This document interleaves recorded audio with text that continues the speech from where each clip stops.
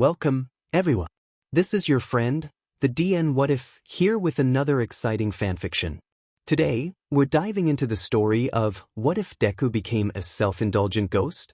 If you enjoy this video, don't forget to hit that like button and subscribe for more fanfiction content just like this. Now, let's get started with the fanfic. Yurei. Shoyuta curses himself, almost desperately hopping from one rooftop to another. He tries to keep his footsteps as quiet as he could, tries to avoid as much casualties and property damage as he could, at least that he could do. It's been a while since he's last encountered a life-threatening villain. Ever since Shoyuta has graduated and taken in 2 cats with Hizashi in a small shared apartment, he expected underground hero work to be overwhelming. Sure, it was overwhelming with all the uncomfortable situations he's been in, like the time he dealt with a panicking citizen for the first time, or when a kid tried to chase after him after he saved them because they were curious of a hobo-looking hero. But it wasn't overwhelming when he dealt with villains. Not really. Shoyuta has heard other underground heroes comment on how easygoing his jobs seemed to be if they were to ignore the rescuing part. He's always switched routes since nearly all of the villains in his route usually end up disappearing or captured by some unknown vigilante. If he's guessing, he'd say that it's too much of a coincidence. Why would the vigilante turn up everywhere he goes, anyway?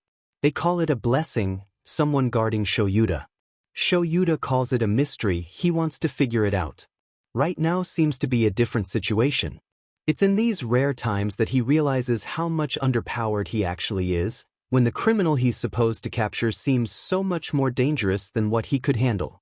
They have a paralyzation quirk through eye contact, and Shoyuta does not want to risk being paralyzed one more time, not again, not when he's exhausted and when the guy's quirk could activate much faster than his erasure could. So running away is the only thing he's able to do right now. Come on, Eraserhead. I want to know what it feels like to be the villain that beats one of the top underground heroes, you know? It's gonna be so satisfying. The villain, Stupefy, cackles. It rings through the alleyways. Just look at me dash. The hero ignores whatever else he was saying, focusing on his legs that were starting to shake. The adrenaline was starting to wear out from his body, which means his mind was starting to feel disoriented too. His aim using his capture scarf began to become more inaccurate the more wrist flicks he did. He really despises the feeling he gets when it feels like he's trying to learn how to use his scarf all over again. Look at you. Feeling tired already, Eraser? Stupefy screams, lifting up a brick before timing his hit, throwing the object right next to the wall where Shoyuta lands. Unfortunately for the hero, the wall cracks and crumbles, delaying his next jump, which was just enough time for the villain to catch up to him. Finally, in a short moment of panic, Shoyuta turns around and accidentally makes eye contact with the villain. Black orbs meet glowing yellow ones. The hero's breath hitches. Right when Stupefy lets out his most unsettling laugh, it wouldn't have been unnerving if Shoyuta wasn't paralyzed. Completely vulnerable. Tons of curses passed through his head, but Shoyuta couldn't say even a single word of it. I did it. I really did it. Here you are. Stupefy cheers, his quirk keeping Shoyuta useless for 5 minutes. 5 minutes enough time for him to end the hero. Helplessly, Shoyuta can't even shut his eyes to avoid watching the villain bring out his knife, shining in the moonlight. When they find out you're dead, because of me, they'll fear me, and I'll climb to become one of the most powerful villains. That seems a little far-fetched, Shoyuta muses in a short moment of sarcasm. I guess there's no other reason to delay this, right? Stupefy teases, waving the knife in the air. You better be ready, Eraser. The villain raises the knife, adjusting its position right over where Shuta's heart was located, and said heart starts to beat faster, then it skips once. It's in this moment that he realizes how much he doesn't want to die. What about Hizashi? What will happen to him? What would he think? What about the next class he'll be teaching the next school year? What about Hitoshi, the kid he and Hizashi had just recently adopted? How would they feel? Against his will, his eyes began to water, but he still couldn't move. Shoyuta never made too many wishes, but right now, he really wished for a miracle to happen. A small breeze blows against his cheek, but it wasn't a windy night. Then, a voice speaks at the back of his mind, and it's not his. You wish for a miracle? Shocked and desperate, Shoyuta forces his eyes to move, trying to look for the figure who owned that young voice, but it won't move. Eyes on me, Eraser. Stop struggling, you can't move. Stupefy commands, a sick tone laced in his voice. It's okay, Eraser. I'll keep you safe. It whispers again. He doesn't know what to think of that, or what to think about the fact that it sounded young. Oh? Where are they? He doesn't know what to think about that moment when a gray blur suddenly phases through his vision, blocking his view of Stupefy. The villain lets out a strangled noise, shocked at the sudden interruption. Stupefy tries to speak, but the blur immediately clears, showing a small figure that's wearing something like a Halloween ghost costume, though he couldn't get too many details since the figure had their back against him. The dirty white-colored cloth draped over them faintly moving as if wind was passing by. A passing thought crosses through Shuta's head. Is this the vigilante they're talking about? A brat, playing hero? Stupefy laughs, and Shoyuta couldn't help but agree a little. It's too dangerous for an absolute kid to play hero, or vigilante. In a situation like this, even he couldn't escape Stupefy's quirk. He wants to scream, "Get away! Call help instead, please don't bring yourself into this mess," but he can't. Not when he's still paralyzed, totally defenseless. The kid seems to be oblivious by the fact that he could die any minute. Shoyuta doesn't want to go thinking that he brought a victim to die along with him. "I'm gonna let you go right now, kid. I usually don't let even brats like you off the hook.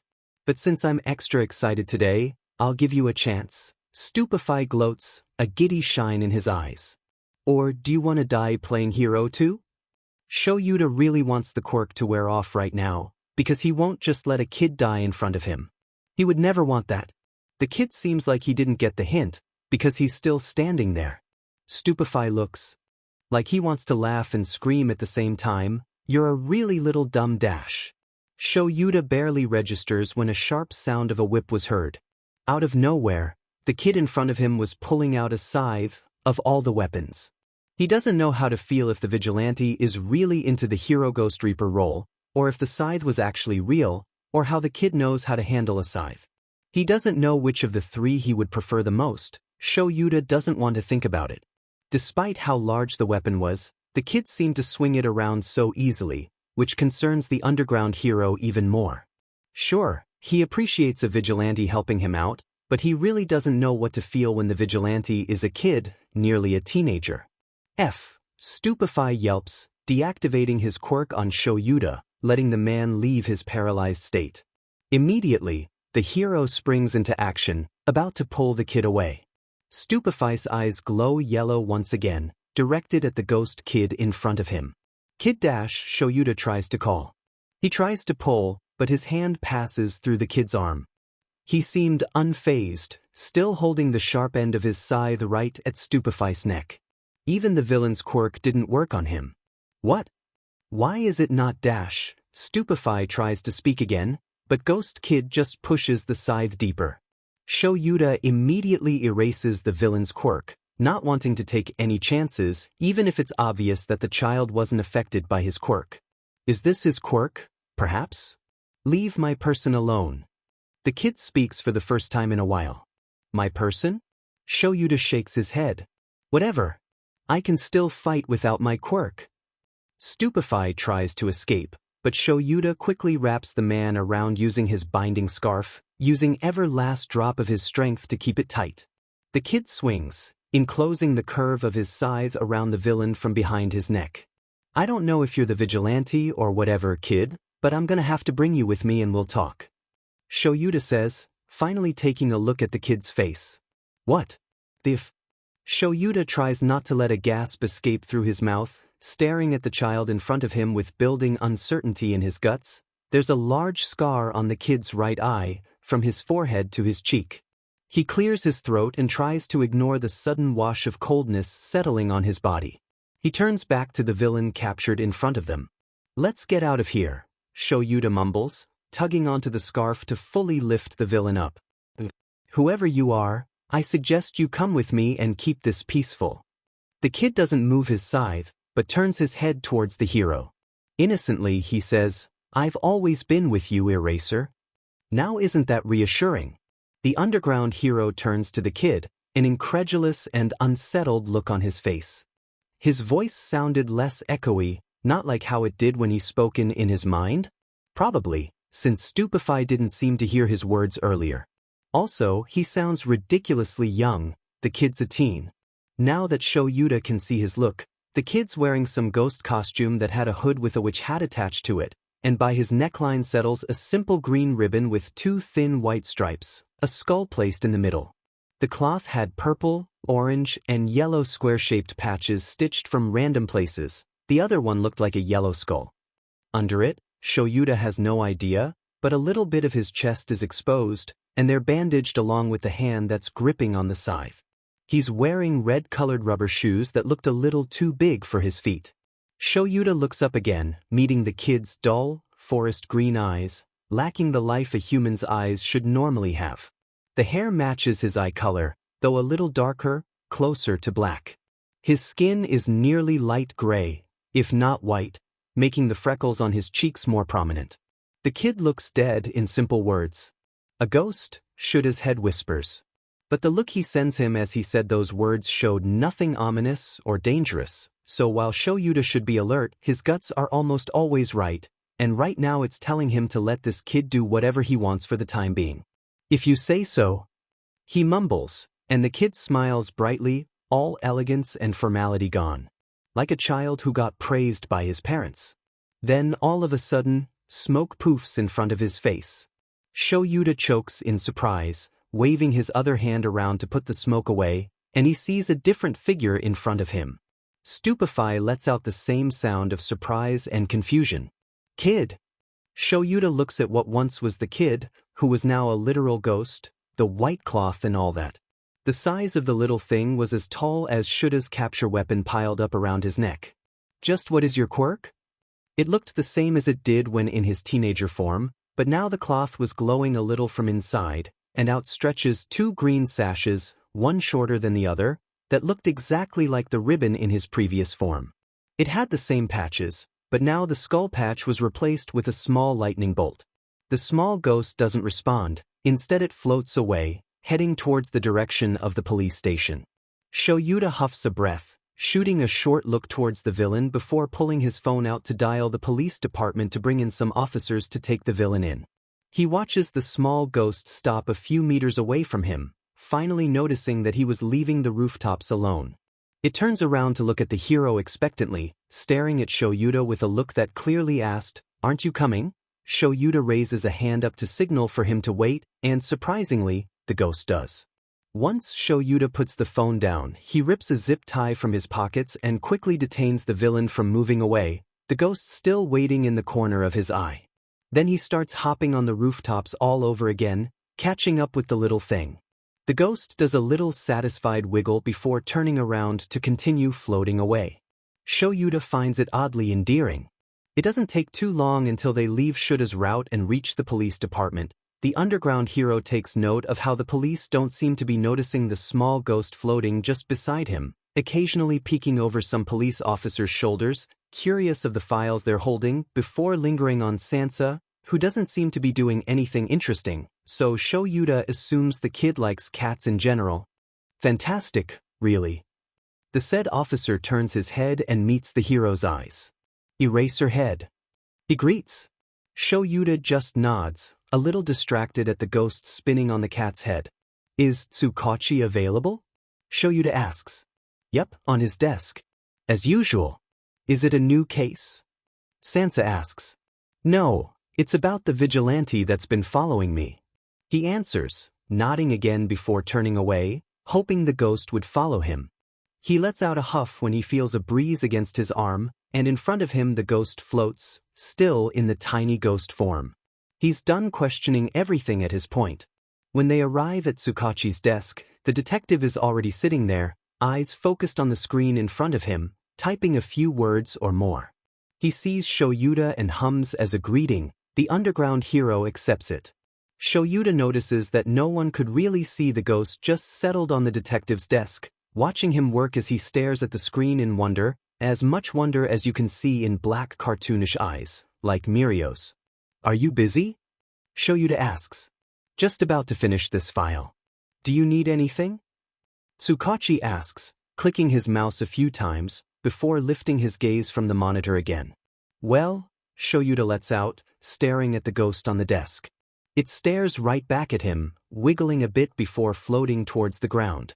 Tsukachi stares in confused anticipation, but Shoyuta ignores him, focusing on the ghost as the sound of whirling wind blows, accompanied with the ghost's transformation. It's nothing much, the form dissolving into fog before reforming itself into how Shoyuta first met him, a teenager. The kid, he really needs another name, looks at him with wide eyes and a wide smile, nodding his head affirmingly. Shoyuta sighs. The vigilante finally showed himself to me during my encounter with Stupefy. I'd like you to meet him. Tsukachi straightens up a little. What do you mean? How did it happen? Exactly how I said it, he stood in front of me to block me from the villain. He's here right now, it's better to ask him because even I have questions. He explains. Before the detective could ask exactly where the kid was, the kid's teenage form blurs, along with it erupts some green lightning, zapping from here and there. Tsukachi flinches on his seat, causing Shoyuta to send him a curious glance before he looks at the kid again. His blurred form clears, but this time he seems less transparent, more tangible, and his eyes were glowing. It doesn't take a lot to figure that this could be what the kid looks like when the world sees him. He turns to the detective, an innocent yet blank look on his face. Softly he speaks, "Hello, detective." "Eraser." Naomasa slowly calls, but one look at the underground hero tells him that even he has no idea what to do starting right now. Oh well, he's a detective, he can just do what he usually does. He just has to avoid feeling too unsettled by the kid's skin color, or the creepy way his eyes had a faint glow even with the light in the room. It's probably brighter in the dark. He tries not to shiver at the image. "Okay, kid, did you come here by your own will?" He starts. Noting the slightly childish costume of a Halloween ghost the teen was wearing, it gave him weird feelings. It's not even Halloween. The school year is ending in a few months before their summer break. That's far from Halloween. "I did," comes the soft response of the teen. Naomasa internally relaxes at that. It's rare to get people who are willing and soft-spoken when you're trying to question them. "What's your name?" he asks next. The teen frowns a little, but it doesn't look defensive, just pensive. "I don't remember my name, I don't think I have one." Naomasa's eyebrows furrow. In the corner, he can see Aizawa shift in confusion and curiosity. Is this child abandoned on the streets? Surely he had documents of his birth from the hospitals around here. "Well, I bet we can search for your birth files later so that we could confirm your identity and so on, yeah? That'd be great, please." The kid smiles softly, all clouds and feathers, and both Naomasa and Aizawa feel like there's a little more to that expression. The clouds seemed like they were drizzling rain. Gloomy. With a newfound determination to figure this kid out, Naomasa straightens up and asks, "Would it be all right to call you something else for the meantime?" The boy nods, considering his suggestion. "Sure, if you have any ideas." He smiles kindly and, dare they say, a little excited. "Let's call you Yurei, since you seem to be very into the cosplay." Aizawa blandly says. The kid doesn't seem too bothered by it though. Instead he smiles even more brightly at the name. How ironic, since he looked absolutely dead. Unsettling. He seemed happy though, so maybe they're all right so far. "You named me my human." Then he somberly continues in a softer tone. "But even if it's fun to wear, it's not just a cosplay." Aizawa lets out a confused and surprised noise at the nickname, his human? But Naomasa focuses on the second part of his words. "What do you mean, it's not just a costume? It's a symbol, a representation, perhaps? To emphasize what I am." Silently, the kid Yurei turns to Naomasa, something dark in his ironically glowing eyes. What once had a bright look now held something melancholic. "This is not a quirk, detective." Both Aizawa's and Naomasa's eyes comically widen, as if they've made so many realizations and connected a huge amount of dots, which they have, and the look of purely knowing on Yurei's face confirms it all. Naomasa chokes out, "Yurei, you're actually a ghost? You're dead." Yurei simply smiles gently, sadly, so much emotion on his face but his eyes were so dull. You know I tell only the truth, detective. Perhaps I could explain some more? It's not much, really. Aizawa realizes that Yurei's switching back to his formal speech, which certainly clarifies that he's serious. This is real, a ghost saved him and has been tailing him for how long, and he's just finding out now. Is this why villains in his route disappear? Why sometimes, there's a blowing wind that directs him towards a victim in need? Unaware, or probably aware, of the two other men's dumbfounded silence, Yurei continues speaking. You have named me Yurei. I am presumably 14 years old if I were still alive. I died when I was 5, and I do not remember anything else from when I was alive. Which means I do not remember who I've known and who have known me. I do not remember how, where and why I passed. I do not know why I am the only ghost roaming around, and I do not have anything I want to accomplish. I've been following Aizawa Shoyuta since he has saved and taken in the little kitten I used to take care of, and eventually I had also taken a liking to him. Yurei pauses. He is now my person, my human. I swore to myself that I shall never show myself to him, but should the time ever come where his life is in serious danger, I would reveal myself and start guiding him not just as the unknown spirit I used to be, but as an invisible companion he could count on. Finishing his speech, knowing all of his statements had rang true in the detective's mind, Yurei smiles at the both of them, the hint of something akin to mischief making his eyes glow just a little brighter than it previously did. And here we are. Don't worry, after all, I'm already dead. You have nothing to worry about with me. Aizawa's eyes land from Yurei to Naomasa, silently begging for denial, or a confirmation. He doesn't know which one he wanted to hear more. But it didn't matter, because Naomasa looked at Yurei like he'd seen a ghost, and no other confirmation was needed to prove Yurei's words were the truth. Naomasa slowly inhales. He's not lying. It's all true. Shoyuta tiredly drags himself from the fire escape staircase, trudging over to the window of his shared apartment with Hisashi. Yurei quietly floats from behind him, staring at him with those black orbs. He's in his little ghost form again. It looks like a balloon floating by itself beside the underground hero. Shoyuta figured Yurei couldn't speak when he's in that form, so he doesn't expect any answer when he speaks. You're gonna have to show yourself to Hisashi when he comes home, are we clear? Yurei does an affirming wiggle, his ribbon stashes swaying along the motion. Then he poofs into his teenager form before responding properly. Of course, Shoyuta. Shoyuta feels a little weird with the kid using his first name, but it's not that bad. Perhaps it's understandable since he's been trailing him ever since. Ever since when? The underground hero simply asks the question as they slide through the window, but all Yurei says is, let's wait for Hisashi before I answer that. And didn't he say he's been following Shoyuta ever since he's taken in the kitten Yurei used to take care of? Which kitten? It's been years since he and Hisashi took in the rascals, but does that mean their cats could see Yurei, too? Is that why they just stare at the empty space from random times? Shoyuta, calm down, I said questions later. Yurei interrupts his internal rambling. He acts like a child, looks like a teen, but speaks like someone who's seen everything when he goes formal. Isn't Yurei just 14? That doesn't mean I can just stop them from coming, problem child. Shoyuta grumbles. Yurei rolls his eyes. Then ignore them? He says it like it's the easiest thing ever. It isn't. Shoyuta settles on ignoring the ghost as he pulls out his yellow sleeping bag from where no one would know except for him. He quickly slips inside, placing himself beside the couch, still ignoring how Yurei's floating by his head, staring at him silently. Contemplating. Do we tell So-chan too? I want to be his friend, for real now, Yurei asks, sitting down on the carpet by his head before poking said head. He needs a friend. Wants one, especially someone his age. Yurei, you're literally dead, a ghost. I don't think I want to know how he'll feel about a ghost friend. But I'm still a friend. Shoyuta can hear the pout on Yurei's voice. I can be corporeal, like a human. He should still know the truth though. When the hero stays silent, Yurei begins to poke his head even more, even blowing the familiar breeze Shoyuta feels on rooftops where the nights aren't supposed to be windy. Come and Shoyuta. It's better than you and Hizashi trying to keep me a secret whenever he visits, which is every day by the way.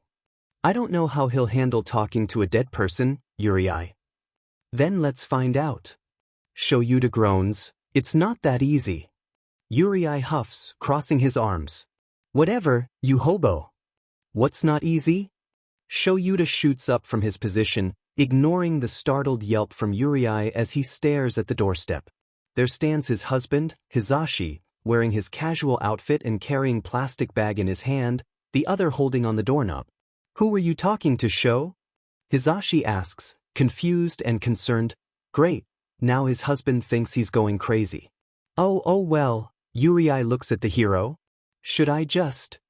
Shoyuta sighs, holding a hand up for Yurei to wait. It must look weird to Hizashi, watching his husband communicate with air. So Yurei can also control who can hear him? Zashi, Shoyuta breathes out. You're gonna have to meet someone. Oh. Hizashi perks up, proceeding to slip his shoes off before walking to the living room, dropping the plastic bag on the table. That's cool, but why do you sound so pooped about it? Yurei suddenly speaks, because he's always pooped. Hizashi accidentally activates his quirk when he shrieks, Shoyuta erasing the quirk to prevent it from activating again, then he glares at Yurei. Who are you? Hizashi cries, still calming his heart down from the sudden scare.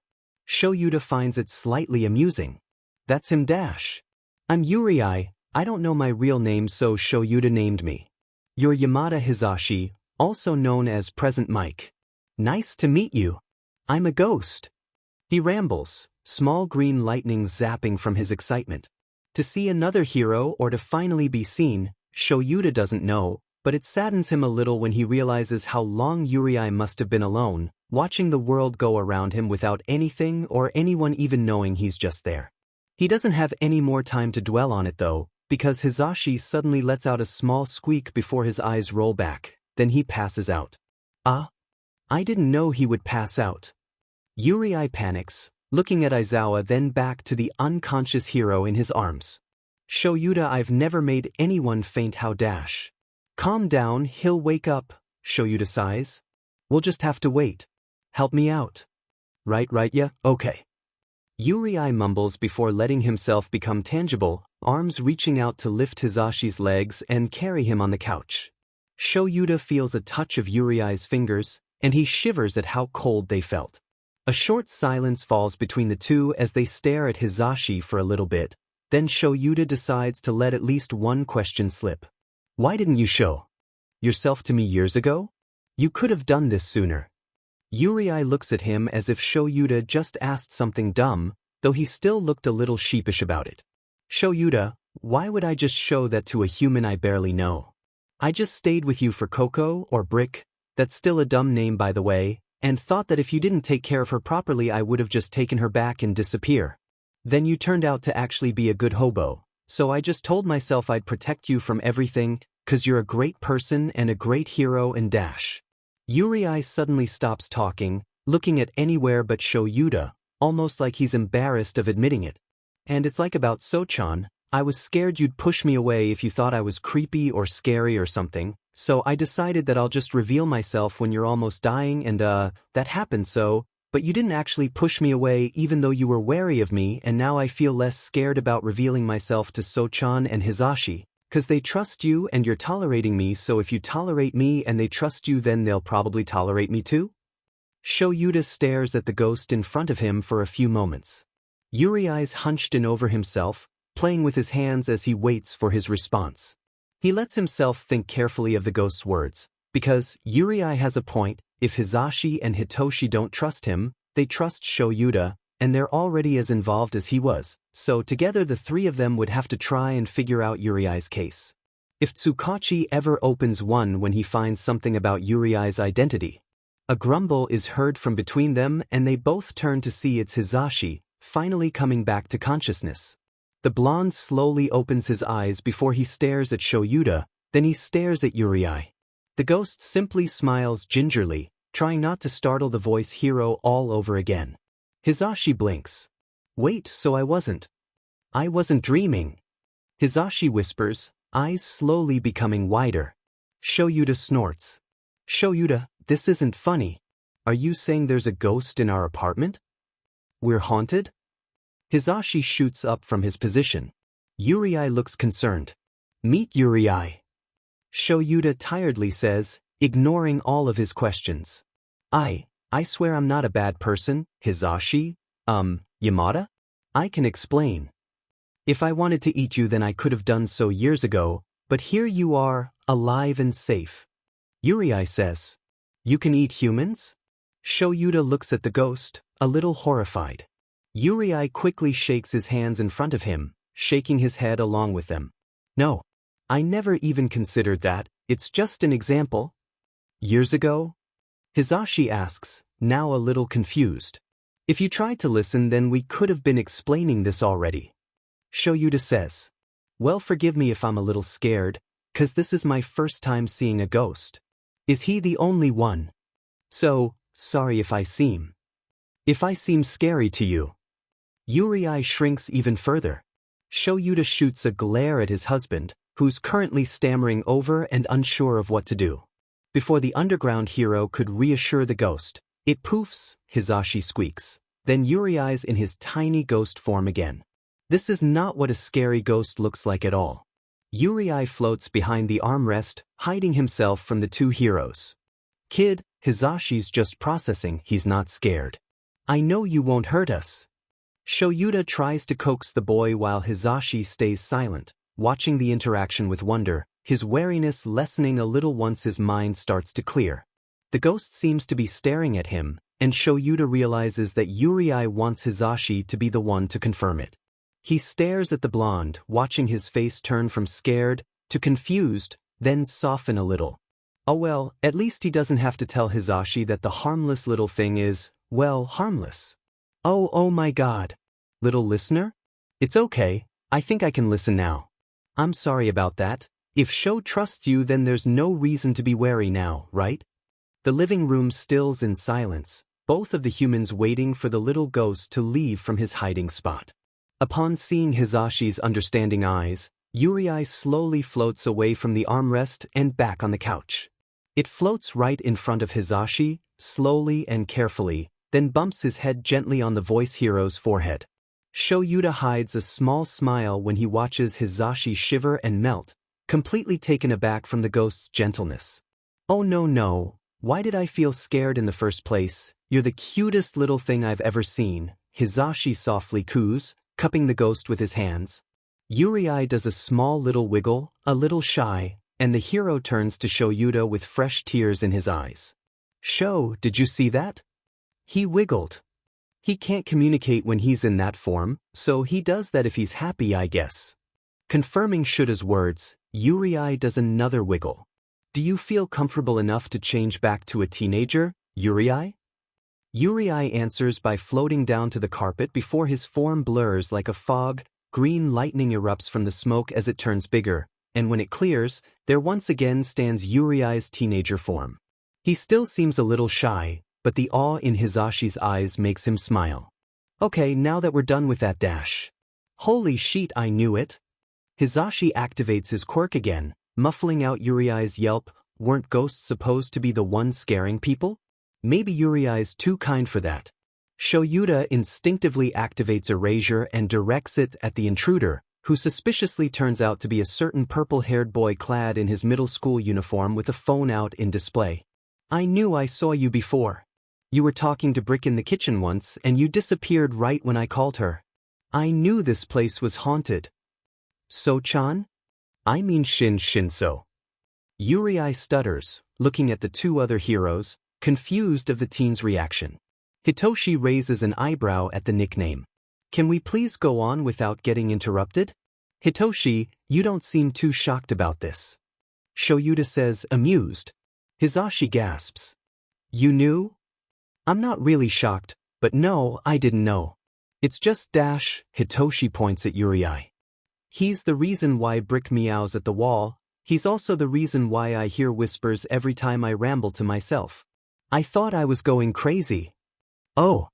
Yurei blushes, which is weirdly green instead of red or pink. I guess I get carried away and blow my cover sometimes. This is a mess, Shoyuta interrupts. Hitoshi, sit down and we'll finally talk about why he's here and what's gonna happen from now on. We're keeping a ghost? Cool. More like I'm keeping the three of you, Yurei mumbles, the shyness starting to fade away once more. No one's keeping anybody. We're all independent people. Hizashi chides gently. Except I'm actually dead, I don't think I count as a person. Yurei says. Everyone blatantly ignores Shoyuta as he quietly groans with a hand on his face, and Hitoshi speaks. Wait, is it okay to ask how you died? Is this a quirk? I don't think I have an answer for that, because I don't remember, but I could tell you this isn't a quirk. Or it might be one that activates after death, since I've never met any other like me. Yurei answers. I really don't like speaking with formality like how I did with Tsukachi earlier. I should probably drop that. You should. Shoyuta deadpans. Well, Yurei inhales. Guess we're gonna do this again, huh? Then he smiles. Hitoshi and Hizashi had tried to settle themselves as they wait for the ghost to start talking. Actually, wait, do you dash? Hitoshi tries to speak, but is immediately cut off by Yurei. Questions later, Sochin. The two heroes watch in amusement as Hitoshi turns pink at the nickname before he nods his head silently. Yurei simply smiles softly, sitting back on the armrest before speaking. Where do I start?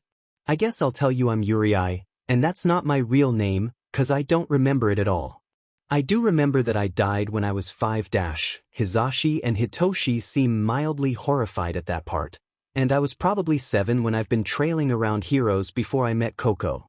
Or Brick, but I still call her Coco. Anyway, I met her in an alley while I was just a wandering soul. I started to take care of her until Shoyuta took her in. That was probably when they were a few years into hero work, and I wasn't actually planning to stay with Shoyuta and Hizashi until I saw how kind they were to Coco, so you could say you started to grow on me. Yurei pauses to gather his thoughts, because ghosts don't really need to take a breather, then he continues.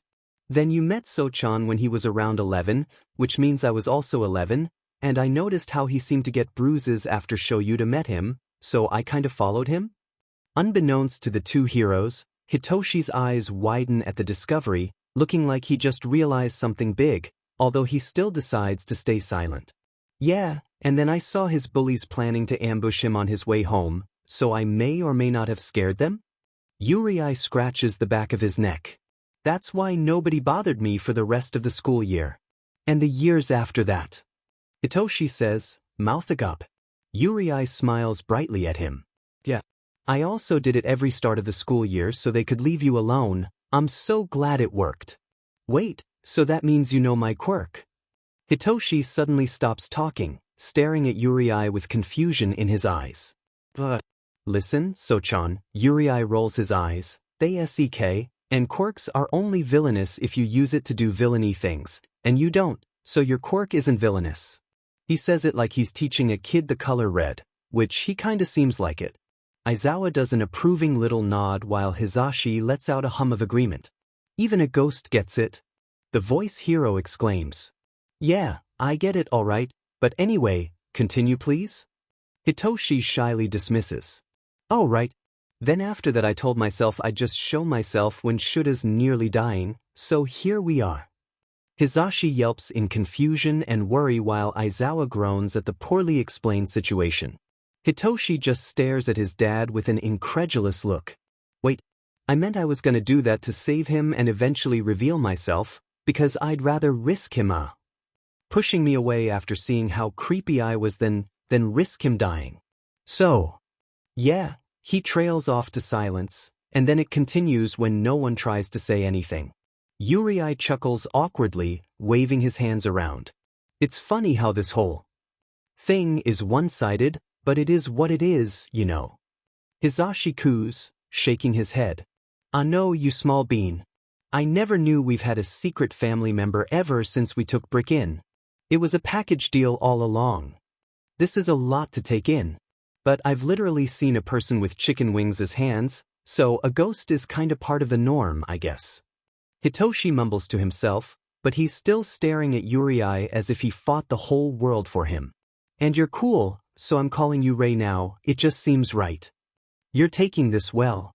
Yurei stares at Hisashi and Hitoshi with surprise, then he turns to Shoyuta. Shoyuta, isn't Tsukachi gonna try and look for my identity? He's already doing it, presumably, Shoyuta nods. He'll message when he finds something, though I'll have to go there myself because it's risky to share things through the phone, yeah. Yurei copies, giggling. Rei, is it possible to touch you? Hitoshi asks. Can I, hug you or something? But I'm cold. Yurei pouts. Hisashi and Shoyuta watches the interaction with interest. Hitoshi rolls his eyes. Who cares? I'm still asking if you can turn corporeal. Yeah I can. Yurei answers. In a moment, his figure blurs just a little bit, a few green lightning here and there before he clears again, and now he's in his tangible form.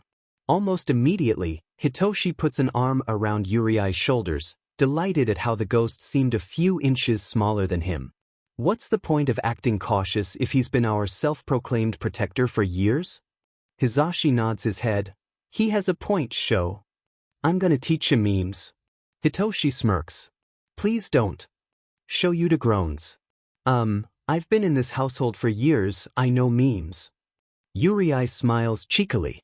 Hitoshi absolutely brightens at his words. Even better. Now, Naomasa surely likes having his tasks done by the end of the day, and if he can't finish one of them, then he'll prioritize them on the next, if possible. Currently, he's done everything he needed to do. It won't be soon until another case is handed to him. After all, crime never ends, as sad as that sounds. He's finished his nth cup of coffee and has finally decided to work on the issue that's been plaguing his mind the most. Yurei, the ghost. Naomasa still remembers the whole attire and the facial features of said ghost, and he still remembers the shiver he felt when his eyes landed on the huge scar on Yurei's right eye. It bothered him, seeing a scar that brought unsettling images placed on a teenager's face. The fact that Yurei died when he was 5, as much as Naomasa does not want to assume things, he could tell that the scar was less likely from an accident. Firstly, Naomasa decides to search for green-haired citizens living in Japan. Green-haired people aren't common, so he should have a limited and few choices. He sees multiple males and females with green hair, and he lessens it to the ages 1. There, the list decreases in a huge amount, showing at least 70 and more kids, dead and alive, so he should probably still see Yurei filed among them. The detective then decides to click on Mizudafu, plus the other cities near the prefecture. The list decreases to a number of 8 kids. Naomasa reads each file, then he blinks, before rereading every child's name over and over again, examining each face for multiple times. He makes sure that it's still the dead and alive list, and looks again. He reads each name one more time. Then another. Naomasa looks at each face one more time. And another. Still, none of them looked like Yurei. Hitoshi is having the time of his life. I'm just saying. Hitoshi rolls his eyes, ignoring Shuta's embarrassed glare and Hisashi's sputtering. If Rei's been following Dad, then that means he also heard them dash. I never heard them. Yurei cries, shaking his head rapidly, cheeks green. I know when to leave them alone. How many times did you leave them alone then? Hitoshi asks the ghost, smirking at him. Also, I never actually mentioned anything. Sochan, Yurei whines. No. I'm still not answering that. Yup, he really is having the time of his life. You'd think a ghost would make Hitoshi feel awkward and cautious, but even they would have never expected him to take everything so lightly. Can you blame him, though? Yurei is a cute ghost, probably the outcome of passing at such a young age, a fact that Hitoshi tries to ignore, but at the same time acknowledges it in a way, and also goes against every word on the textbook when it comes to them, aside from, well, being dead and looking dead. Even then, it's just kind of a D move to act like Yurei's dead when he's obviously there. He had still been someone alive, after all. Which means Yurei acts like he's someone alive, and so they try to go along with it for now. Hitoshi, shut the F up please. Shoyuta curses, his voice suspiciously small. The teen just laughs maniacally, though he doesn't tease them any further, which the two heroes are most thankful for. This is also why Hitoshi tries to avert their attention from the more serious parts of the situation. Yes, he still has questions, tons of them, but he'll ask them at the right time. Can we ask Yurei a different question? Hisashi tries to speak. Hey, a listener, do you have a specific time when you follow each one of us? Yurei hums, willing his green. They still have no idea why it's green. It's another question in Hitoshi's so-called Yurei canned cheeks to turn back to gray. Not really. Since your schedules are mostly random, I switch from person to person. These days though, since Shoyuta just expelled his whole class, I decided to only follow him when he's on patrol. Which means I still check up on him, but I mostly switch from Hisashi to Sochan, though I stick to Sochan more to keep the bullies away because I know Hisashi can handle himself at Yui and at the radio station. Is it not tiring? Shoyuta asks. I'm dead, remember? Yurei chuckles. I don't get tired. Maybe it's also a little unnerving to be reminded that someone like Yurei is actually dead, even if they do know it. It makes them wonder if they would have met him if he were still alive. Maybe then he and Hitoshi might have been friends if Yurei also planned on attending to Yui. Surely Yurei also dreamed of being a hero, right? Shoyuta and Hisashi end up sharing looks, clearly saying that they were thinking of the same thing. Hitoshi looks more somber now, the mischievous smirk on his face long gone as he seems to be in deep thought. Yurei notices the change in the mood, and now he's confused. Did I say something wrong? He asks softly. Hitoshi neither confirms nor denies the question. How do you exactly feel about being? You know. He asks, waving his hands around limply. Oh. Yurei perks up. Well, I don't really know, honestly. I woke up like this in my original form, which I don't really want to show to you, and I didn't know anything and I had to figure everything out as a ghost. So, I guess I'm kinda curious of how my 5 years of life was like, 'cause why wouldn't I? But at the same time I'm fine with how things are right now. Like, if I meet my mom right now, for example, I may or may not remember anything, but since that's not yet happening then so far I'm indifferent to it. Oh, I'm rambling again, but you get my point. That seems to ease the family down for a bit, and Shoyuta raises an eyebrow when he asks. Are you implying that it's possible for you to remember things when you see them? Like a trigger? Yurei nods. Though it's clearly obvious that I haven't gained any of my memories right now. I've thought about it a lot when I used to wander around anywhere. The trigger could be a place or a person, or they couldn't be triggered at all, we never know. Even if we can't trigger them, I'd still like to know what happened to me if I were you. Hitoshi shrugs. When you first appeared as a ghost, did you know where you were? We could start there. Hisashi suggests. At his words, Yurei's eyes widen, and if he was alive they would have been sparkling. His whole form glows in realization along with little zaps of lightning. All three of the humans inch away in caution, causing Yurei to smile apologetically. Oops, I forgot that happens. Wait, let me change back to a soul so they won't affect you. Yurei says.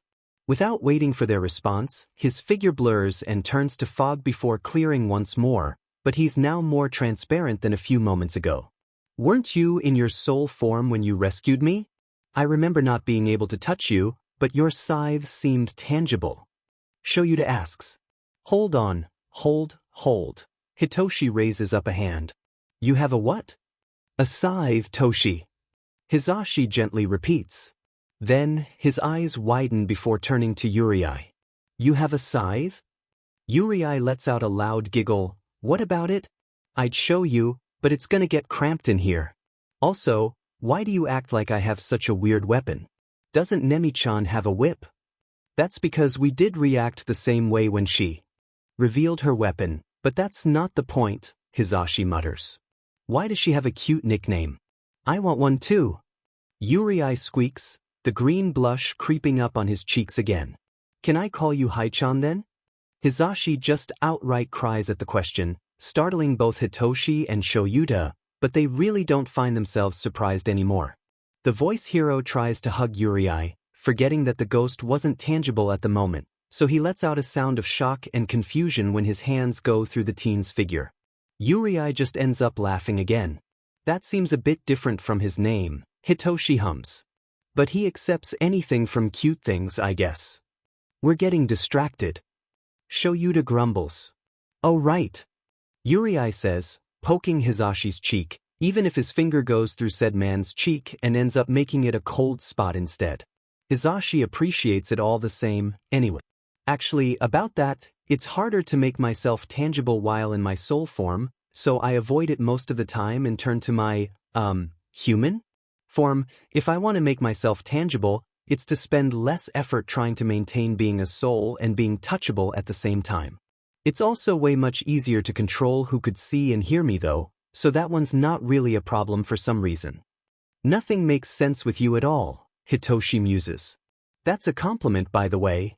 I really don't see how it is, but thanks, So-chan. Yurei smiles widely. A random meow suddenly echoes in the hallway, pausing the conversation for a moment. Yurei gasps, definitely recognizing that voice, meow, and turns around right when Brick, or Coco in Yurei's place, pads into the living room, with their second cat Luna walking behind her. Coco baby! A baby calling another baby? So weird. Hello love. Yurei coos, putting a hand on the cat's head. It doesn't do anything more than leave a cold spot on Brick's head, but the cat purrs, obviously content with the feeling. Will my phone capture him? Does that work? Hisashi whispers, whipping his phone out to open the app. He gawks when Yurei doesn't appear on the screen, not a trace of the ghost at all. This is so unfair, Sho. Do you see this? I see it, Hisashi. Shoyuta grunts, seeming dissatisfied with the result as well. He can't even say they were getting distracted again, because honestly he'd rather watch this interaction than return to the matter at hand that makes him feel tired just when he's thinking about it. Unfortunately, someone still has to bring the subject back up, because it's almost but crack in the morning and they need sleep. Even the ones who rarely do. I really don't want to ruin the moment because that's just cute, but Rei-chan, can I call you that? I think you were gonna tell us about the place you woke up in. Oh, Rei-chan is so cute. Yurei cheers. But yeah, sorry I get distracted a lot. Yurei lifts his hand up from Brick's head, but settles beside the cat, Luna rubbing herself on his other thigh to feel the coldness from the ghost. But anyway, about the place I woke up in, it was somewhere that looked like dash. A sudden ring interrupts Yurei. Everyone immediately recognizes it as Shuta's ringtone. Hitoshi raises an eyebrow at his dad's phone. What, we're getting cliffhangers in real life now? Shut, Hitoshi. Shoyuta rolls his eyes before picking up the phone from the table. It's Tsukachi, he might have some info. Oh, that quick. Yurei glows again, excited. Do we have to go now? Calm down, problem child, let me talk to him first. Shoyuta says as he taps the call button, pressing the device to his ear. While the underground hero was on the phone, Hisashi decided to bring the once-forgotten plastic bag up from the living room to the kitchen, taking a mental note to bring the things out later on after they're done talking. He checks the time, winces when the phone screen shows numbers later than 2 in the morning, but it's just one night, and it's a Sunday tomorrow, today. Anyway, so it should be fine. It doesn't take too long for the blonde to return to the living room where Hitoshi and Yurei had decided to bond on the floor, one cat each on their laps. Yurei turned tangible again, and he's enjoying the feeling of Brick's fur against his hand, if to show by the sweet smile on his face. Hisashi wonders if the camera would capture the ghost now that he's in his tangible form, so he whips his phone out again, and jumps in happiness when the camera does include the ghost in, although he looks a little transparent, and his eyes are glowing green. In the picture, Hitoshi's silently observing the ghost beside him, a look filled with awe and curiosity. It's not every day where you meet a ghost, a good one at that, after all. Hisashi smiles at the two boys, sitting on the couch beside Shoyuta as he ruffles Hitoshi's hair, snapping the insomniac out of his thoughts. I thought we agreed that sharing info through mobiles is dangerous. Shoyuta mumbles against the phone, but the apartment's quiet, so they all hear his words anyway. A second passes until they hear Shuta's next words. What are you talking about? Why did you call me then? His voice catches their attention even more, because it sounded confused, and a little deadpan. Shoyuta perks up then. What do you mean you didn't find anything? What about the whole entirety of Japan? Nothing. Then he pauses, before his other hand reaches out to drag it down on his face. Hizashi gently grabs it, massaging his fingers to try and relax the hero, although he has his own worried look on his face. It doesn't really work, but Shoyuta accepts the offer gratefully. This is more serious than I thought. Shoyuta mumbles to himself, shooting a glance towards Yurei. The ghost was looking at him with wide eyes, confused and concerned. Hitoshi pats the boy's cheek, whispering at him not to worry, but even he was feeling suspicious about the ideas implied through the call. You can just come here tomorrow for the questioning, the whole family already knows everything about the case. Shoyuta shrugs, even if he knew Tsukachi wouldn't see. In the afternoon, please. We need some shut-eye. I honestly don't. Hitoshi mumbles, but he spares a look at Hizashi and sees the unusual dark circles on his eyes, and it's during these times when he feels a little thankful that he has insomnia. I don't sleep either, Yurei hums. But you guys need it. I basically can't, not when I want to. Hitoshi chuckles a little bitterly. I know, So-chan, you always surprise me when you walk into the kitchen when I play with Coco. At 4 in the morning. Yurei chuckles. At least I finally know the reason why Brick spins around a certain spot in the kitchen. I really thought she was doing some ritual or whatever.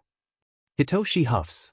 When Yurei laughs, it's the same time Aizawa ends the call on the phone, turning to the ghost with a contemplating look on his face. Is everything all right, Sho? Hizashi asks. Tsukachi's coming here later on to ask some questions again. I suggest we talk about everything you know with him tomorrow, then, Shoyuta tiredly explains. Right now we sleep. We all need it. Do you have anything to do while we're asleep? He continues, shooting a look at Hitoshi before looking at Yurei, beginning to stand up to head towards his and Hizashi's shared room. I wander around the night, since it's kinda creepy to just watch you all sleep. And Coco ignores me after she's satisfied with the pats. Yurei shrugs. Hitoshi snorts. That definitely sounds like something she'd do.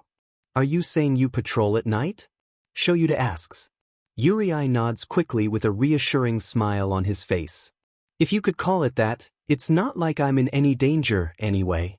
There are only a few crimes when everyone's asleep, so it's more on just me floating around. The underground hero nods in approval, before he sighs. Please look after yourself, we can't have you disappearing now, can we? Stay safe, little listener. Hizashi smiles.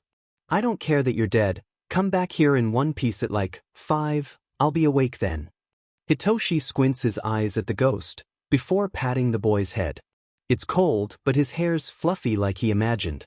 Yurei giggles in glee, nodding his head. His figure blurs before turning more transparent again, phasing through the three humans along with Brick and Luna, causing everyone to shiver.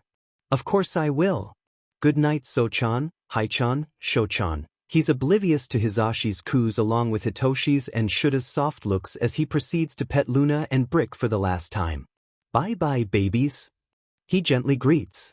In a split second, he disappears, leaving behind a spot of fog and green lightning, and in a few moments it also disappears, as if Yurei was never there at all. Hizashi squeals before poking his husband's cheek. He called you Sho-chan. He called you Sho-chan. Hitoshi cackles when Shoyuta simply rolls his eyes, although he does seem a little pinker than usual. I'm tired, Shoyuta grumbles to himself before walking towards the bedroom. Sleep well, Dad, Pops. Hitoshi quietly greets before entering his own room, not shutting the door until he hears Hizashi's greeting back. Yeah, well, maybe they're acting too natural considering what's happening, but they have a feeling that they really don't have any other choice here. Yurei definitely took all of them in, they just never knew. The ghost floats freely along the wind, aimlessly looking around and focusing on any noise that could indicate danger. Yurei reflects on the previous moments before this, and he finds himself smiling in relief and happiness. His eyes burn, he probably would have been crying if ghosts could weep. Everything that just happened still feels so surreal. Images of Hizashi's smile, Hitoshi's smirk, and Shuda's unbelievably deadpan but fond look flashes through Yurei's mind. The family he's been looking after had actually accepted him. Sure, they were shocked at first, aside from Hitoshi, but Yurei's not complaining. But they eventually decided to trust him and even went so far as to let him give them their own nicknames. Yurei giddily spins in the air, bolts of lightning erupting from his slightly brighter form. The smile on his face wouldn't drop, and it doesn't feel like anything would change it soon. Ever since he appeared as a ghost, he'd never had anyone else to talk to him aside from cats, and even that wasn't enough, despite how cute and fluffy they are. Yurei spent the past 4 years before he met Shoyuta sitting around alleys with nothing but cats and doing a lot of people watching. Of course, he tried looking for the place he woke up in, assuming that's where he originally died. But then, something's telling him he shouldn't go alone. Maybe it's a gut feeling, but he doesn't really have those, does he? It might be common sense because there are tons of possibilities, and one of them is absolutely losing his mind when he sees the place where he died, according to fantasy. He could end up hurting someone, and he means hurting them easily. Yurei's aware of the damage he could cause if he simply wanted to, but he doesn't like taking advantage of his abilities to do harm unless he has to. That's also why he's thankful that the family somehow trusts him. It's not that he just used them to discover his past. Yurei's not that eager to know about the 5 years of his life, but they're actually offering. And he's curious, so in a way, it could also help him somehow, so why not do it while he has the option to? His mind wanders towards Shuda's conversation with Tsukachi a few minutes ago. Something about not finding anything? It makes Yurei feel like he should be worried about that. Did the detective mean he didn't find anything about him? What does that mean? He should at least have a file saying he's deceased, right? Either way, Yurei isn't really concerned that he won't find out anything about his past. He knows Tsukachi and he definitely knows Shoyuta. It takes a lot for both of them to give up on a case if it's both of them working on it together. And they have Hizashi and Hitoshi, too. So that's nice. Yurei could also help by telling the detective about the place he died in. After that, it'd be a whole lot easier for them to find something about him. He doubts it's his body, though. It's been years after all. The early hours of the morning passes by as Yurei spends his time wandering around and stopping at least 2 criminals from causing problems along the dark. He's satisfied enough that he nearly forgets one last thing and only remembers about it when he arrives back at the apartment, a glimpse of Hitoshi's figure making coffee on the counter. Yurei was 5 when he turned to a ghost, and sure, he remembers how the place looked like, or the vibes around it. But he remembers there being people, he just can't remember how they looked and who they were. Good morning, So-chan. Yurei greets as he phases through the purple-haired boy, causing Hitoshi to shiver. Yurei just giggles. Morning, Rei-chan, Hitoshi. Grumbles, finally finishing making his cup of coffee before taking a sip. He sighs when he feels the burn on his tongue. Don't ghosts need sleep? I don't know, I'm the only ghost around, and I don't really need sleep, so probably not, Yurei hums. I tried it before, but... Hitoshi asks. Yurei stays silent as he thinks carefully. Yes, he's tried sleeping before, but it didn't really work. He remembered passing out and waking back up feeling so uncomfortable and shaken that he'd never tried it again. He remembers his eyes burning as if he was supposed to be crying, and his mind was plagued with the darkness that indicated a nightmare which he couldn't remember.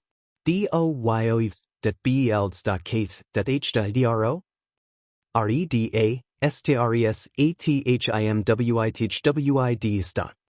doubtful, butinosinid. naiv. victim. Rei. Hitoshi exclaims, eyes wide as he finally catches the ghost's attention. You don't have to tell me, you know?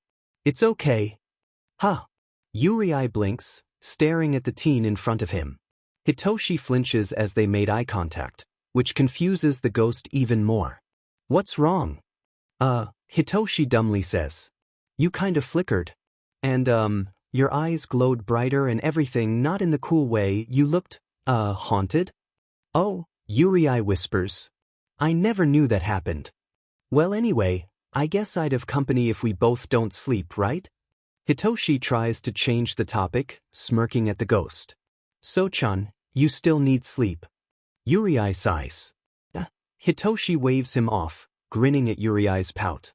Anyway, I know you've said that you don't mind either finding out about your past life or not, but you're still curious, right? Yurei stares at him for a second until he answers. Of course I am. He softly mumbles. What follows after are the words he's been thinking about to himself, about feeling like he needed someone with him when he goes back, about not minding it if they were offering him some chance to discover his past.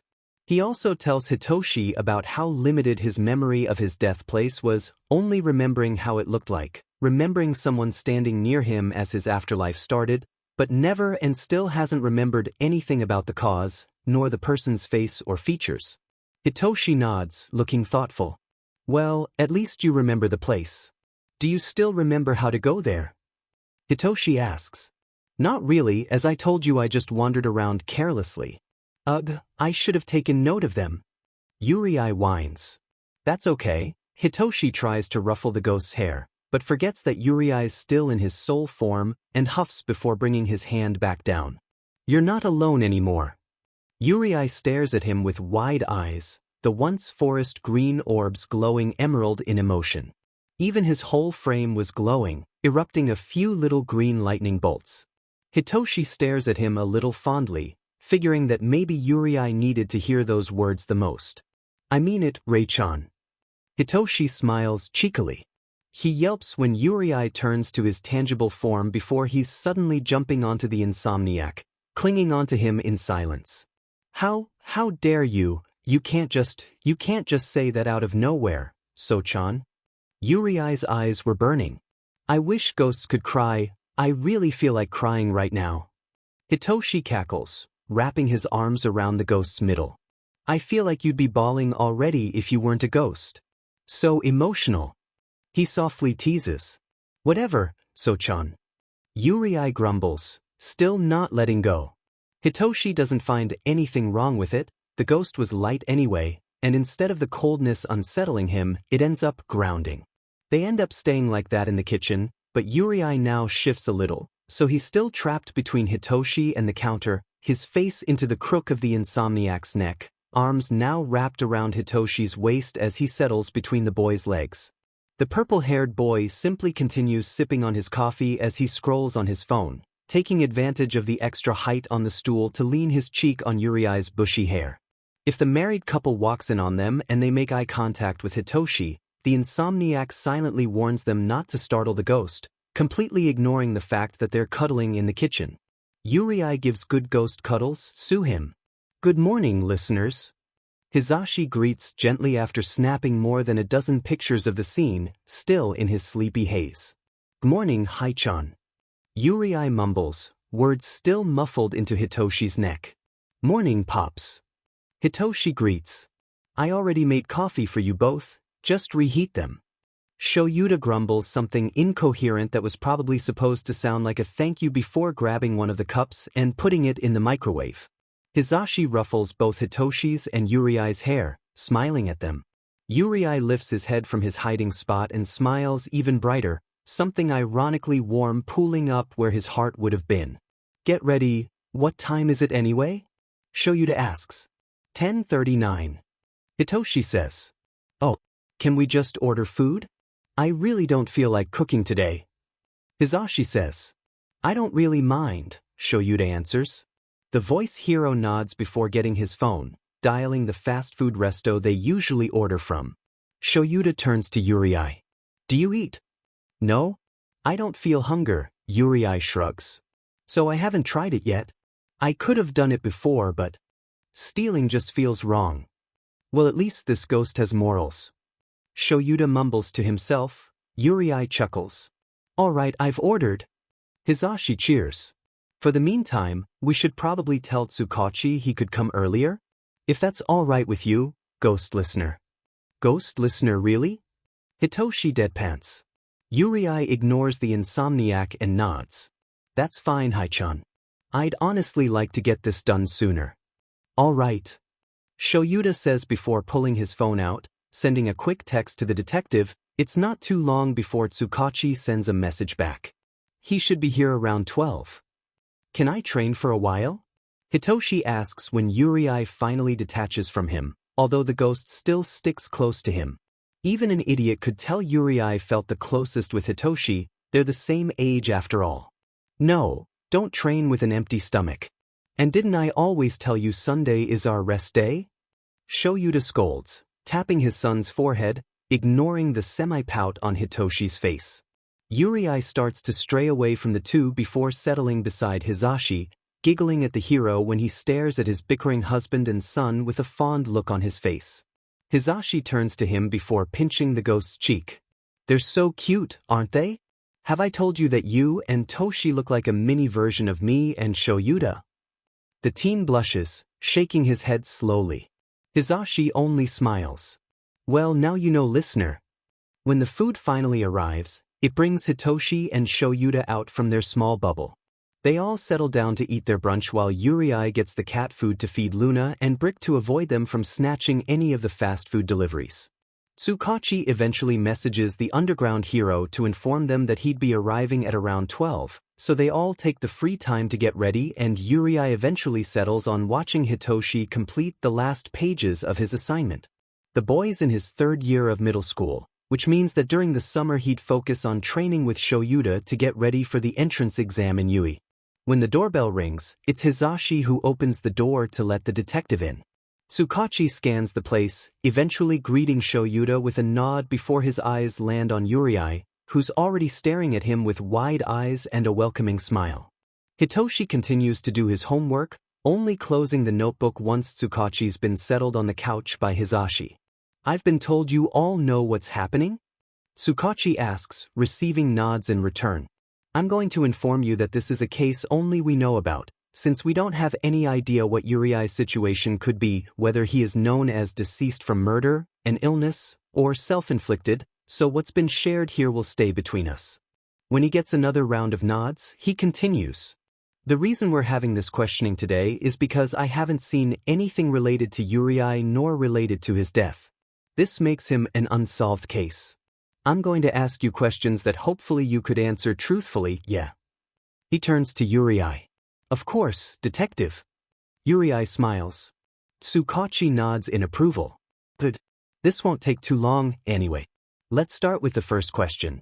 Tsukachi watches as Yurei turns to his soul form, probably to avoid any lightnings from affecting them if it ever happens.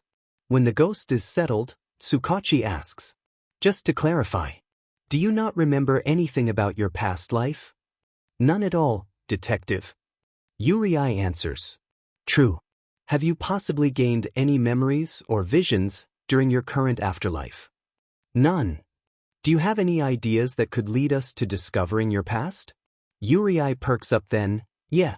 It's vague since I was just a young ghost that time, but I'm assuming the place where I woke up in was where I died. 'Cause duh, it has to be. And the place looked sketchy enough that it just made sense. Also, I'm telling you it's vague and I do remember someone else being there, like one person, but I can't remember their body shape or their face at all. Is that okay? He rambles. Shoyuta snorts quietly when he sees Tsukachi's face filled with disbelief, taken aback at the contrast from when they first met. Soon enough, the detective recovers and continues the questioning. Everyone was already paying closer attention to Yurei once Tsukachi asks his question. That's okay, can you describe the place? Sure, if a little detail could help, Yurei hums, thinking. The place had. The sound of a flock of crows takes over the apartment, accompanied with the sound of their wings flapping as if they just flew through the apartment room. Hisashi yelps, but even his quirk couldn't combat the loud noise.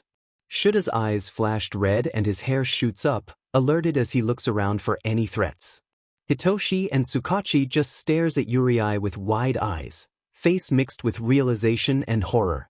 Yurei seems oblivious to the reason of their panic, shutting his mouth in alarm, staring at them with confusion and concern. What's wrong? The sound of crows finally ends, the whole apartment stilling in silence. A moment passes with everyone just staring at Yurei as if the ghost had said something horrifying. Every second makes Yurei shrink, still confused, but he's starting to feel uncomfortable under all the seemingly negative attention. Yurei, I think we might have a problem, Tsukachi carefully starts. Did you not hear anything? Hear what? Yurei asks, even more confused. Listener, let's try again, yeah? Hisashi asks, an uncertain smile on his face. Yurei looks at everyone who's suddenly straightened up as if they're waiting for something to happen. He just nods, still confused, but fully trusts them that they'll stop him when whatever they're so worried about turns out harmful.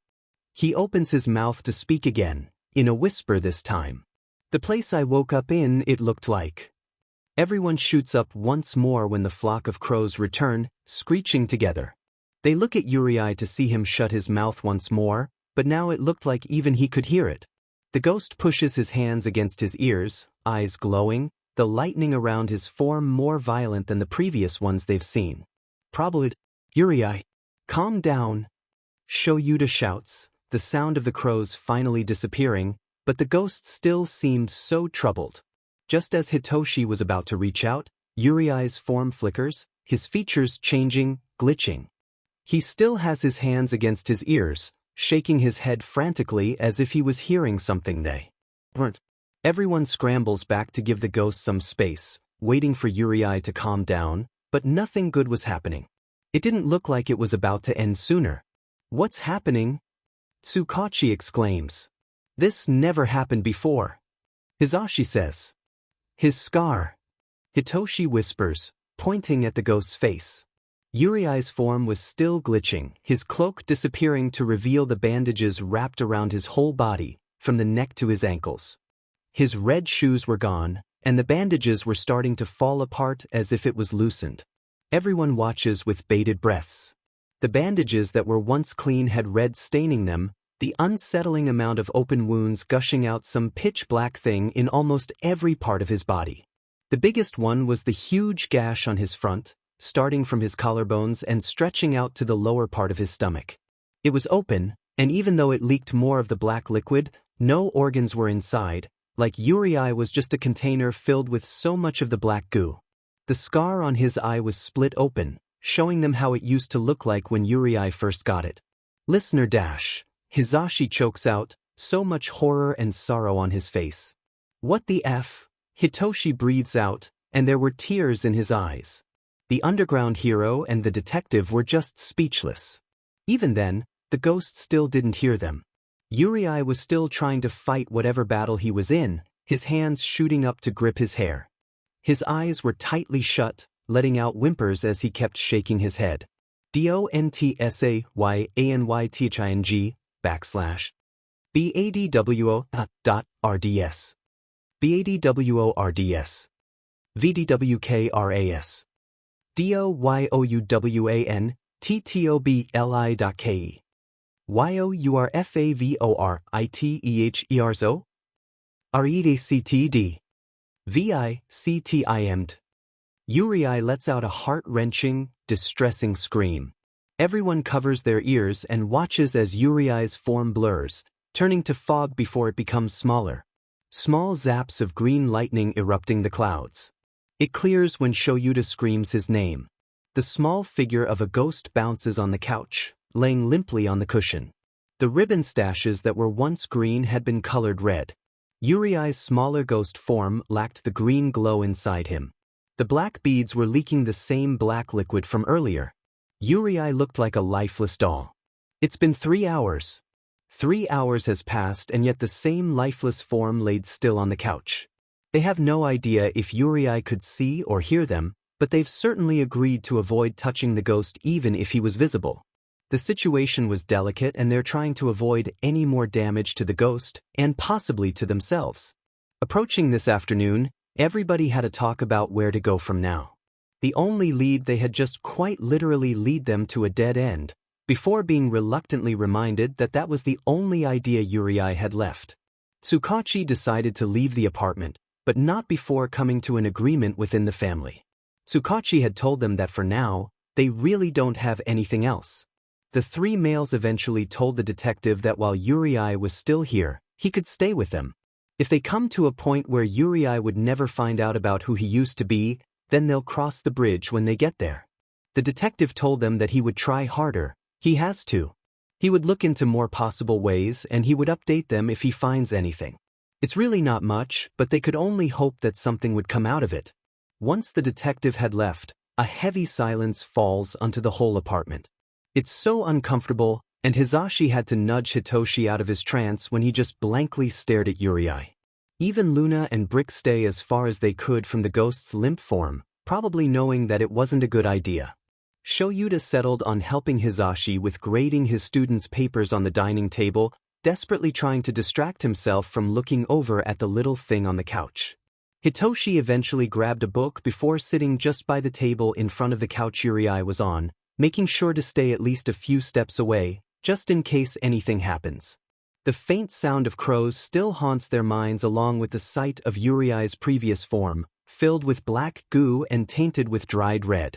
They try to block it by flipping pages, mumbling words out loud, anything to fill the silence. None of them worked. The first loud noise to interrupt the whole living room to kitchen intersection is Hitoshi harshly slamming the storybook shut in his hands. The married couple turns to their son in alarm, only to see the teen leaning against the coffee table to face the frighteningly still form on the couch. Hitoshi wants to wipe the goo off the scar on Yurei's cloak, but he resists. Then Hitoshi leans forward, laying his arms on the cushion beside Yurei, staring at the ghost. Shoyuta decides to stop staring since it wouldn't really do anything, but then he perks up a little when he hears Hitoshi mumbling to himself. Then the boy pauses for a moment, before he starts mumbling again. The underground hero turns to his husband in confusion, only to see Hisashi looking at him with wide eyes. Is he trying to talk to Rei? Hisashi asks the exact question in Shuta's mind. They both turn to look at the purple-haired teen in the living room, mostly blocked by the armrest of the couch, but they could still see Hitoshi leaning on it. He is, Shoyuta says. It's possible that Yurei could still hear us, probably in some coma-like form? Hisashi nods. That's what I thought too. I hope it helps the boy calm down, whatever's happening to him right now. Shoyuta could only nod, slowly turning away from the boy to continue grading papers. Soon enough Hisashi does the same. They don't understand anything from what Hitoshi had been muttering because of the distance, but maybe this was what he was talking about when he would mutter in his room while occasionally hearing whispers in return. Except right now, even if Yurei could hear him, he wouldn't be able to respond. You're weird, Rei-chan, Hitoshi mumbles, looking at the black beads that lacked the sparkle in them. It's not an insult, by the way. I think I'm the weird one for talking to someone who wouldn't respond. But hey, if you can hear me, then tell me about it when you get back? The teen pauses, even though he's not waiting for a response. It's been, nearly 4 hours? Is this shutdown thing voluntary or forced? How long are you gonna stay like that? Brick? Coco misses you. She's staring at you like a kid who didn't get their candy. Hitoshi subtly turns his head to see Coco settled by the side of the couch, sitting up, staring at the ghost with wide eyes. It's also a Sunday, which means we can't distract ourselves with hero-related work. I've done my assignments and all, and if I keep waiting for you like this then I might go crazy. Hitoshi continues, shifting from time to time. The insomniac falls silent for a while, ushering Brick to come closer, and she does. The ragdoll pads closer to the teen before falling pliant on his lap, both of them giving and seeking comfort from each other. Hitoshi looks over at the dining table to see Luna settled by the table leg in between Hisashi and Shoyuta, staring at the couch from afar intensely. Hitoshi turns back to the ghost, still unsettled by the lack of glowing from the figure. Do you know you're my first genuine friend? I'm sure you know that. He leans on the couch again. You follow me after all. His voice is more quiet this time. You better not leave us like this, Rei-chan. He closes his eyes, tired from the emotional and mental fatigue from everything that happened. Maybe he should sleep, and he silently begs that when he wakes up, Yurei would be back to normal again. Hitoshi notes to himself to never let the ghost talk about his death place ever again. Tiredly he mumbles, "You're the closest I had to having a friend." Yurei was alone, stuck in a void room filled with endless black. He was in his original form, the one where he woke up in, where all his past wounds were openly shown, but nothing hurt. He didn't feel pain, he was already dead. His wounds bled, but it seemed more like for display than for him to feel. There were even more marks on certain parts of his body, like the wrists and the ankles and his neck, but they weren't as bad as the gigantic slash from his collarbone to his lower stomach. He stares down at his hands, which were stained with a mixture of blood and the black goo oozing out of him. The goo spilling out from the gash on his eye dripped onto nothing, every drop falling endlessly, and he couldn't hear any indication that they've landed. Yurei wasn't sure if time existed, but he guessed that it's been approximately 12 minutes ever since he appeared in this place. He should have been unsettled, but he's dead, and this place seemed familiar even if it just showed absolutely nothing. None of his abilities worked in this place, they were subdued, but he didn't really mind. Yurei felt a little safe in this space, despite how alone and empty it was. It's like a subconscious telling him to rest and take a step back from everything. What if he talks? Yurei doesn't feel exactly alone. Hello. Yurei calls, ignoring the weird feeling of his skin stretching. It didn't hurt anyway. Hi, Yurei. Yurei turns around, even if he knew it was useless. Everything vibrated as if the void itself was talking to him. The voice was distorted, if glitching was a sound. It held static, sounding like the weirdly unrecognizable voice from broken televisions or radios. What's happening? Yurei asks. Who are you? The faint buzzing against his head feels rather comforting than how it was when he just had a breakdown. You'll figure me out one day, Yurei. I know you will. The void speaks once more, reassuring him. The world will be on your side when the time comes, and destiny will lead you and your companions to the answer you all seek. How? How do you know that for sure? Yurei asks. It's not like he doubts whoever they were. In fact, he felt a little better when he heard them, but he is a curious little thing after all. You'll know when you do, Yurei. The void chuckles. It startles the ghost for a bit. It sounds nice though. HM? But why am I here? I said something wrong, didn't I? Yurei asks softly. It's okay, little one, the void says. Yes, it's a little complicated, you see.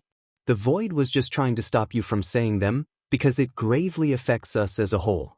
We are very sorry for causing you pain like that. Oh. Yurei says. When will I come back? They're worried, aren't they?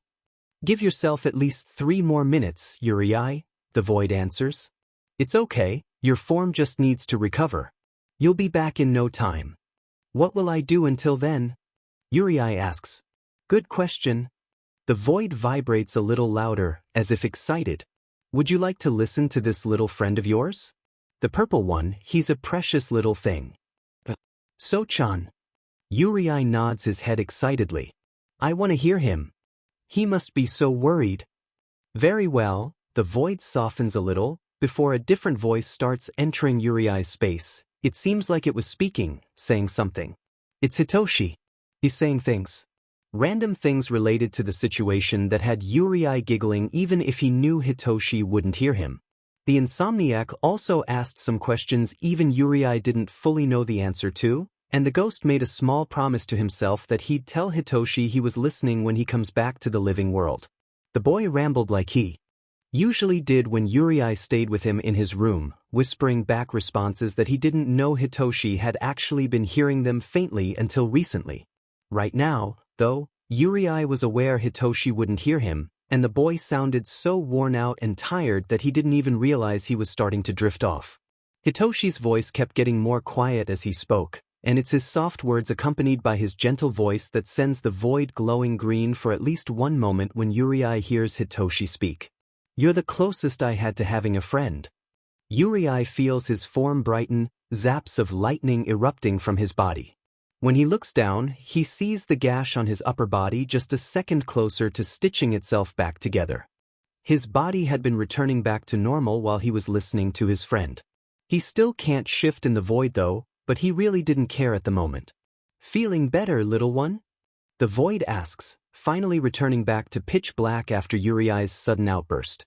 Yes, I think So-chan might have helped. I feel so much better. Yurei exclaims. When can I go back? Will you always be here? I kinda like you, whoever you are. The void vibrates in a chuckle once more, making Yurei feel even more comforted.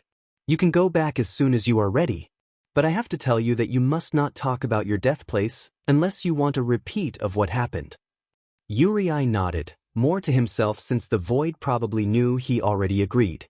I'll try to get out slowly, just so I don't overwhelm myself. He says. Very well, the void hums. Yurei's figure had started to glow, turning more transparent as every second passes by. Little one. Yurei responds to the call with a hum. A last session of vibration fills him with warmth before the void continues speaking. To answer your last question, I'll always be wherever you are. Yurei smiles brightly, just as his form completely disappears, and then he's out of the void. Shoyuta and Hizashi were nearly finished with grading their papers when they hear Hitoshi's yelp in sync with Brick's hiss in alarm. Both of the heroes immediately stop what they're doing, and in a moment they're at the living room when they hear the faint little zaps of lightning. When they look at Yurei, the ghost's form was still limp, but now it's floating up in the air. Small flecks of green escapes from the bottom of the cloak, the two ribbon sashes swaying around as if there was wind passing by. Yurei's form was glowing faintly, the lightning bolts shocking a few objects before leaving a mark. That's probably what woke the teen and the cat up from their nap. Toshi, are you okay? Hizashi asks his son, who's currently rubbing his upper arm with a confused frown on his face. Hizashi only pulls the boy closer to him and farther from the ghost on the couch, protective. What? Hitoshi slurs, looking around. When his eyes land on Yurei, the sleep from his eyes quickly melts away before he perks up. What happened? Dunno, he's suddenly floating and doing. You and Brick were hit by the shocks. Shoyuta grumbles. I thought he was in his soul form? Hizashi asks. He's probably not aware that he's doing it. The three men stay silent, watching the ghost's form start to turn less transparent, the lightning bolts slowly turning smaller the longer they wait. The familiar green glow starts to appear from inside his cloak once more, the black and red stains on his clothes and ribbons finally disappearing. Yurei's eyes remain closed, as if he was still trying to compose himself. But now everything seems normal about him again, the same lively sight he was before 5 hours ago. Rei-chan? Hitoshi calls shakily. At his call, Yurei's eyes snap open, the sparkle in those black orbs finally back to life. Shoyuta and Hizashi lets out a breath they never knew they held. They watch as Yurei turns from right to left, his ribbon sashes swaying with the motion. Then his ghost form turns to fog, little green lightning erupting from here and there, before he's finally in his teenage form again. When Hitoshi realizes he's tangible, the teen literally makes a run for it and harshly collides onto the ghost, wrapping his arms around Yurei. Yurei yelps at the sudden contact, but calms right away and reciprocates the action, swaying their bodies from side to side. You missed me. The utter relief that makes the married couple melt makes Yurei glow in glee, literally. Though he does feel a little bad that he's the reason they felt so restless. USCK Rei-chan? Hitoshi grumbles, burying his nose onto Yurei's bushy hair. Is that another compliment? Yurei giggles. It's an insult this time, it really is. Whatever you say, So-chan. God, the nickname must have done it, 'cause Hitoshi absolutely slumps against the ghost when he hears him say it. Hizashi looks at Shoyuta with a fond look on his face, seeing the underground hero's eyes just as soft as the sight in front of them. The voice hero eventually strolls over to them, smiling at Yurei before ruffling his hair. Welcome back, listener. Do you feel better? Hello, hi-chan, hi Sho-chan. Yurei leaves Hitoshi's arms before hugging the two heroes, although Shoyuta just sighs before wrapping one arm while Hizashi absolutely squeezes the ghost in affection. I feel better now. The place I went to helped a lot. What place? Shoyuta asks cautiously. Of course he does, he's learned quite a bit that speaking of Yurei's death place was something they shouldn't do. But if this place helped Yurei, then maybe it could be a different case. I honestly don't know. Yurei says helpfully. Hitoshi snorts. Hizashi cackles and Shoyuta lets out a confused noise. The ghost blushes green before waving his hands frantically. Wait, I don't think it's a place we can locate here. But it's just me, in a very, very, very endless void. Interesting. Shoyuta mumbles, deeming it safe for him to continue since they haven't heard any sound of the crows. The void talks too. Like, it vibrates, or something, and it's so comforting even if it's dark around. The place feels familiar, home? In a way. Yurei quietly talks, more so like he's talking to himself instead of the family. What did it say? Hisashi asks. It said a lot. Like I'll figure who they are when the time comes. They also told me something about destiny leading me to the answer I seek? It's probably my past, Yurei answers. It told me not to speak about my death place again. We figured that too. Hitoshi sighs. Heard So-chan. Yurei cheers, avoiding the somber atmosphere as he goes to hug the purple-haired teen. He said I'm his friend, I'm his friend. Hitoshi sputters, cheeks turning red. Hisashi just coos at the pair while Shoyuta smiles a little. That's great, Rei baby, Hisashi says softly. You're so cute, you know that? I do. Yurei is practically glowing in happiness. I missed you guys. We missed you too. Hisashi looks like he's close to tears, which, understandable. You've been gone for 5 hours, sweetheart. Yurei froze. 5 hours? The three men simply nods their heads, amused at the confused look on Yurei's face. Maybe time works different there, Yurei mumbles to himself. I was there for 15 minutes. So 3 minutes there is equal to an hour.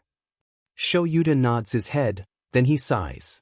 We have a lot to take in and it's already a Monday tomorrow. Sorry.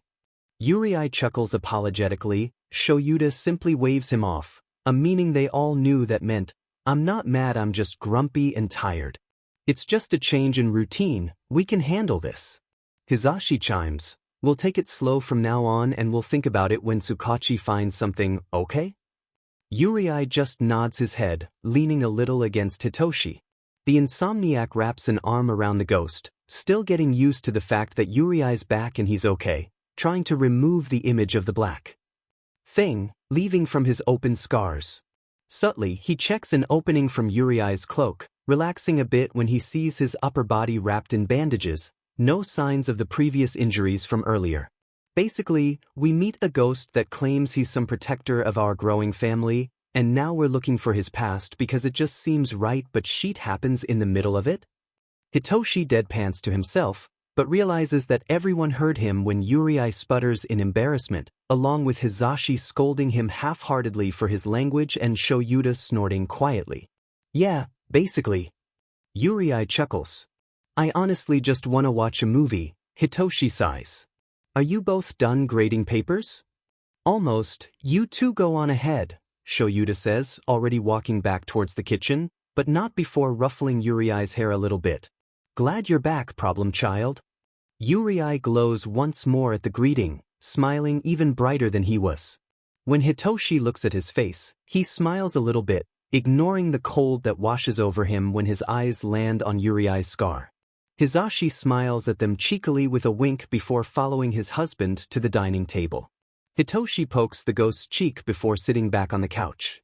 Yurei tries to do the same, but the cloak is so big it falls on Hitoshi's lap when he sits beside him. The purple-haired teen watches in amusement, then he asks a question. Can you change what you wear?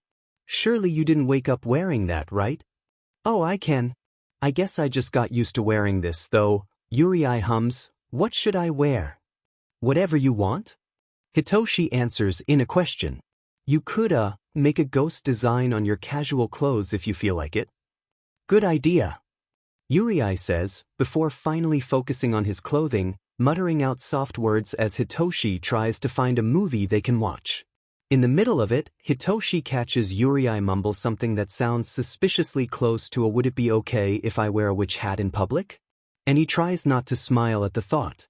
When Hitoshi says F and tells Yurei that yes, he could wear a witch hat in public, the ghost smiles at him in glee and Hitoshi decides that it'll be fine if they get weird stares as long as the ghost looks happy.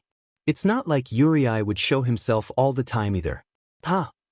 Yurei suddenly cheers, startling the teen beside him. Hitoshi hasn't even picked a movie yet. I thought of one. That's great, Rei-chan. You can change now if you want. Hitoshi says, turning to the ghost to see him transform when he stands up from the couch. The cloak around Yurei turns to fog, still covering the bandages wrapped around him, though this time Hitoshi could see the bandages reach from his neck before stretching out to his arms, then towards his fingers. It then also reaches down to his legs and goes until his ankles. The sight makes him feel uncomfortable. What could have happened that made him wrap his whole body?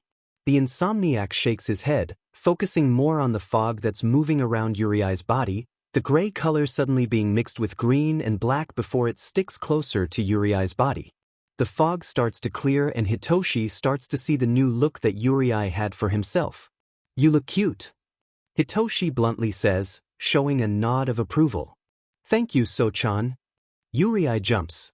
His new casual outfit is a very big hoodie that could probably be considered as a dress, honestly, but Hitoshi does see a glimpse of black shorts when Yurei jumped. The hoodie was dark green up to the mid-bicep, while the sleeves were dirty white. The sleeve openings were a lighter green with 2 lines of the same color running up to the lower part of the mid-biceps. The hood was also the same dirty white with a big witch hat attached to it, and Hitoshi can't even judge Yurei because it actually looks cute when he pulls it over his head. The middle part of the neckline sits a small skull with 2 light green sashes with 2 white lines attached to it, although it wasn't a ribbon unlike the one in his cloak. Yurei still wore the same red shoes that honestly contrasted his whole color scheme, but Hitoshi feels like it's part of the trademark. "It's a nice look, you'll blend in better than before." Hitoshi nods his head again. "Just the witch hat? I mean, you know what, wear it whenever you want, it's cool." He settles on saying, taking a mental note to fight whoever even tries to antagonize the ghost. "I will." Yurei chimes. "Does that mean you're planning to show yourself outside?" Yurei shrieks when Shoyuta suddenly joins the conversation. They both turn around to see Shoyuta looking at Yurei with a thoughtful expression while Hisashi's facing his phone towards the ghost, snapping some pictures. "Well, if that's okay?" Yurei asks, suddenly shy. The look on Shoyuta softens before he sighs. "Kid, you don't need my permission, just remember to stay safe and come back in one piece." Shoyuta grumbles. What he means is you can do whatever you want. Just come home, okay? Hisashi smiles gently. "And you look so pretty, baby. I love the outfit." "Thank you, Hai-chan." Giggles. "And I'll look after myself, Sho-chan, don't worry about me." "We'll worry either way," Hitoshi says. "Now come here, I've chosen something that looks like a bad horror movie and I want to make fun of it." "Oh, I'll get blankets and pillows, be right back," Hisashi says before turning towards the bedrooms. Shoyuta had decided to slip into his sleeping bag that he brought with him before he settles on the couch after being told by the 2 kids that they'll lay on the floor instead. Hisashi quickly comes back with a pile of fluff, with Brick and Luna following behind him. The ragdoll quickly settles between Yurei and Hitoshi while the Burman cat plops herself on the armrest. They distribute the various blankets and pillows among each other before finally settling themselves for the movie. "Toshi, do you have everything ready for school tomorrow? I'm sure you'd be lazy to fix things after dinner." Hisashi softly speaks from his side of the couch. "I got everything handled." Hitoshi mumbles. "If he forgets something, I'll bring it to him tomorrow." Yurei smiles cheekily. "Don't get used to doing that, only agree when it's something important." Shoyuta speaks up from his sleeping bag. "Yes, Dad." Hitoshi rolls his eyes playfully, even though the hero couldn't see it, he absolutely felt it. The purple-haired teen finally presses play and the movie starts. Hitoshi tells them the ratings of the movie, which was lower than average, so everybody gets ready to laugh instead of screaming at something that probably wouldn't even be that scary.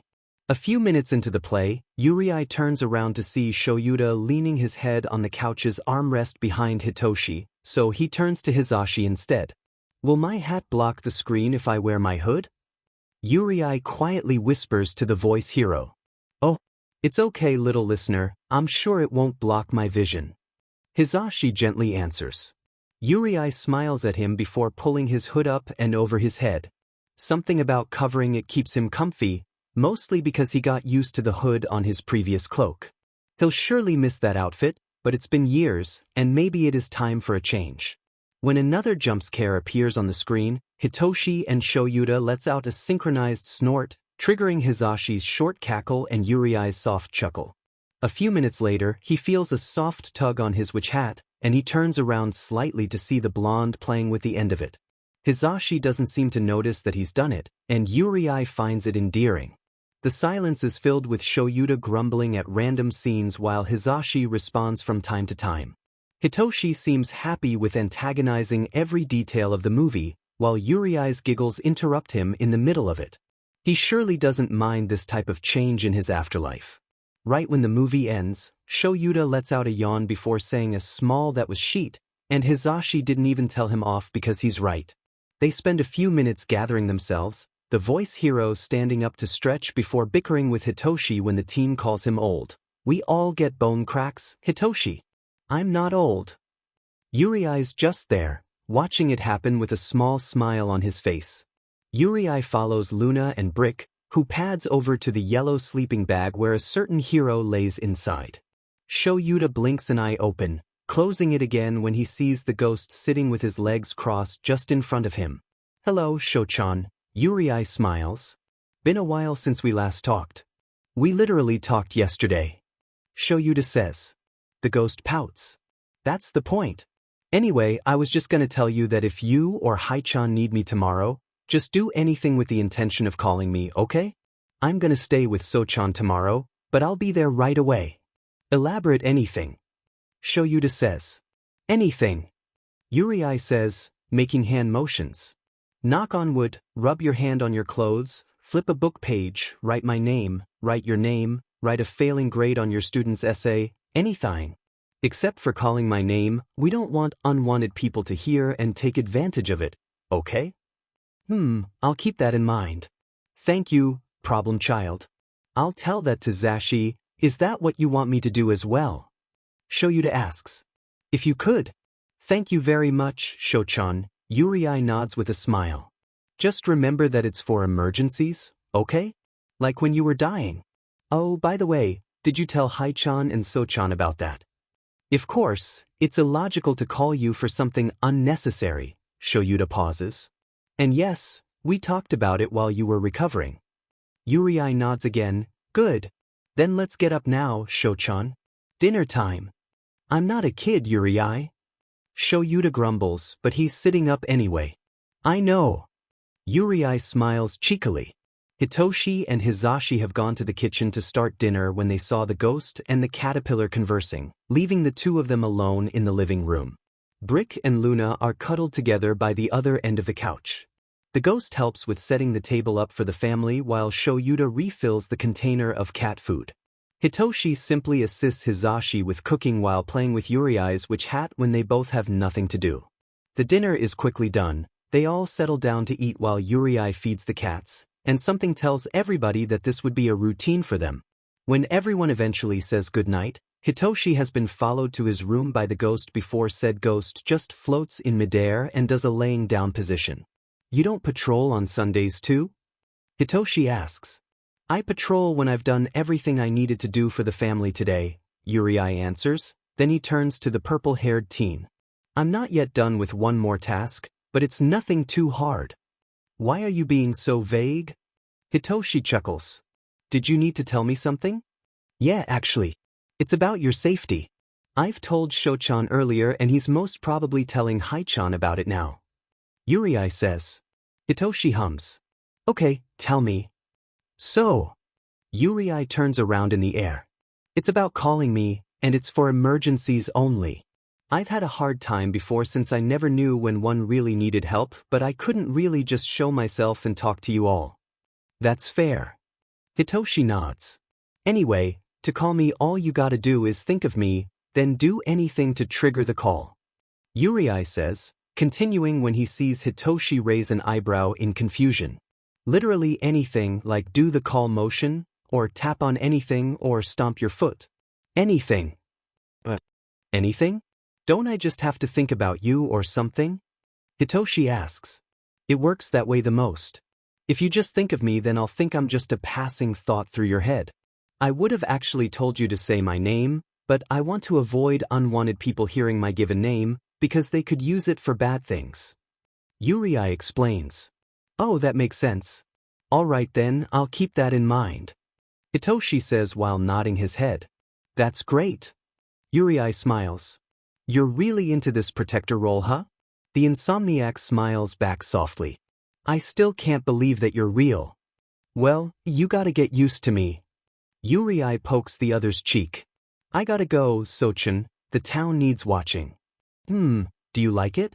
Hitoshi asks suddenly. Like what? Yurei asks back. Like doing what you're doing. Patrolling, keeping people safe, fighting bad guys. The teen waves a hand around.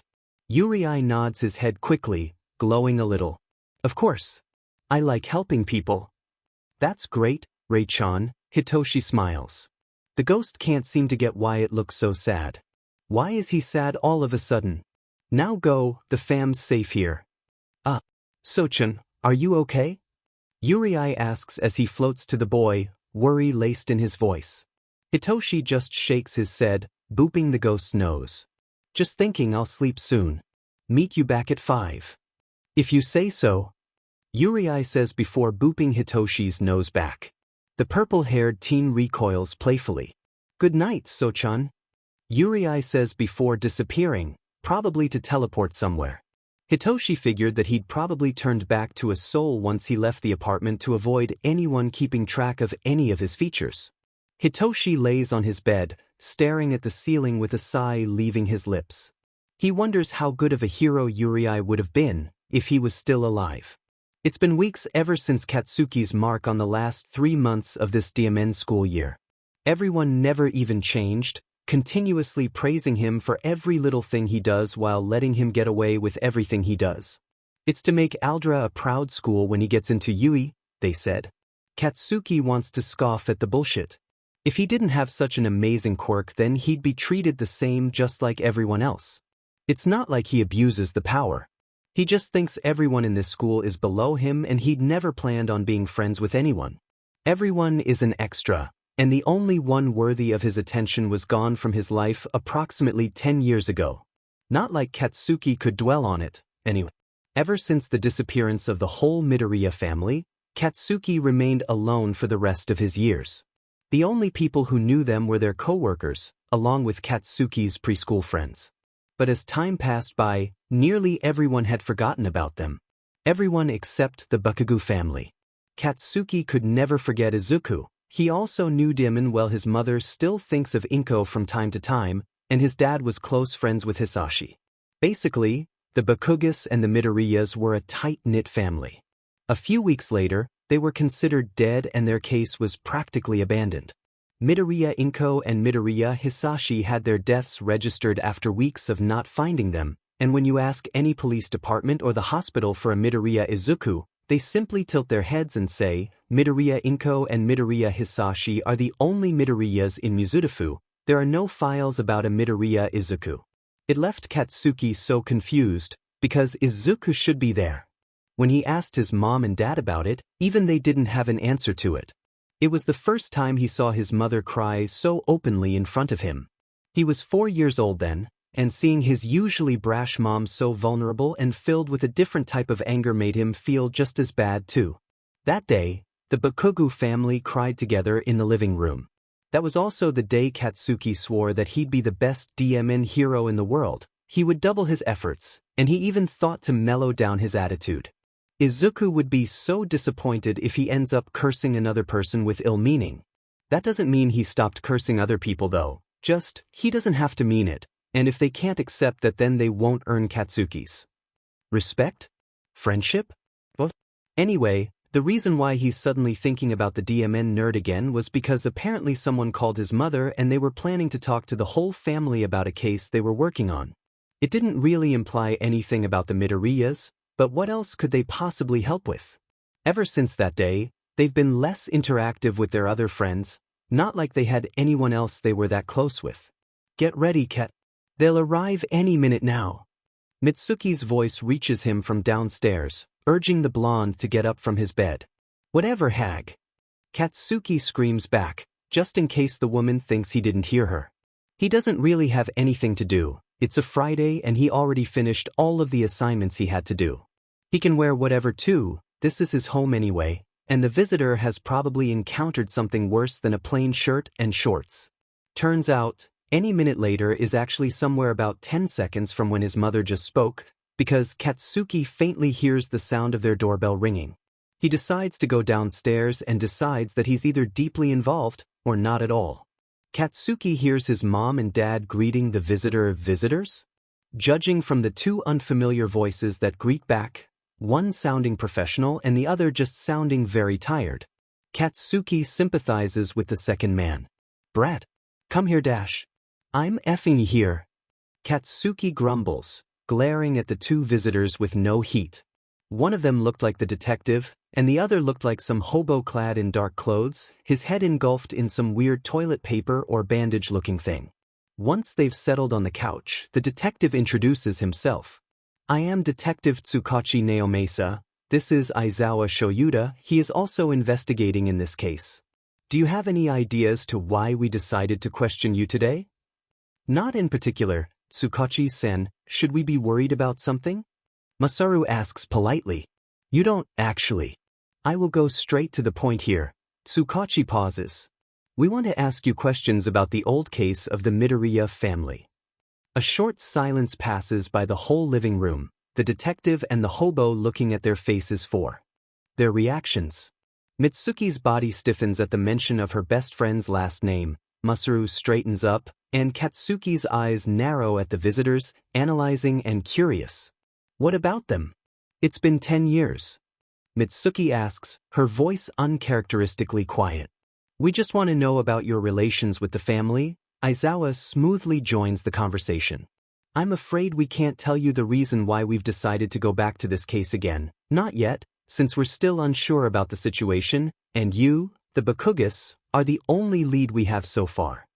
And if we do confirm the situation, we will briefly inform you about it." Tsukachi continues Aizawa's words. The Bakugas simply stay silent, and surprisingly it is Masaru who speaks. "You simply want information about them? We don't have anything else aside from our relationship and how they look like." Tsukachi simply nods his head. "That would be great. We appreciate your cooperation. If you could, maybe you have some references or pictures to show us." "What do you need them for? I'm sure you know that they've been declared gone." Mitsuki shakes her head. "Did anyone report? Are they alive? Were they found?" Katsuki simply watches the interaction in front of him. "No one reported anything, Bakugu-san," Aizawa says. "As I've said, we cannot confirm anything in this situation, nor reveal our assumptions either. The only thing we can tell you for sure is that something had been brought up that could possibly lead us to the Midoriyas, but nothing is guaranteed. We advise you not to raise your hopes up." Okay, Mitsuki nods. "All right, where do we start?"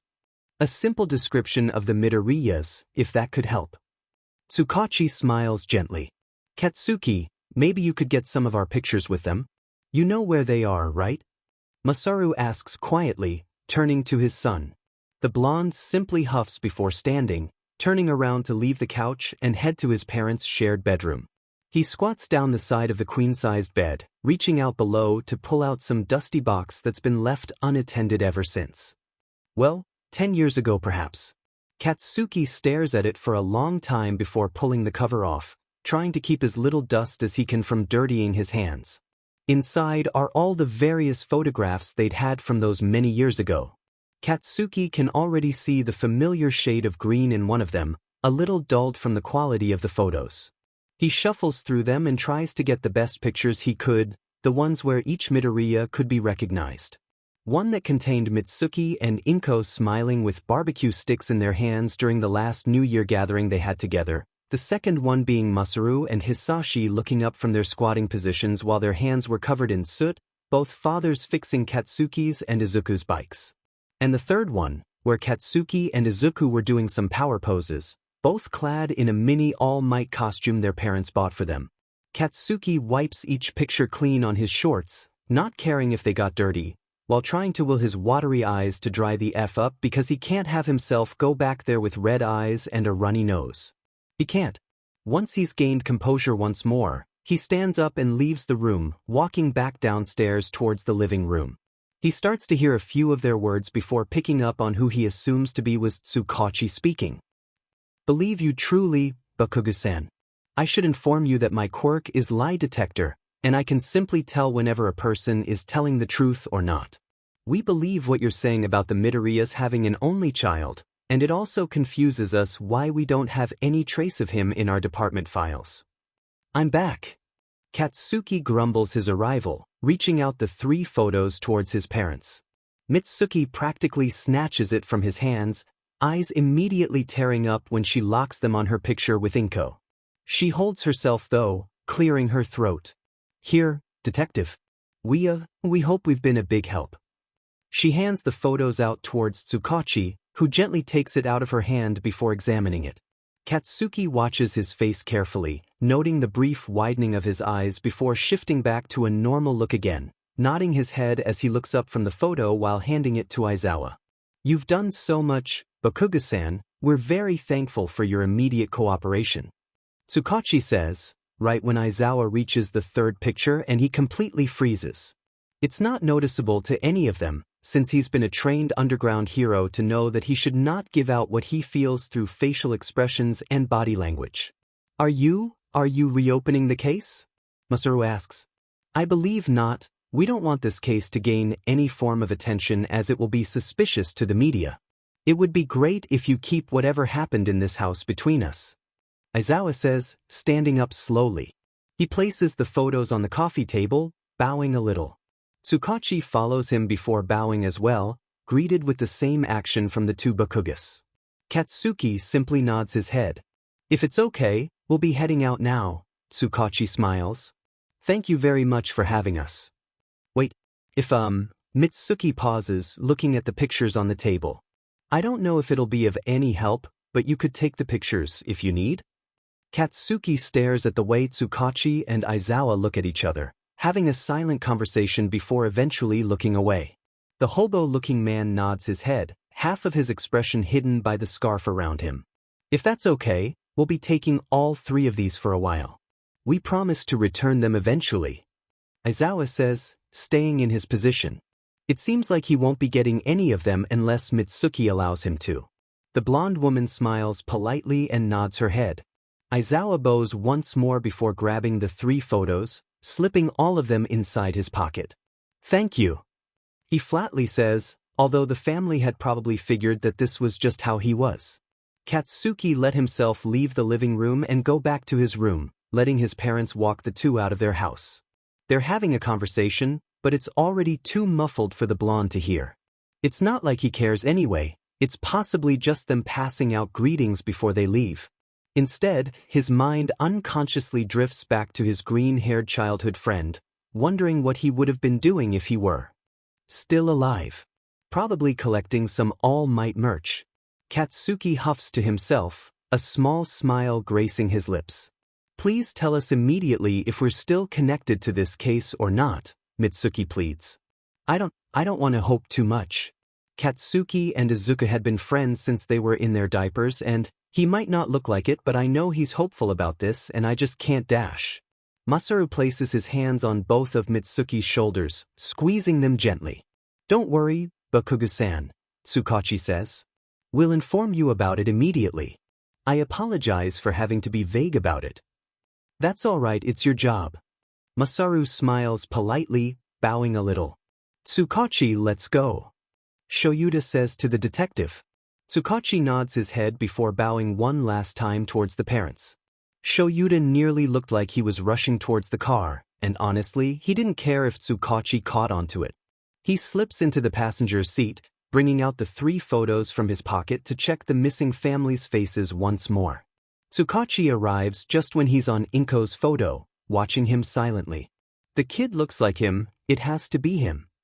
Shoyuta says, now looking at the photo of Katsuki and Yurei, Izuku. What do you think? Do we tell the Bakugos about Yurei? Because I know very well you're gonna to tell the kid about this. Tsukachi asks. If Yurei does he call him Izuku now? Shoyuta doesn't know.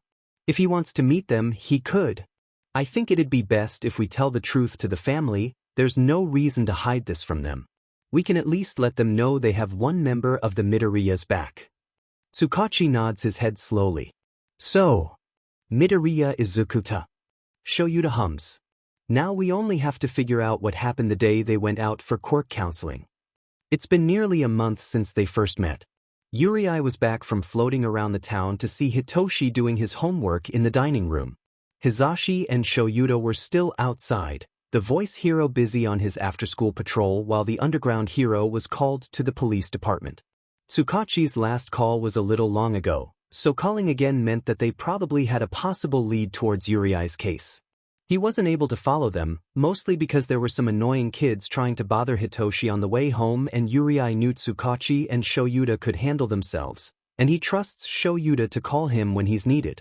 Shaking those thoughts away, he quietly peeks over the purple-haired boy's shoulder, curious to what the boy could be doing. That looks complicated, Yurei pouts. Like, I know school is important, and when I was alone I just caught up my studies until what they're teaching you right now, but these days I haven't caught up to what you're learning, since the city's kind of full of petty crimes recently, and that's kinda weird to look at. Hitoshi stops writing, turning his head to look at Yurei with disbelief on his face. You're a ghost and you're still trying to study? Hey, it's not my fault they're interesting. And I'm bored. Yurei huffs. Do you have notes? I want to catch up. I also do it while I'm with Haichan since he teaches too, and I take a break when I'm with Shochan. My notes are in my bag, Hitoshi answers. I guess I get it though. Nothing really changes now that we know about you, just that our routines add one more person to the mix. So now that we know each other, I can just ask for notes instead of sneaking through them.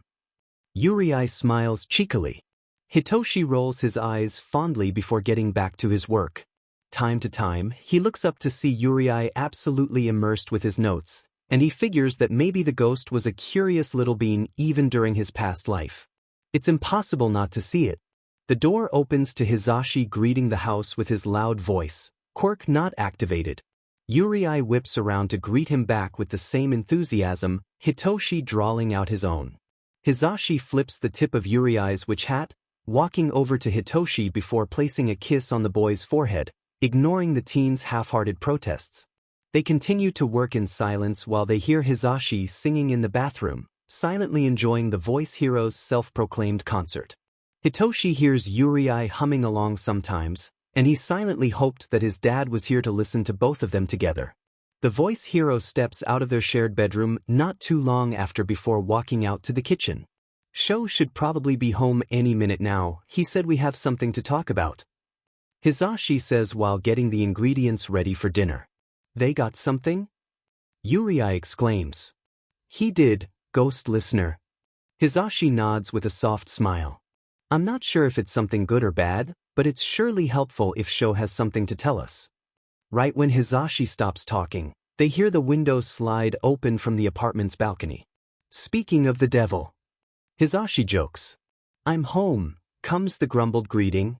Shoyuta emerges from the hallway. He then halts in his step when he makes eye contact with Yurei. Izuku? You know what? He'll stick to who he first knew him as before he sighs. Do you want to talk now or after dinner? We can have dinner first? Yurei shyly asks, glowing a little when Shoyuta nods his head. Hitoshi gathers his things, shortly asking Yurei if he still needed his notes. The ghost shakes his head and simply hands the notebook over, now focused on the underground hero. Is it good or bad? It's nothing to worry about, Shoyuta answers vaguely. Be more prepared that it could trigger some of your memories. The ghost immediately perks up at that, curiosity growing and mildly ignoring Hizashi's call for dinner in the process, although he does distract himself from glowing too brightly by feeding the cats. It's a good distraction. Shoyuta tries not to get his own hopes up, mindlessly fiddling with the 3 photographs in his pocket. He and Hizashi had both settled on the couch, waiting for the kids to finish washing the dishes. They practically demanded to wash them today, and Shuta's too tense to care while Hizashi couldn't really resist the power of the duo's pleading eyes. It didn't take too long, since they could see floating plates from the sink. They never knew Yurei also had telekinesis. Just what else could this ghost do? Yurei literally runs towards the couch, sitting on the floor beside the coffee table. Hitoshi follows closely before settling down beside him. It's nothing bad and you said it could trigger my memories, so that means there's some good people that I've met. He rambles. It is possible, not guaranteed, Shoyuta reminds him. Firstly, we'll see if you remember by hearing their names. Hizashi and Hitoshi watches silently as Yurei nods with determination. Gently now, Shoyuta speaks again. Try not to be too upset if nothing works, okay, problem child? When Yurei nods, slower this time, Shoyuta lets out a breath. Then he starts mentioning names. They all look at Yurei closely, as if anticipating for his reactions. At every bakugu that Shoyuta had said, Yurei did not glow nor show any indication that he remembered something or someone.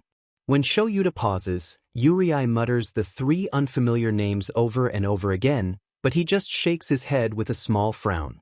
Shoyuta reassures him right away, telling him he wasn't done yet. This time, he started mentioning each Midoriya that he discovered today. Although he does perk up at the Midoriya Izuku that Shoyuta finishes with, he doesn't confirm anything. Are you sure the people you found are connected to me? What if it's just a coincidence? Yurei asks slowly, even though he seems a little skeptical. Midoriya Izuku sounded painfully familiar to him, but he can't remember. But then Shuta's eyes lighten a little at his reaction, which means he wasn't just imagining the vague sense of relief when he hears the name. Hitoshi and Hizashi stay silent too. They know the moment when Shoyuta comes to a dead end, and right now isn't one of those times. That's why we're here. It's to confirm if you can remember anything based on verbal triggers. It seems to be quite the case in one condition, Shoyuta says, then he asks, does Midoriya Izuku ring a bell? It does. Something's telling me that I know who that is, but then I just can't, Yurei says, clamping a hand against his forehead. I have pictures. Shoyuta says bluntly, like he didn't just nearly send Yurei into an unnecessary panicking state. Everyone straightens up at that, Hitoshi even looking curious to what Shoyuta could pull out of his pocket. Why didn't you just show them first, Sho? Hizashi asks, a little exasperated. His husband only rolls his eyes. I had to see if we can trigger something by saying the names, and now that we've confirmed that there's a chance he could remember, I could go all out. Then he turns to Yurei. You have to tell us when it gets overwhelming, got it? Yes, Sho-chan. Yurei slowly nods. Everything's going smoothly so far, but right now is the risky part. Yurei could pull something like what happened that time a month ago, or something else unexpected and new. You have a picture of the Izuku one, right? Yurei stutters, something that they haven't witnessed in a while. He's shy and he's nervous, but he's so curious about that one. It pulls him, he can feel it tugging at the back of his head. Yurei stares at Shuta's eyes with such intensity that the underground hero couldn't say no. He pulls the photo out of his pocket, slowly handing it towards the ghost, hesitating. Yurei easily takes it from him, and he spares himself the suspense before flipping the photo after taking a deep breath. Yurei's eyes land on red ruby eyes, small and squinted, but it sparks something in him and suddenly he feels like there's finally another puzzle piece connected to his existence. He knows those eyes. He knows. His eyes trace the spiky blonde that seems to make him remember even more and goes down to the boys. The boys Byujoyu Katsuki, Shoyuta had said. Katsuki, Kekekich, K-A-C-C-K-N-K, C-C-K-N-K, C-C-K-N-K, C-C-K-N-K. C-C-K-N-K. His eyes drive over to the other hand engulfed in kisses and it goes up the torso, taking in the bright costume of All Might and suddenly when his eyes make contact with a pair the same color as his, Yurei takes in the wide mess of curly hair tucked into the onesie. It looked so familiar. Yurei doesn't hear the multiple calls for his name. But that wasn't his name, not originally. Everything looked so familiar because it's Washim. Midoriya, Izuku. A part of him feels reconnected. Kac-sin. We match. Izuku giggles loudly when the boy steps into the living room. They're both smiling because they both look like heroes and Izuku is excited they'll play together. Come on, Izu, the old woman wants us to take a picture. Let's get this over with and we can play. Katsuki grabs the smaller boy's wrist and drags him outside, where Redhcted and Redacted were waiting for them. Where's Uncle Kakin? Izuku asks. He's with your papa at the park. Ready. Let's go. Katsuki pulls harder, although it's still patient, and finally Izuku follows, holding one bag of snacks on his back. Katsuki had his own, but it's with Redhcted. When they both arrive at the door, they strike their own poses with childish confidence, making both their mothers coo along. Redacted ushers them together, bringing out her phone. The gentleman can wait. Look at our little superboys. She cheers, her best friend grinning so widely from beside her. Strike a pose again, boys. Redacted encourages them. Kakin, hold my hand, let's do a power pose. Izuku says, offering his hand to the blonde. Katsuki doesn't protest, grabbing Izuku's hand before raising his other as if he was flexing muscles. Izuku raised a fist in the air. That's right, he would be the best hero with Katsuki. Dachu.ku. Izuku. Izuku. The ghost snaps out of it when he hears Shoyuta scream his name, screams the loudest he could. Yurei. Izuku gasps loudly, as if he hadn't taken in a breath for so long. His figure leans forward weakly, planting his hands firmly on the table in front of him. Izuku remembers everything. Everything about Bakugo Katsuki. He remembers first talking to him, when he can't pronounce his name so he calls him Kakin. Izuku remembers everything about his blonde friend, and all those memories take nearly all the awareness in Izuku's past life.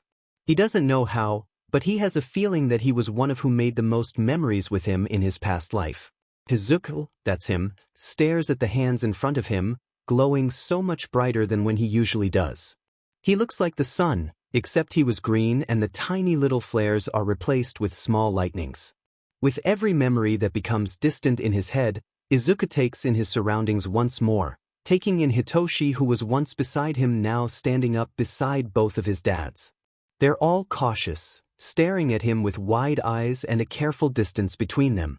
Izuku scans around his space, thankful that at least this time the lightning bolts didn't harm anybody or anything, although he probably glowed too bright that they still had to step away. Izuku. The ghost looks at them. He did it again, but nobody's hurt, thank Kami. Are you okay, ghost listener? Hisashi asks this time, but Izuku just stares at them silently. It unnerves them, the usually bubbly and noisy ghost suddenly so quiet. Rei-chan? Izuku? Hitoshi calls this time, voice breathless, breathing a little uneven.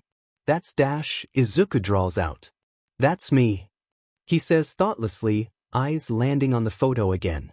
He's so glad it didn't get affected by his lightning. He feels like he'd crack just a tiny bit if the photo ends up damaged because of him. Yeah, problem child, that's you. Shoyuta softly echoes, slowly inching closer now that the green glow had started to mellow down. It's me, I'm Midori Izuku. He flinches when he hears the name leave his mouth. Then his eyes shoot up toward Shuta's, and if he was alive, he'd be crying so hard. But he's not, and his eyes hurt just right to make him feel imaginary tears. Sho-chan. Izuku cries out loud, standing up to bury himself between the hero's arms. Thank you, Dash. Of course. Izuku. Shoyuta sighs, wrapping his arms around the child. Hitoshi wastes no time to hug the boy from behind, and Hisashi's own eyes were watering at the absolute relief and gratefulness laced in Yurei's Izuku's trembling voice. They end up huddled like that for a few minutes, filled with Hisashi saying hushed reassuring words and Hitoshi's occasional sniffing. Shoyuta had to stop himself from crying along, although he can't hide the fond tears in his eyes. Izuku sounded so passive about his past life, but maybe there was a part of him that desperately wanted to know. Did anything hurt? Can you still handle seeing the rest of the families? Shoyuta asks quietly. They pull back to let Izuku speak. Nothing hurt. I want to see the rest of them. The dinner is interrupted by Katsuki suddenly choking on his food. Masaru quickly hands him a glass of water while Mitsuki stares at him in amusement. You good, brat? She asks. Yeah, whatever, Katsuki coughs out, then a sudden squeeze erupts from his chest. It's so uncomfortable that he had to fist his shirt, as if that could help anything. Ow. Are you okay, son? Masaru worriedly asks, and even Mitsuki started looking alarmed. He curses again and again, the painful feeling of something so close to grief still clinging onto his chest. And then it goes away, like it never happened. What the F was that? Katsuki curses, breathless, looking up from his hunched position to look at his parents. The look of horror meets him, and he can't help but scowl. What? It's Mitsuki that speaks this time. Kat, why are you crying like that? She asks, horrified. Masaru only stares in utter worry and concern. I'm crying like what? Katsuki spat, wiping the back of his hand against his eyes before pulling back. His tears were black. Minutes later, it's Mitsuki who starts choking up, weeping out the same black tears Katsuki did a few moments ago. Then Masaru follows, Katsuki and Mitsuki staring at the third occurrence with growing fear. And Katsuki's smart, he knows he is. He knows that this whole DMN family is very healthy and they haven't had any contact from any outsiders, and his parents' colleagues don't have any quirk related to this. Katsuki can only think of two people. He doesn't know how they're connected, but they could be, it has to be. He tells his mom exactly that, and Mitsuki gets the phone to call a certain detective. Maybe they could finally get more answers, along with a confirmation. Thankfully, Izuku seems to be willing to meet the Bakugas, which would make it easier for Shoyuta and the detective to handle. Izuku wants to meet them in his human form, and honestly, Shoyuta has no idea how it would go down. He kind of envies his husband for just going around and keeping the city safe today, but also kind of doesn't at the same time, remembering the amount of people approaching him during his patrols. Do you think they'd believe you if you tell them the truth? Hitoshi asks from the couch, watching Izuku's tiny ghost form spin around Shuta's figure playfully as he gets his boots on before leaving. They'd have to. It's okay, they're good at taking, shizzles anyway. Izuku says, using telepathy in his little ghost form. But it's not the same shizzle as meeting your best and only friend after 9 or 10 years and also finding out he's dead. Hitoshi deadpants, not caring if he looked like he was talking to air. Shoyuta doesn't mind, not really, they're used to communicating with Izuku like this when he's in that little ghost form.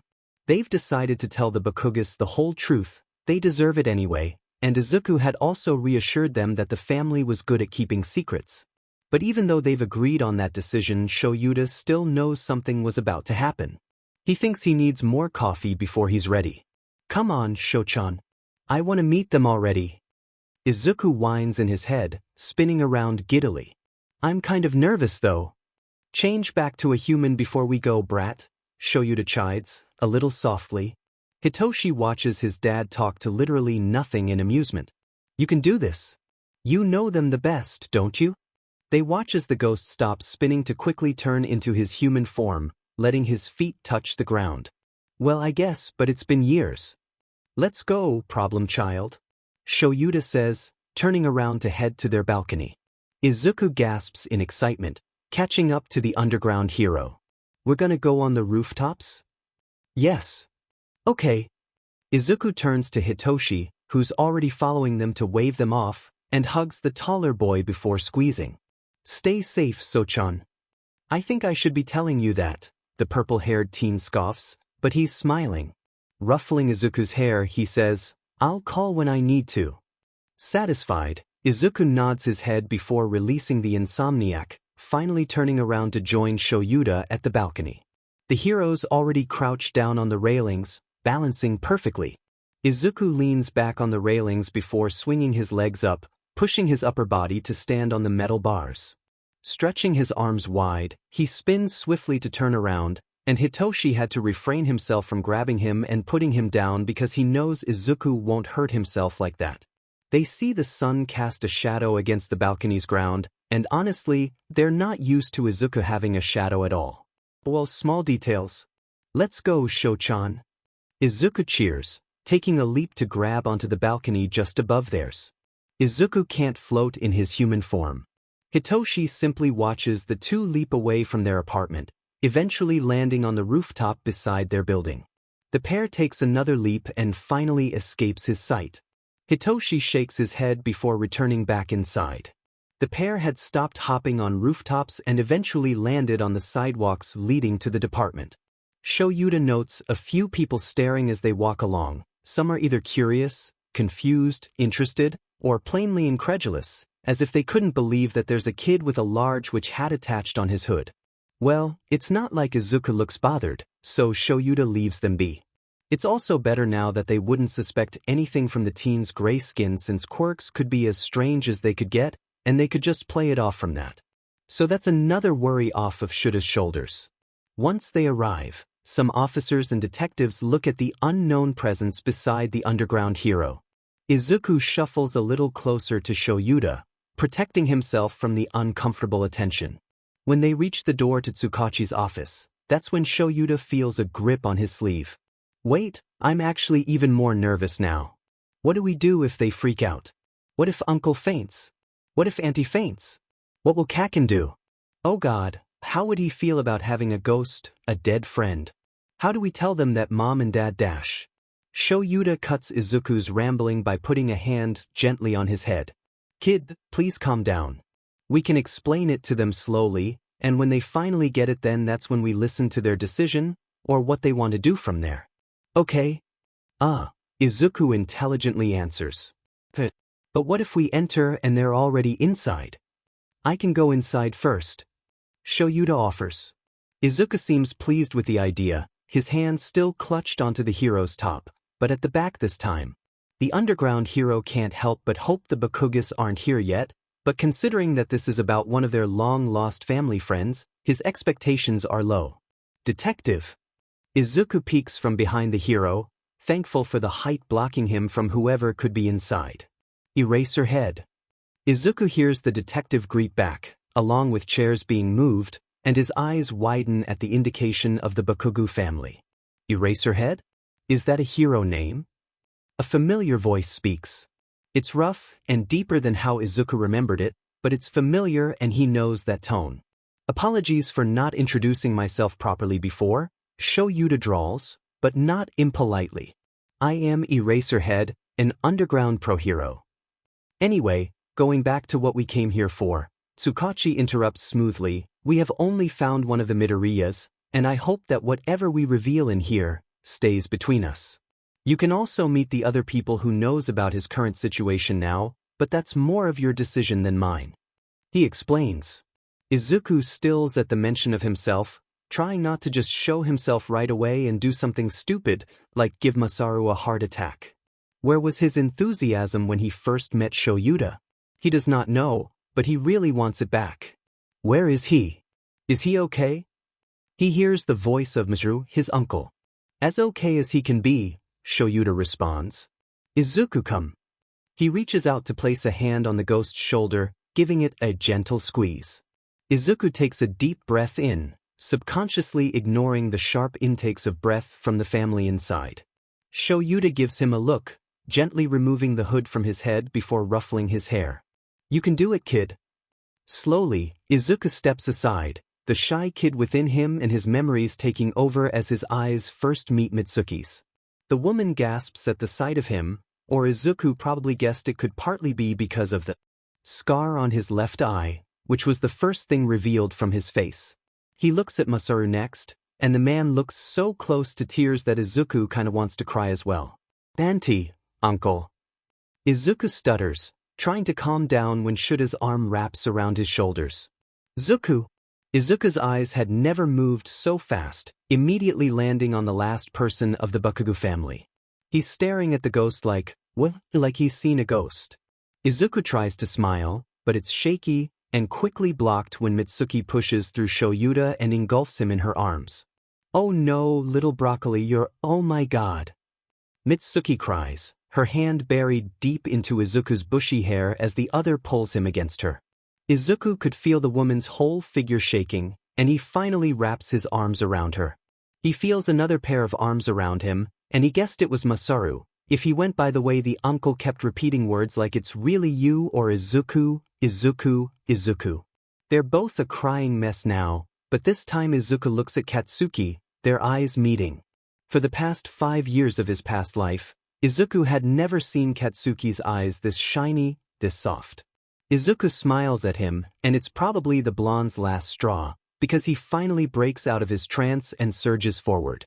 Katsuki pulls his parents off of him before protectively wrapping his arms around the ghost.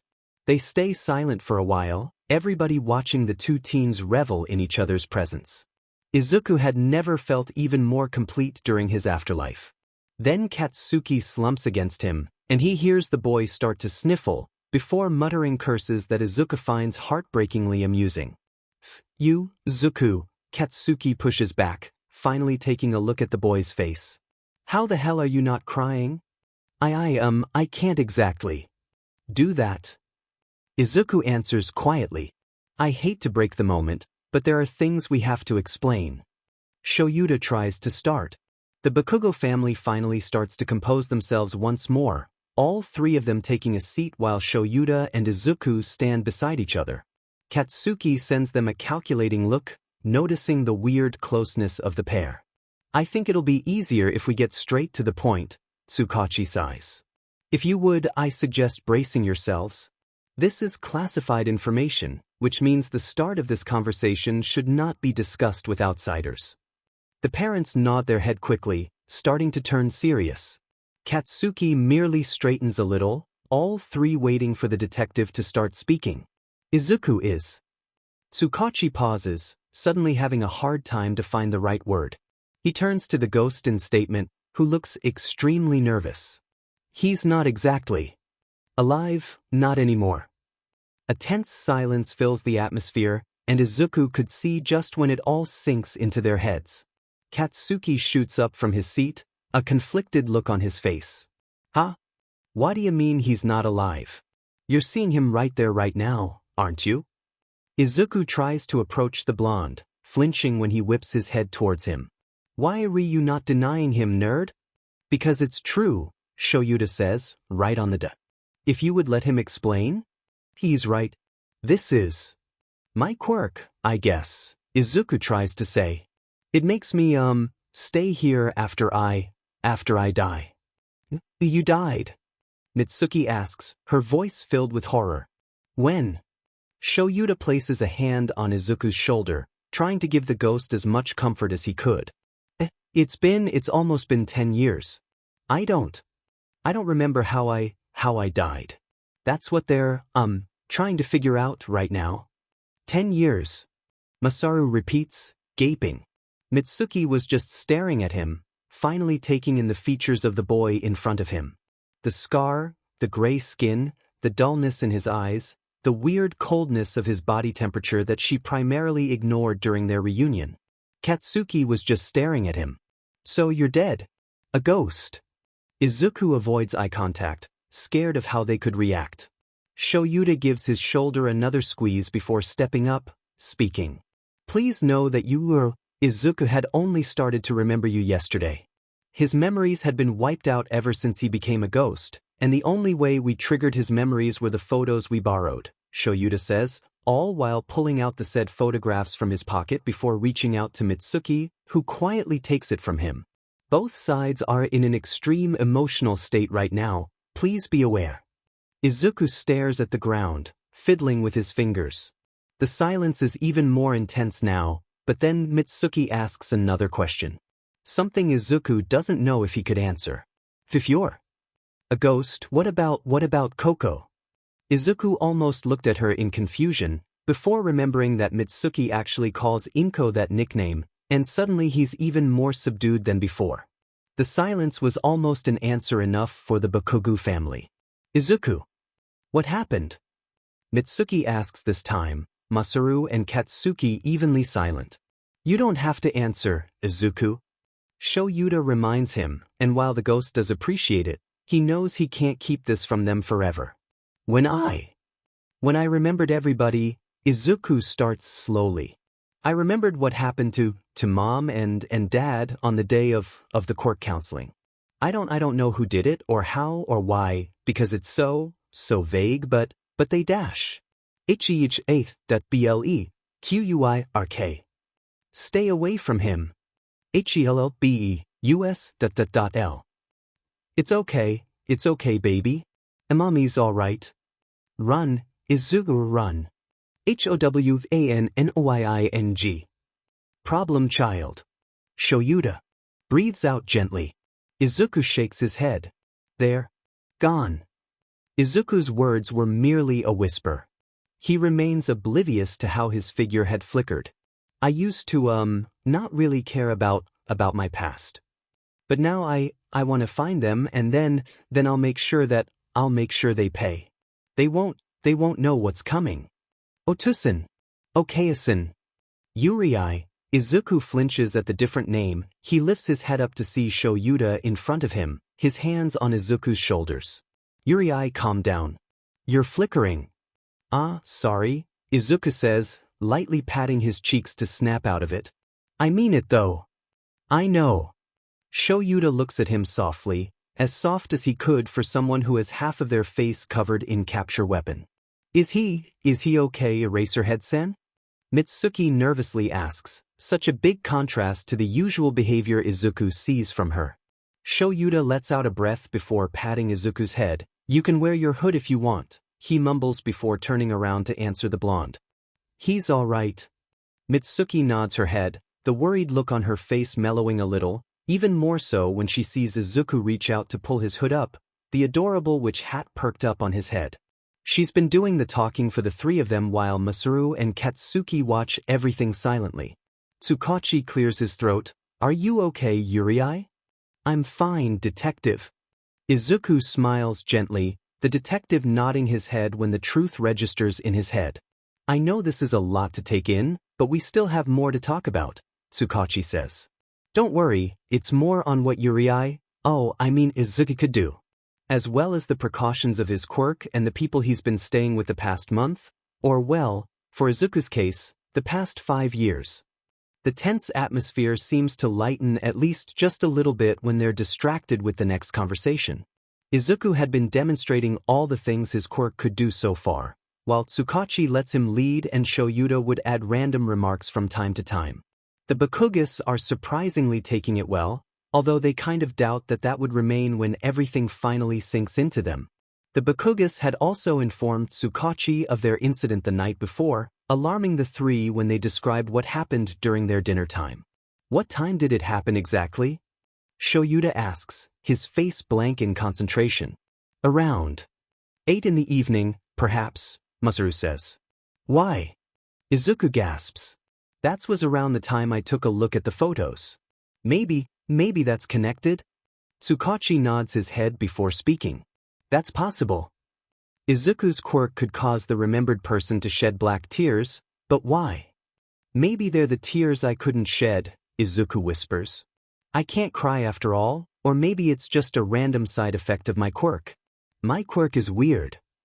Izuku told them all about how he first met Koko. Mitsuki teared up at the coincidence, before following Shoyuta, then meeting another pro-hero along with their son Hitoshi. Katsuki raises an eyebrow at that part, but shrugs it off eventually. Can they meet them? Izuku turns to Shoyuta, and the underground hero huffs. That's up to them, he says. Izuku turns to the family, eyes wide in expectation. Mitsuki lets out a wet chuckle before nodding her head. Of course, baby broccoli, Kat could use a new friend. I don't need a new friend, Katsuki retorts half-heartedly, looking away from Izuku's wide eyes. Whatever, I guess.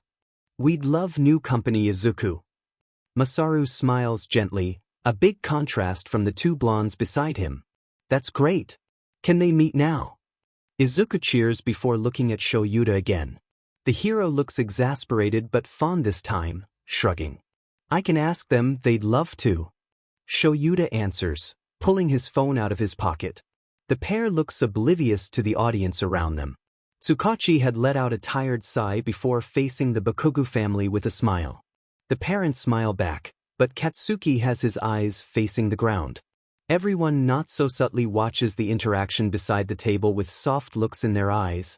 Mitsuki tearing up for the nth time when it sinks in that Izuku could possibly not live a normal life anymore. The kid acted just how he does when he was alive. He's so cheerful, always smiling whenever he could. Izuku's happiness is so contagious that it makes them feel lighter even if the current situation gave a heavy feeling on their shoulders. At least we can still see him, Katsuki eventually grumbles, catching the attention of his parents. The boy looks at them, red eyes fierce and protective. It's better than nothing. He continues, voice low. Are you okay, Kat? Masaru asks, hesitating. The blonde was acting a little unusual, even under the situation they were in. Mom? Dad? Katsuki turns to them, determination shining in his eyes. They startle at the names. Katsuki never called them like that. They had always been his old man and his old hag. I'm going to be the best demon hero, and I will find whoever the F thought it was okay to kill Zuku, auntie, and uncle. Masaru chokes on his breath, eyes wide in shock. Mitsuki could only stare at his son with pride. Smiling widely with a new batch of tears on her eyes, Mitsuki wraps an arm around Katsuki's head before ruffling his hair. Give them hell, brat. Kaken, aren't you excited? We're gonna meet Sochan and he's gonna meet you and you're both going to be great with each other. I just don't get why Shochan looks a little hesitant about it, but you'll also meet Haichan and then all of you are gonna be heroes and dash. Katsuki plants his palm on the ghost's mouth, trying to suppress a shiver when he meets Izuku's scarred eye. He also tries to ignore the boy's cold skin, another reminder that Izuku wasn't who he used to be anymore. But hey, Izuku's here again. He refuses to dwell on it further. Izuku. He better be worth it. Katsuki grumbles, rolling his eyes. Izuku just stares at him quietly, although the ghost was still fidgeting from excitement. Slowly, Katsuki removes his palm when he deems Izuku quiet enough. They've arrived at the park, settling on a bench where the three of them agreed to meet up at. Izuku had told Shoyuta that he wanted to spend a few days with the Bakugas to catch up, and the underground hero doesn't find any logical reason to disagree. Izuku swore to be safe and to keep them safe, Katsuki swearing something along the lines of being able to handle himself. It's not like there'll be any danger with staying at home, so they make an agreement quickly. They've also made a group chat before they met. It's a chat with Katsuki and Hitoshi inside, but Izuku pops up with his messages sent by an unknown number that Katsuki once tried to call for giggles but ended up on voicemail, which later on they find out that calling the number made Izuku's lightnings a little bigger and eventually zapped Katsuki once. Neither of them called the number again. Izuku seems happy enough to see two of his close friends interacting, if only to share curses and sarcasm with each other while Izuku watches amusingly. But hey, they're all having fun at least. Today, they finally decided to hang out in person since apparently Izuku thought both of them needed to actually see each other to be friends. I miss Sochan was also another reason. Where's that fucker? Katsuki asks. Kaken, we're 15 minutes early, Izuku reminds, absolutely not fazed by the aggressive behavior. Knowing Sochan, he might arrive 10 minutes later. 10 minutes too long.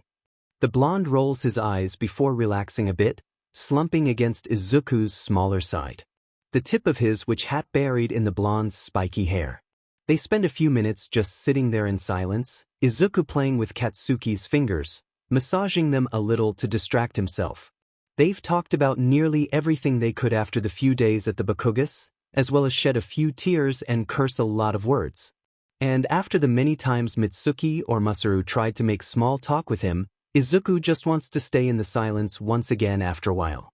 Katsuki seems to understand. Hey, Kaken, Izuku mumbles to break the silence. I don't think I want to be a hero anymore. Why is that? Katsuki asks, his voice uncharacteristically quiet.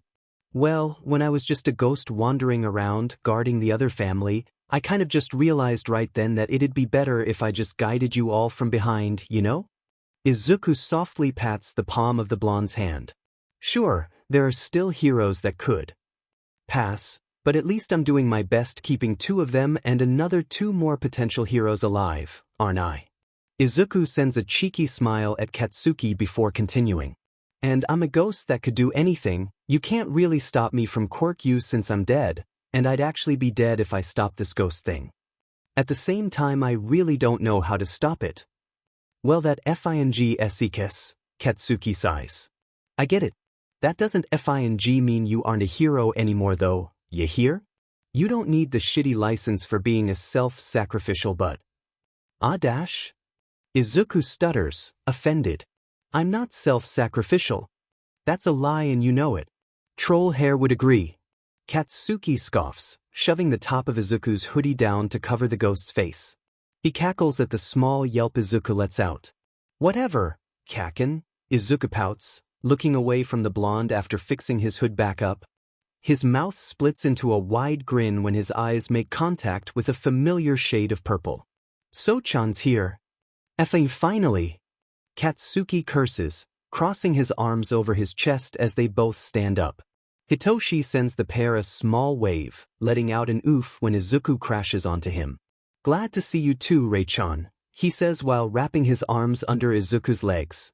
You're lucky I train, or we'd be on the ground by now. You're late, Katsuki grumbles. Also, the hell is a Rei-chan? You're just way too early, Hitoshi rolls his eyes. And I'm sorry for not knowing his real name before a few days ago, Explodo boy. You call him Zuku, and he calls you Kaken. He calls you So-chan.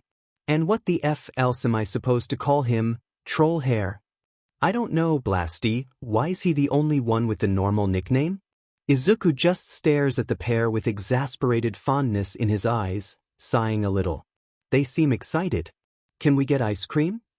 Both boys turn to the ghost in question unaware of the way their eyes soften just a little.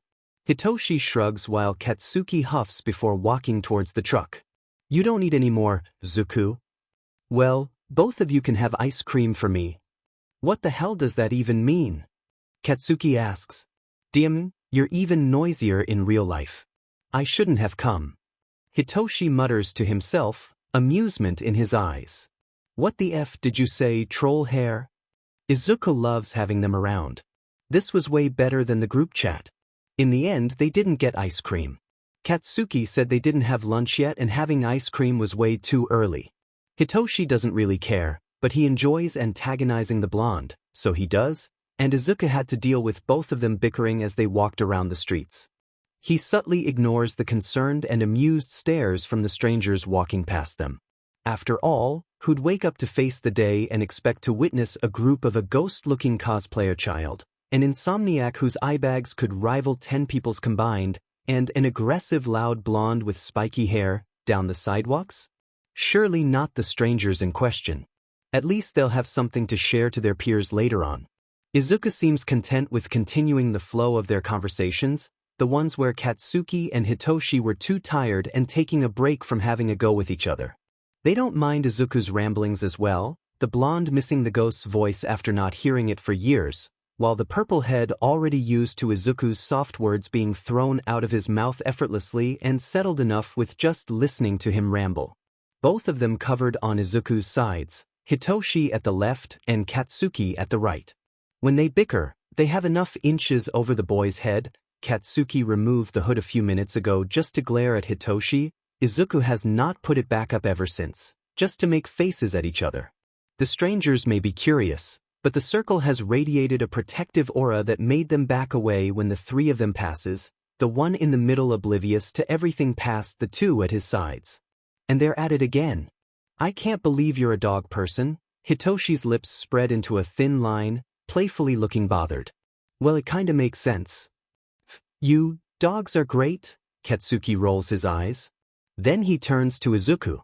Zuku, cats or dogs? Izuku stammers. Ever since I met Coco, my love for cats, exceeded expectations, he says. Hitoshi shortly cackles at the betrayed look on Katsuki's face. Eventually, they went inside a cat cafe.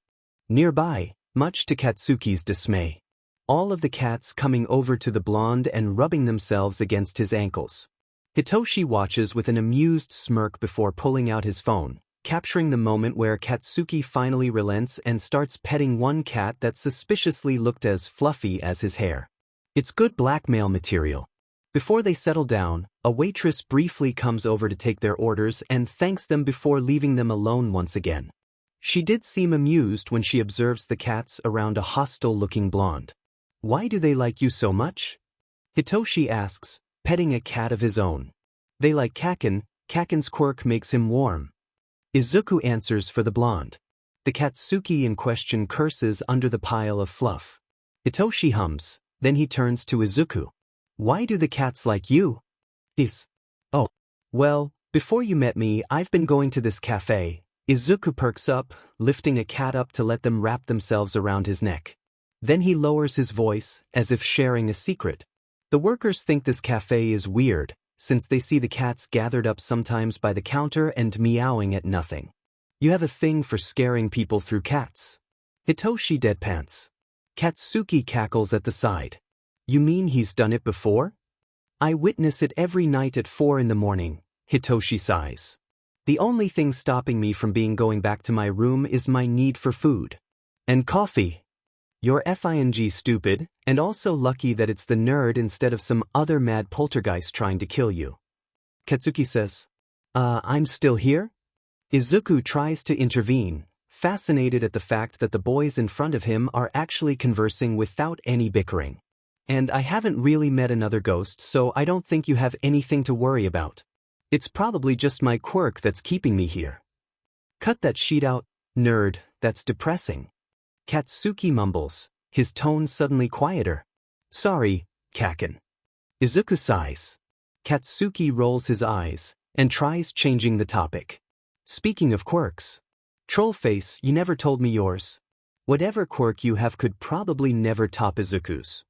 They both see the way Hitoshi clams up, the hand over the cat briefly freezing before continuing again, a little stiffer this time. Nothing special. He mumbles. A short silence falls over the group. Katsuki staring at the boy with an unreadable look on his face. So-chan, Izuku calls when he realizes that Katsuki would probably not say anything, since emotions weren't his forte. When Hitoshi ignores him, he tries again. Hito-chan. The insomniac whips his head up to look at him, a soft blush settling on his cheeks. Katsuki lets out a snort in the background. Izuku smiles reassuringly. Come on, Hito-chan, Kaken may be a J-dash. Hey! But he's a cool jerk. Izuku continues. Hitoshi had never told Katsuki his quirk even during the days they spent talking in the group chat.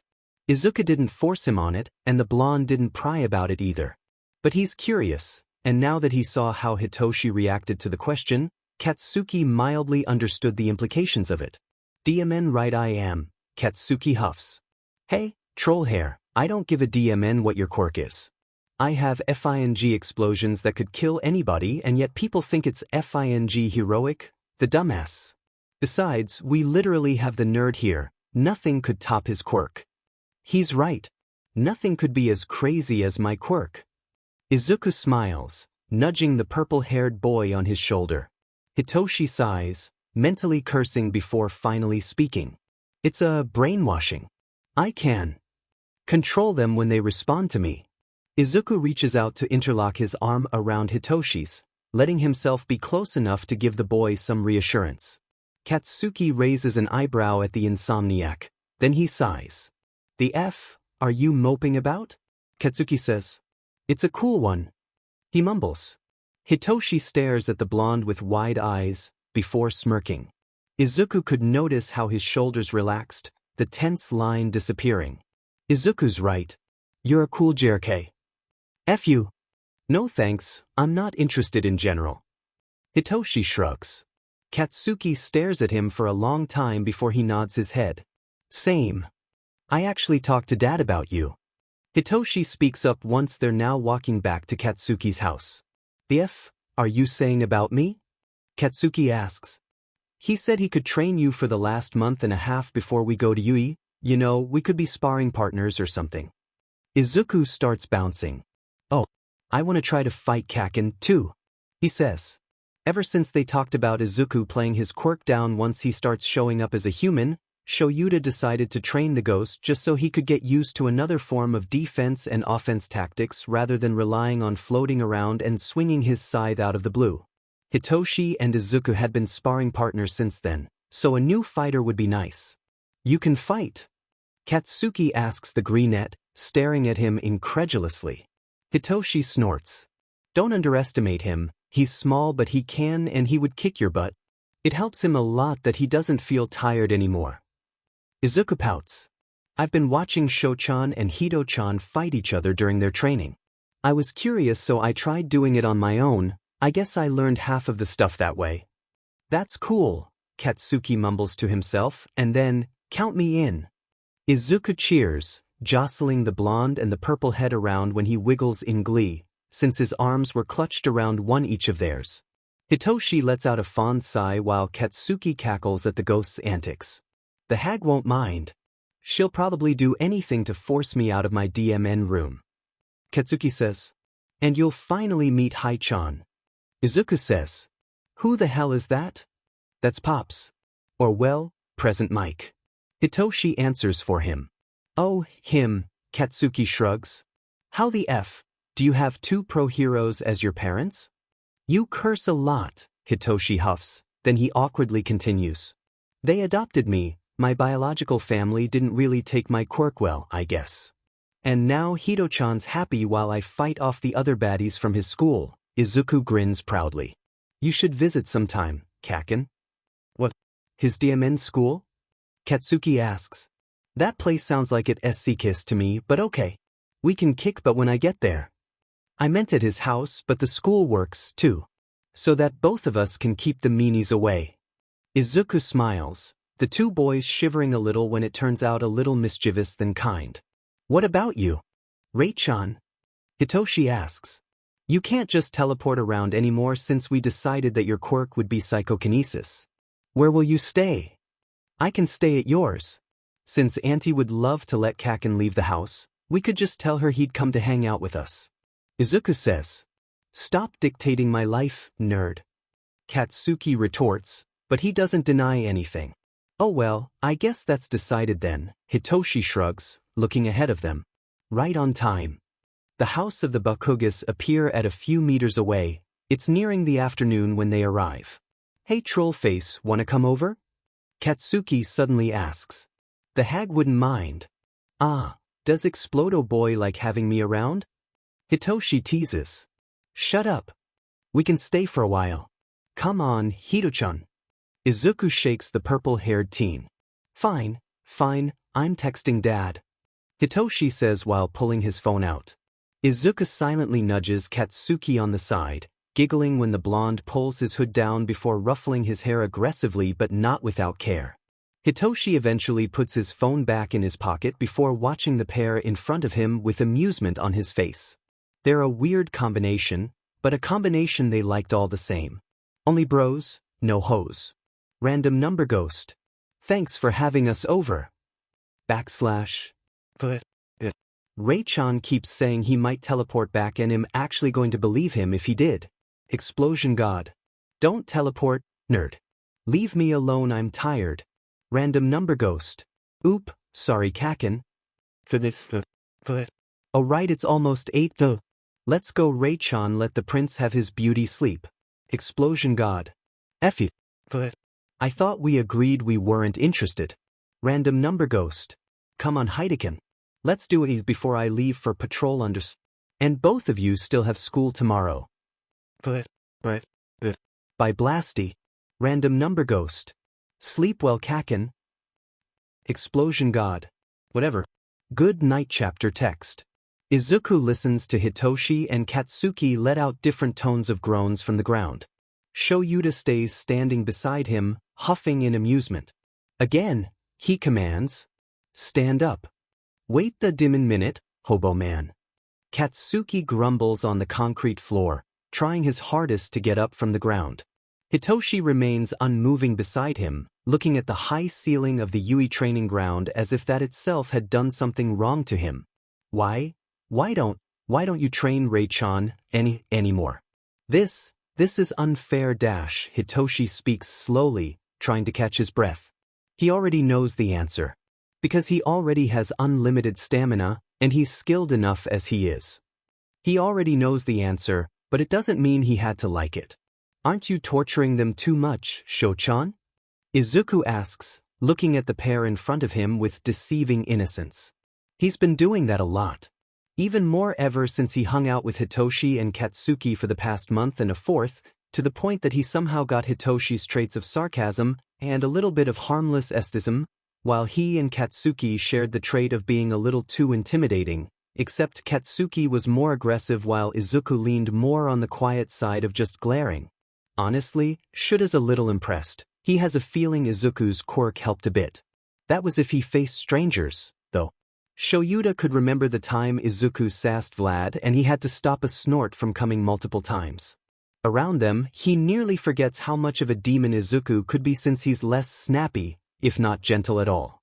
Shoyuta had no idea they'd influence Izuku this way, but he might have kind of asked for it anyway. He secretly enjoys the fact that Izuku only acted like this in front of them, even if he was acting like Hitoshi and Katsuki combined sometimes. Well, at least he's not swearing. Enough for them to have a chance in passing the entrance exam. Shoyuta answers to bring himself out of his thoughts. Hitoshi, go train with your capture weapon. Bakugu, sparring with me. Yurei, scythe training. The Yurei name had quite have been their thing. Ever since Izuku assured the underground hero and the rest of his second family that he liked being called his ghost name, the family decided to use it on him since they were more familiar with it. Yes, sensei. All three boys exclaim, a little teasingly. Shoyuta rolls his eyes. Not fondly, it's not. Shoyuta watches Katsuki fall into a stance, feeling a small burst of pride when he sees the effort the blonde was putting in his training. The two had been improving quickly, and Izuku might not be training for the hero course necessarily, but he insisted with going on the same training as theirs so he could protect them better. Shoyuta finds it amusing how oblivious Izuku was of the sheer protectiveness Katsuki and Hitoshi radiated around him, despite the ghost being undeniably more powerful than the both of them. 1 second of silence fills the whole training ground. His thoughts finally fall to a stop when Katsuki makes the first move, right when he hears the sound of Hitoshi's capture weapon whipping, along with a swish of Izuku's scythe at one training dummy. Yeah, they're already strong enough for the hero course. Another thing that's recently happened is Nizu talking to Shoyuta and Hizashi about Izuku. The rat had revealed that he'd seen Izuku multiple times, even when he still didn't reveal himself to the two heroes, all because Nizu had a different sense of sight than normal humans. Izuku ended up telling them that whenever he was catching up on Hitoshi's studies, he's been asking for some guidance from Nizu from time to time, and Shoyuta does not know how to feel about that. Izuku told them that though even if he did have catching up to do on Hitoshi's studies, he's actually been learning quite a bit of other information from the principal if he's able to finish Hitoshi's assignments on his own earlier than he intends to. He says that being a ghost was a lonely life, and Nizu may not be the only animal company he has, but Nizu was the only one who could talk. Shoyuta decides that he won't delve in deeper and leave the two alone. The damage has already been done. He could only hope that Izuku wouldn't consider taking over the world. Speaking of Yui-related things, the entrance exam was approaching. Shoyuta can see how much it's affecting the two boys, and Izuku could only do so much as give them comforting shivers. It works, and he lets his looser, sweeter side try to cheer them up, the usual humorous retorts mellowing down to soft mutters and encouragements. Shuta's glad Hitoshi and Katsuki had. And Izuku to hold them back. All he had to do was look them with the eyes and eventually they'd give in to the ghost's requests. This is another one of those moments. What a sneaky problem child. Hyun, you need to rest. Do you want to die before the exam even starts? Izuku sighs shortly, voice heavily weighted with worry. The endearing nickname contrasted the tone of his voice, but somehow Izuku makes it work all the time. It's very impressive. Katsuki subtly tries to train silently, although it doesn't really work, especially when his quirk is literally explosions. Izuku jogs over to the blonde, slipping a hand into Katsuki's to stop the boy from letting off another explosion.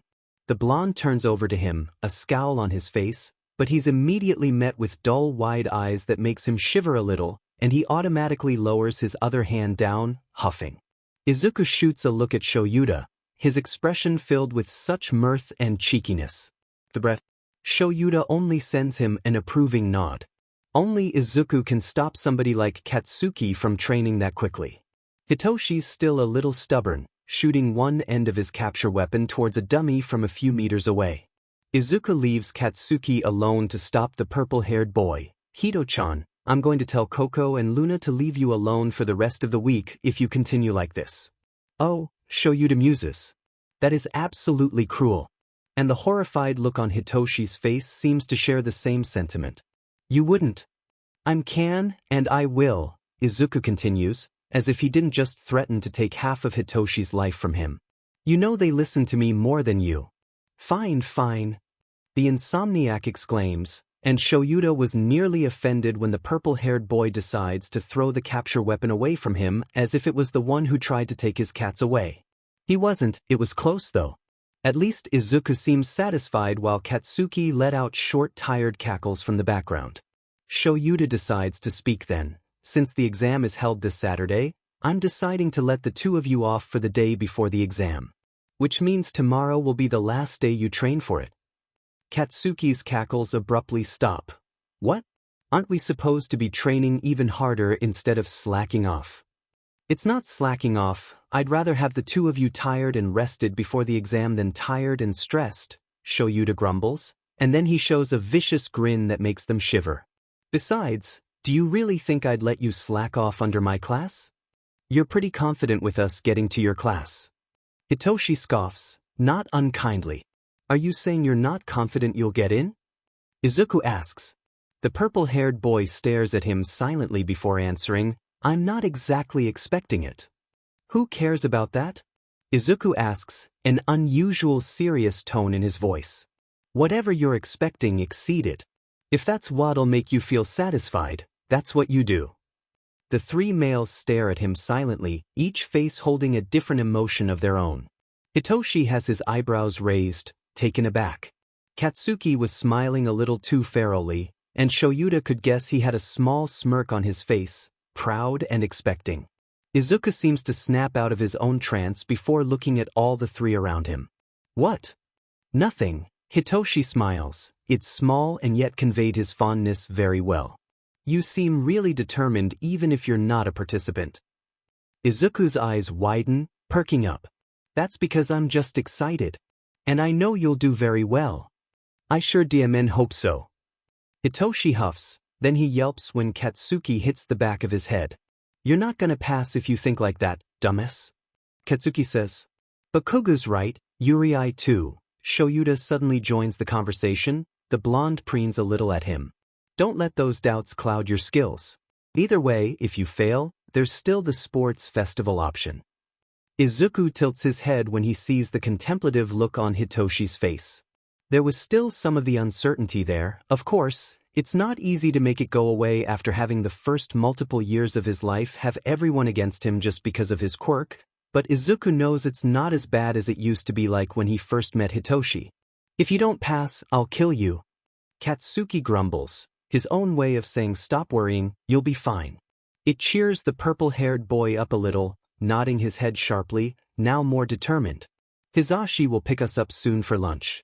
Bakugu, your parents will be tagging along. Shoyuta suddenly changes the topic. Huh? Why are they suddenly coming with? Katsuki asks. Maybe they want to have lunch together before the exam? Izuku questions. Or they want to get to know Hito-chan more. What? Why? Hitoshi asks. They've met him already. Katsuki exclaims at the same time. Izuku sighs as if he was dealing with a toddler. Shoyuta snorts quietly. You know, Auntie Kaken, I don't get why you're still surprised about that. I'm not surprised, nerd. Hitoshi and Shoyuta watches with poorly disguised fascination when Katsuki nearly pouts at the smaller boy. Sure, of course. Izuku cheers a little too happily, like he's accomplished something big. He probably did. Eventually, they all pack up and leave the training ground. Occasionally, the group crosses paths with a few other Yui staffs, greeting them along the way. It's already the first week spring break, after all, and only teachers and staffs who have work to do are around the campus. After their short checkup with Shizenji for any injuries and additional gummies, Shoyuta watches Izuku smile excitedly at them. Even if he doesn't exactly eat anymore, they were notified that Hizashi was done with his daily patrol and already meeting up with the Bakugas. They're in the middle of the halls when a familiar sound of heels walked towards them. Shoyuta could only breathe out a sigh. It's the exact same thing Hitoshi does. Katsuki was unbothered, and only Izuku looked delighted. Shoyuta? Gremlins? The R-rated hero greets, immediately beelining towards Izuku to wrap her arms around the greenette. Izuku was never bothered by the hero's chest and focused more on the warmth Namuri gave, which the R-rated hero seems to appreciate very much. Understandable, Izuku is just that lovable and he doesn't even know it. Izuku giggles. Hello, Nemi-chan. Hello, Green Bean, still as cold as always even with that hoodie. Namuri casually remarks. They all decided not to say anything about it. None of the Yurei staffs, aside from Shoyuta, Hizashi, and Nizu, knew about what Izuku's condition truly was, not finding it necessary to share something so big towards the people who doesn't have to be involved. She says gremlins and yet only gushes over the bean. Hitoshi mumbles, although he doesn't really look like he wanted to be smothered by the woman. Shoyuta can relate. I just came from outside. Zashi's car is parked, they're waiting for you, Namuri says before turning to Hitoshi. And you, gremlin number 1, what? You want a hug from your sweet, sweet auntie? You, Hitoshi shivers. Namuri doesn't seem offended, instead she's cackling. Save it for the ones who actually like it. Your loss. Then she turns to Katsuki. Hey brat, you're probably hungry, so I won't bother you for now. She teases. F off, Katsuki automatically retorts, but his eyes held the usual respect that they did whenever he talks to the heroes. Namuri doesn't seem fazed, ruffling the blonde's hair instead as she ignores said blonde's grumbling. Zashi's car is waiting outside, I'd like to come with but I got some work to do. Shoyuta nods silently with a hum, at the same time Izuku says, maybe next time, Nemi-chan. Of course. The hero smiles, and then she swerves around to pass them. Alright, bye-bye now kids, I really gotta go, gremlins. You better do your best or you'll be stuck with me in 1C. That's a good motivator. Hitoshi mumbles thoughtfully and Katsuki huffs at the echoing laughter of the woman. Shoyuta lets out the nth sigh of the day. Let's go kids. The underground hero ushers, leading the three outside. How much do you think Auntie would scold Hito-chan for brooding? Izuku whispers to Katsuki. It's useless though, since he's sitting right between the two boys in the car. I'm not brooding. Hitoshi says. I swear to his purple effing pineapple hair she won't even have to ask about it, she'll know right away. Katsuki snorts. Language, listener. Hizashi interrupts automatically, even if they all knew nothing would stop Katsuki from swearing. The car ride was surprisingly silent. Hizashi's humming was the only sound that filled the ride and Shoyuta was trying to catch up on his sleep. It didn't take too long until the boys' fatigue caught up to them, and now they're both on Izuku's sides, using the ghost's bushy hair as their pillow, both knocked out from training. Said ghost was occasionally humming with Hizashi, oblivious to the fact that it makes the boys on his sides unconsciously shuffle closer even in their sleep. The voice hero sees it on the rearview mirror, smiling brightly at the trio. A few minutes later they finally arrive at their destination. The simple restaurant where they occasionally go to whenever they have an occasion. Izuku takes the time to jolt the two up awake by zapping them lightly, a cheeky smile on his face when Katsuki wakes up cursing everything around him. Hitoshi just looked confused. We're here. Izuku cheers, grabbing one hand each from them before squeezing it. They both subconsciously squeeze back, still half asleep. I can see Uncle's car from a few meters away. It's a good thing we didn't plan this the day before the exam, it would have been so crowded dash. We get it, nerd, Katsuki grumbles. Shut up already. Come on, wake up faster, we're getting out.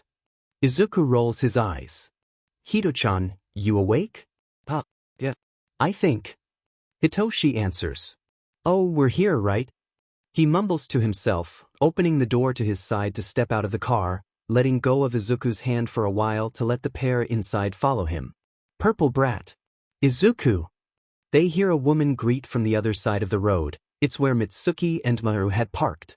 Mitsuki had sped up over to wrap Izuku around her arms first, Masaru following behind to ruffle Katsuki's hair. It didn't take too long before Hitoshi got a hug of his own. You look a little tense today. Mitsuki raises an eyebrow at the insomniac. Katsuki and Izuku watches with amusement from the side. You nervous for the exam? I guess. Hitoshi intelligently answers. Kick their butts, kid. I know that look, so stop looking like that. If you can make Katsuki go home with new bruises every session, then you can pass that DMN exam. What the hell is that supposed to mean, hag? Masaru quietly greets Hitoshi's parents from the sides before ruffling Izuku's hair, all of them silently watching the trio's interaction. A few moments later, Masaru eventually starts to lightly pull his wife away before they all finally walk over and inside the restaurant. They immediately occupy 2 tables, the parents all together while the kids had a table of their own. Order whatever the hell you want, kids. Leave everything else to the adults. Mitsuki smiles widely. What about their diet? Izuku asks Shoyuta. Today's a cheat day. Hisashi exclaims. Go on, listeners. Hell yeah. Katsuki says, eyes wide in delight. Huh, is this what it's like to have a rich family? Hitoshi mumbles. Hito-chan, your parents are literally pro-heroes. Hai-chan has 3 jobs and Sho-chan has 2. Izuku quietly says. Oh right. Katsuki simply huffs. What a dumbass. Also, I told you the hag would notice troll hairs brooding right away. Leave me alone, I'm not brooding anymore. I'm hungry. Hitoshi rolls his eyes, and then they hear Hisashi call over a waiter for the 2 tables. Said waiter eyes Izuku questioningly until Katsuki speaks. He can't eat food, his quirk doesn't allow it. The man nods slowly before walking away. The last time Izuku tried to eat or drink, he just ended up spitting it out. They don't want that to happen again. They spend the few minutes waiting to talk about whatever comes up in their mind. Sometimes they'd stay silent to listen in on the adults' conversation with cheeky smiles on their faces, and then Shoyuta would turn around to look at them with an exasperated look on his face, and they finally decide to let the man have his peace at least for tonight. Are you still gonna patrol later? You could take a break, you know. Hitoshi asks Izuku. Tell that to your dad. Izuku huffs. Even if he wasn't going, you'd still leave the apartment. The insomniac counters. I'll be fine. I told you crime lessons when it's midnight and I don't get tired. Izuku answers.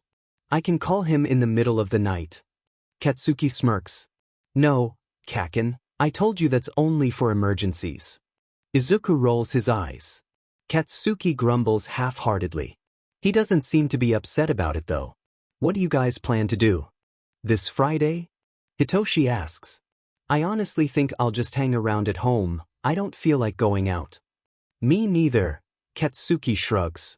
Probably spend it like how my shitty days used to be. Then let's go all out tomorrow. Izuku says. No, not you, Hitoshi groans. You're watching tomorrow or practice your scythe, or whatever. I want a day without Ray-chan slamming me to the ground. For the first FING time, I agree with troll hair. Katsuki turns to Izuku. Why don't you turn into a ghost and check up on the cockatoo or something? Maybe the hag and the old man too? I'm trying to get used to not using that form, and since I've told Hai-chan and all of you how to call me, then I don't really have anything to worry about. Unless if any of you do call me. Izuku rambles.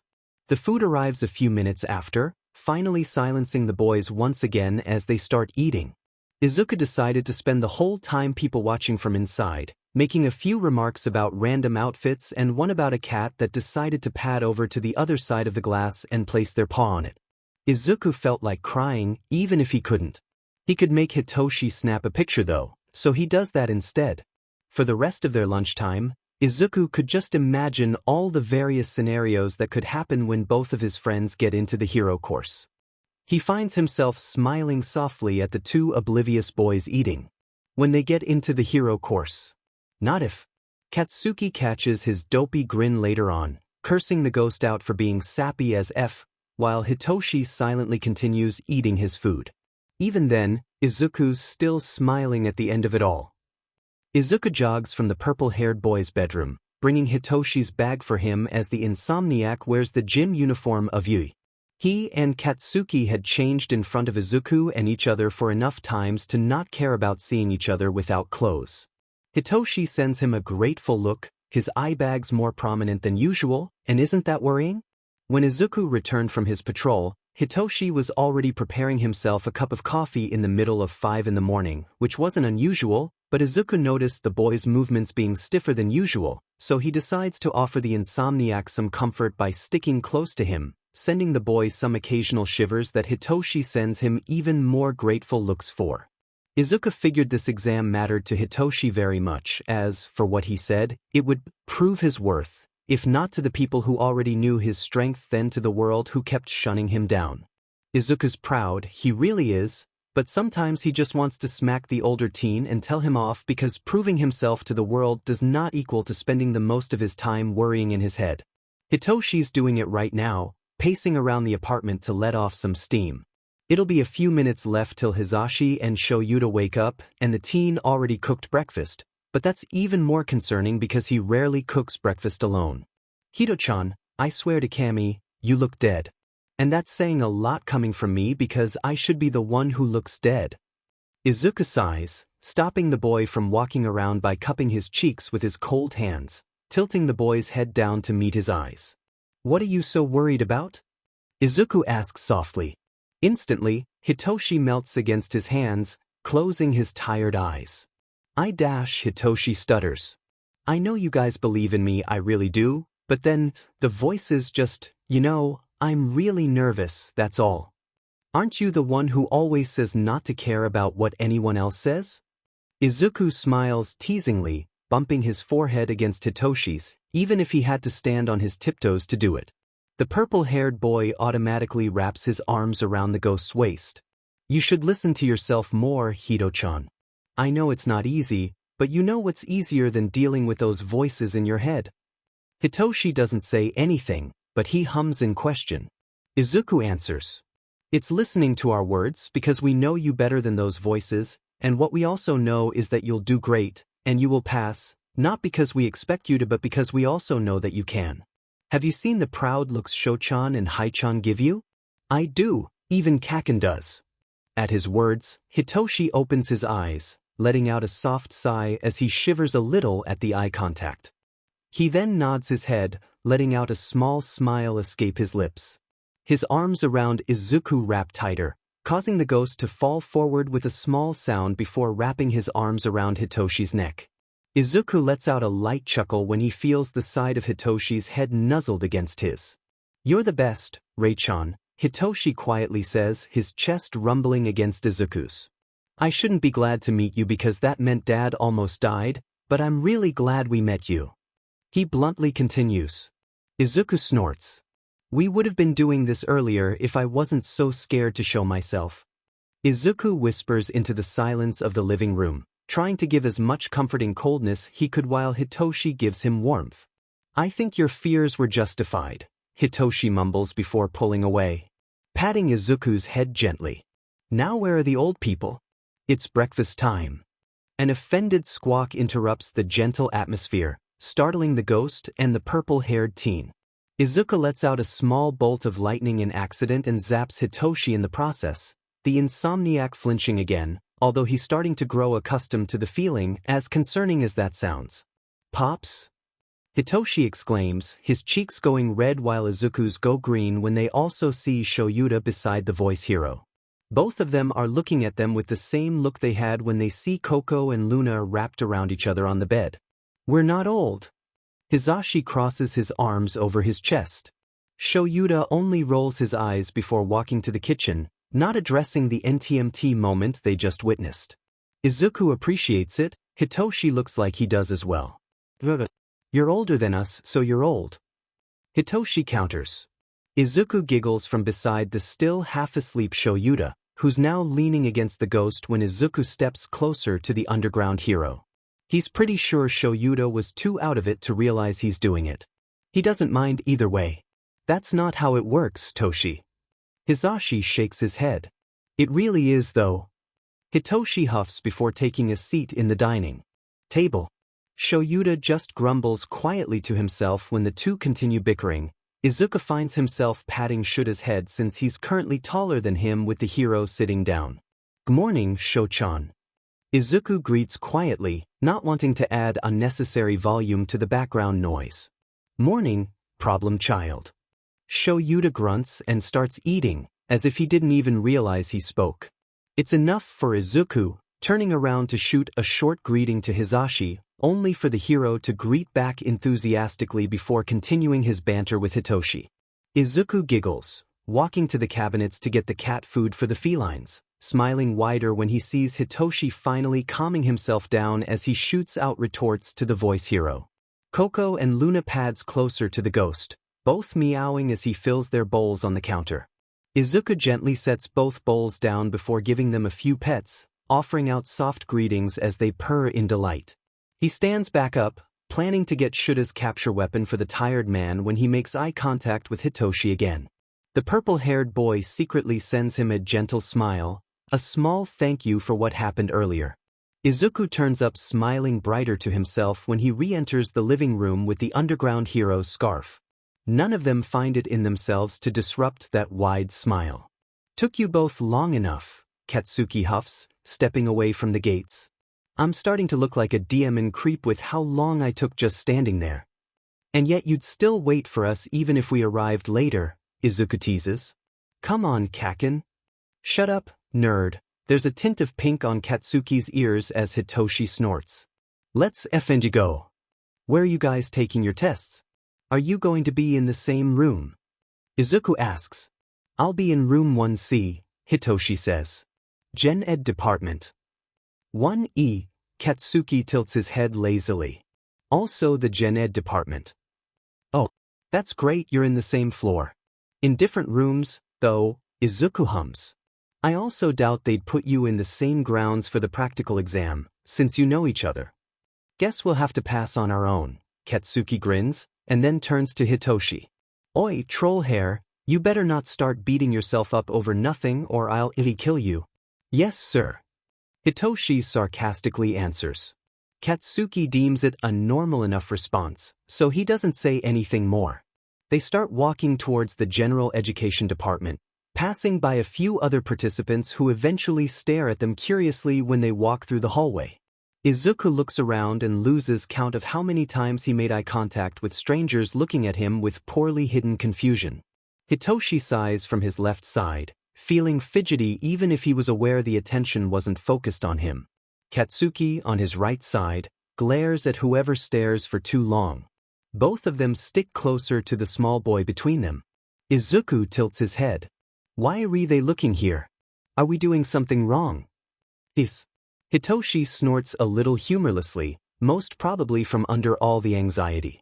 It's not every day they see a small teen dressed in a cute witch hoodie walking down Yui's halls. I think they have the right to be curious. Well, if they're FNG curious, they should just keep it to themselves. Katsuki grumbles. "Oh." Izuku perks up. "Should I pull my hood down? What if the others are trying to focus and I become a distraction? Nizu-sensei said I shouldn't be one if I plan on waltzing around the campus this school year." "Who cares? Wear it whenever the hell you want, nerd." "Also what the F, you mean waltzing around?" Katsuki asks. "Since when did you even get the time to talk to Nizu?" Hitoshi asks, mostly thinking out loud. "Nizu never sleeps," Izuku says ominously. A short moment of silence falls between the three males, and then Izuku decides to answer Katsuki's question. "And he said as long as I stay around a staff, I'm good to go to campus anytime. It's not like I need any other restrictions. Having my own files is unnecessary since I'm not exactly alive anymore, and they said I could help around by passing around messages or papers between teachers or towards the administration office, so I have something to do." "What about classes?" Hitoshi asks. "I'll be staying with Sho-chan most of the time, which means I'm technically staying in one," Izuku mutters. "I told Nizu I didn't want the uniform because it looks tight, and thankfully he agreed to just let me wear my current outfit. Which means we just have to pass the DMN exam so we can be together." Katsuki nods to himself. "That should be easy." Hitoshi scoffs. "Easy for you to say, Explodo boy." Before he can say anything else and pull Katsuki into another bickering session, Izuku reaches up to flick Hitoshi's forehead. None of those, Hito-chan. We're here. Hitoshi sighs, waving the massive door of room 1C as he tries to move past the topic. Izuku pouts to himself, earning a small hair ruffle from the insomniac. Hitoshi didn't really look like he was doubting himself this time, so Izuku lets it slide. I'm going in by Blasty by Ray-chan. Hitoshi bids farewell, his hands still on Izuku's hair while the other punches Katsuki on the arm playfully. He lets both of them go before putting a hand on the gigantic door. Good luck, Hito-chan. Izuku smiles. Kill him, troll hair. Katsuki smirks. The purple-haired boy nods before sliding the door open, ignoring the looks other students were giving him before closing the door behind him, leaving Izuku and Katsuki standing outside for a few moments. Let's go, Zuku. Katsuki starts walking away and towards the direction of room 1E, leaving Izuku to catch up beside him. Are you nervous, Kaken? Izuku asks, swaying his arms to play with his sleeves. Hito-chan was pretty out of it earlier, I'm glad he's fine now. I'm not fucking nervous. And troll hair should know his worth, 'cause I know dim and well he'll kick butt in the exam later, Katsuki answers. Then he turns to glare at Izuku. Do not tell him I said that. Izuku raises both of his arms in mock surrender, laughing lightheartedly. Okay. Room 1E was not that far from 1C, so it only took a few minutes for them to get there, and while the duo was short on one boy to walk with, Katsuki just glared even harder towards the curious strangers to compensate for Hitoshi's lack of presence. Izuku just rolls his eyes at the blonde. Apparently it wasn't his witch hat that caught a lot of attention since Izuku already pulled it down. What was it then? You're scaring them, Kaken. Izuku sighs. You would be as well if you keep seeing creepy extras staring at your best friend. Katsuki scoffs, deciding to put an arm around Izuku's shoulders before pulling him to his side. He's being protective. But Kaken, you already have to go inside, I can handle myself. Izuku says. They're eventually gonna leave with you, they're also participants after all. Where the hell are you gonna go then? Katsuki asks. I'll be staying at the teacher's lounge. Come on, Kaken, get in. Izuku rolls his eyes. Katsuki eventually relents and releases the ghost from his hold before reaching out to pull the hood behind him and placing it on Izuku's head. Katsuki rolls his eyes before turning around, sliding the door right away before stepping in. Good luck, Kaken. Izuku beams. He doesn't miss the slight smirk on Katsuki's face as he looks at him over his shoulder, sliding the door back closed on him. Not wasting any more time, Izuku turns around to skip across the hallways and smoothly avoids a few bunch of people trying to approach him. He nearly wished Katsuki and Hitoshi were here, maybe they were right to intimidate the others. Izuku really wished Shoyuta was here, too, or Hizashi, but they're both busy handling other participants. It's like he's alone all over again, but he knows he isn't. He eventually grows tired of the people not taking the hint, and bursts a sudden aura of darkness as his face slacks to look colder than usual, letting his smile slip and make his dull eyes more prominent. He's satisfied when people freeze in their steps, taking a few steps back to give him the space he very much needed. It's wider than normal, but he doesn't really mind. When he arrives at the teacher's lounge, a few other staffs who are done handling the previous batch of examinees are sitting around, greeting the honorary Yamada Aizawa member when they see him enter. Oh, hello, Izuku. 13 greets enthusiastically. How are Shinsu-kun and Bakugu-kun? They're doing great, Kuros-chan. Izuku returns the energy. Hito-chan was a bit nervous before we came, but he eventually came around. Kaken was confident as usual. The space hero voices out a sound of understanding. Bakugu-kun has every right to be confident. And Shinsu-kun will do very well, I hope he doesn't doubt himself too much. We're working on it, thank you for your concern, Kuros-chan. Izuku smiles at them. They might as well have the concern of every staff in Yui, dearie, Shizenji interrupts. I have a feeling they'd get themselves in trouble the most among Aizawa's future class.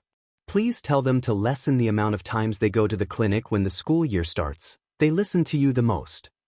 I'll always keep an eye on them, Chio-san. Izuku smiles, receiving the nurse's own in response. What a kind young man. Never change, dearie, Shizenji sighs, giving Izuku's cold hand a pat. They're all lucky to have you. Izuku feels the familiar feeling of green creeping up to his cheeks, smiling shyly at the nurse in front of him. He knew Shizenji meant more than what she just said. She wasn't supposed to be aware of Izuku's condition, but they had eventually told her about everything when she kept questioning why the boy never got any bruises despite knowing that Izuku trained with the two other teens.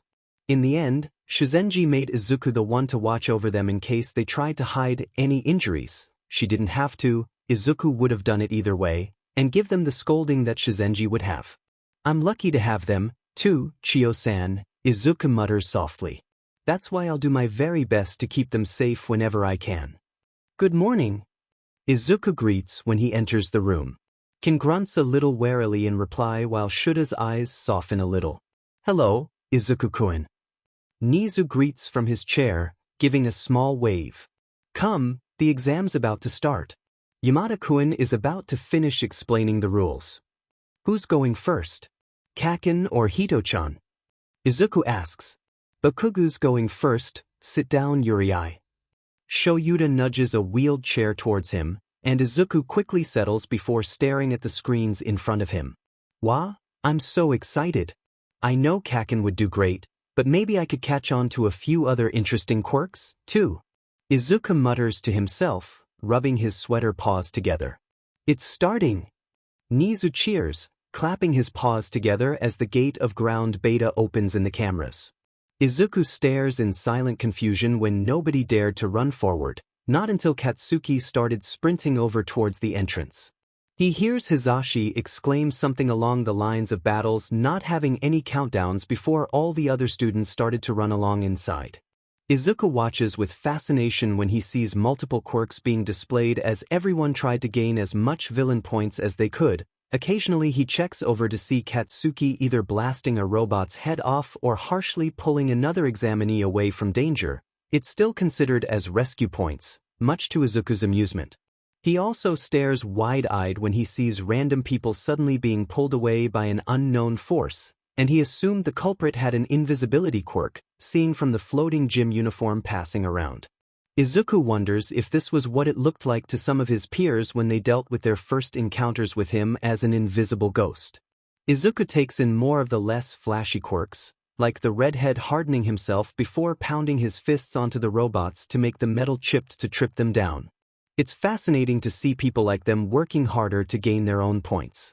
He lets out sounds of delight and amazement, unaware of the three Yui staffs behind him staring at him occasionally as they discuss over the students they plan to take into their class.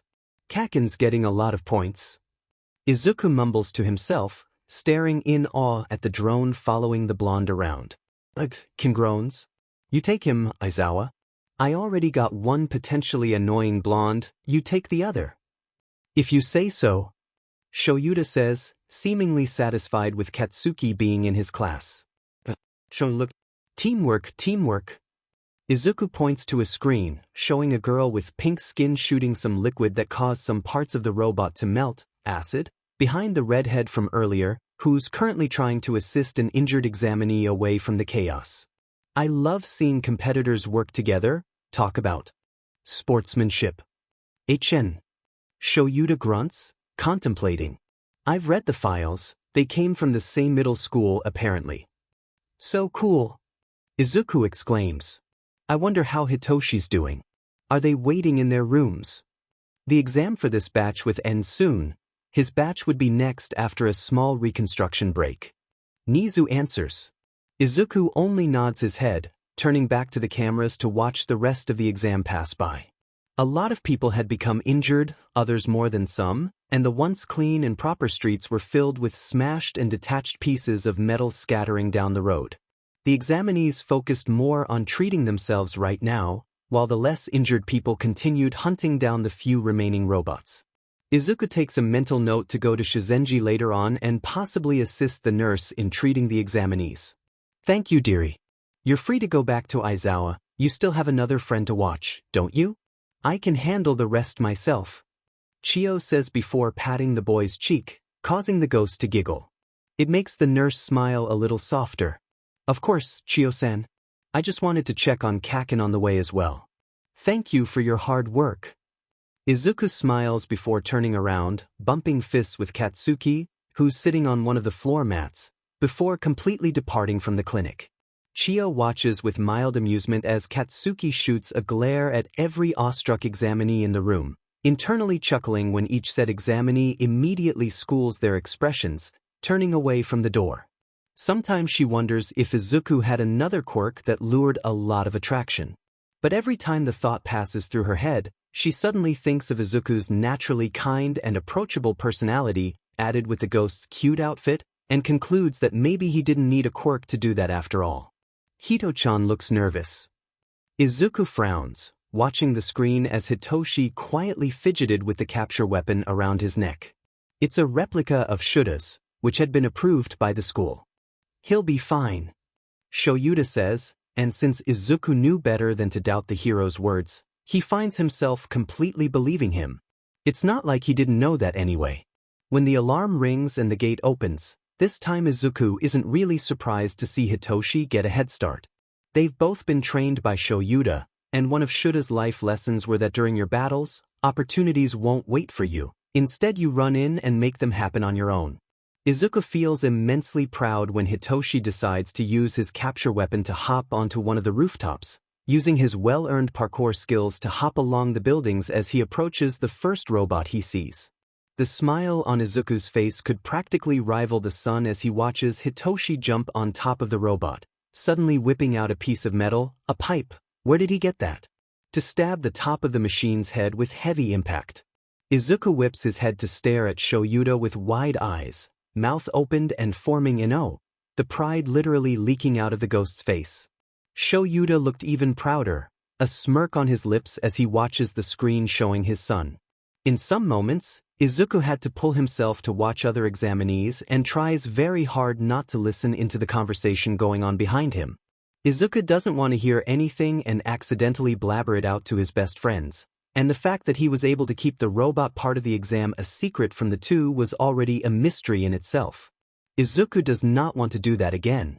He watches as a boy with a tape quirk swings among the buildings, some robots sticking to the tape before he maneuvers around so he's able to pull the robots to collide and crash with each other.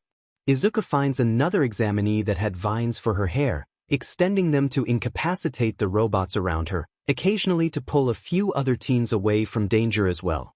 When he checks on Hitoshi again, he finds himself smiling wide. Hito-chan's getting a lot of points. More of them are rescue points too. Very heroic indeed, Nizu grins. Now what will the other heroes do when their lives are now in apparent danger? Izuku froze, turning to the principal to see his paw hovering above a giant red button. Sensei dash. He's too late. The stoat had already pushed the button down, causing the whole city of Ground Beta to shake in its place. Everyone in the cameras are visibly confused and alarmed, the others starting to accompany each other as they start to move away from the buildings to avoid collapsing rubbles. Izuku can only watch in slight horror. He knows Nizu won't cause too much danger just for the exam, and he knows the examinees are smart enough to see a losing battle. But unfortunately, some other participants are less lucky, the ones who are closer to the gigantic zero-pointer while also injured in a way. His eyes mostly focus on Hitoshi for now, only to see the purple-haired boy's location being farther from the zero-pointer, pulling another examinee who has a silver belt with a golden ring in the middle, right on top of his stomach. Izuku guessed it had something to do with the boy's quirk, but he doesn't think about it too much. He's relieved that Hitoshi's not too close from the executor, so he moves on to the other cameras near the robot. Izuku scans the screen quickly, a lot of them covered with dust and smoke, but he sees a lot of examinees doing their best to run away. At least he doesn't have to worry about the zero-pointer hurting them. Izuku looks a little closer, just to make sure everyone was running away. And then he sees it. Or rather, he sees her. There's a girl stuck under a huge piece of rubble, looking a little green and a whole lot more panicked as she tries to claw her way out of the situation. Izuku turns to Shoyuta in alarm, and finds the underground hero just as concerned as he felt. Even Ken was tenser than usual as he stared at the same screen. Nizu-sensei, there's a girl. She's stuck there. Izuku gestures frantically. Everyone already ran away aside from her, and the exam's ending already. Please turn off the executor. But I believe I see the girl you are pertaining to, Nizu hums, not even a tinge of worry in his tone. He sounded challenging instead. Izun, give me one more valid reason to stop the zero-pointer and I shall do as you say. It could possibly kill her, sensei. There could be witnesses among the examinees and it could lead to the media talking about it all week, plus they could twist the story and make it sound worse than whatever could sound worse than an examinee's death. You wouldn't want to tell the girl's parents about her death because of an exam in your school, would you? Izuku stares at the principal intensely, but he's not afraid. This is him talking to the principal. There is nothing to be afraid of.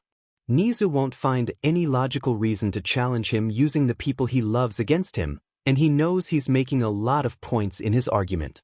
Nizu wouldn't risk a life of another potential hero, and he wouldn't risk the reputation of Yui either. With those thoughts in mind, Izuku mentally sighs in relief when he sees the smile on Nizu become just a little bit approving, even if Ken nor Shoyuta could see it. Very well, Izuku-kun. Nizu hums, placing his paw back on the red button, then he pushes it again. The screens show the zero-pointers stopping themselves from moving further, which meant that the girl was still alive, only injured from and stuck under the rubble. A mildly surprised squawk came from the speakers before Hisashi's voice came to speak. Time's up, examinees.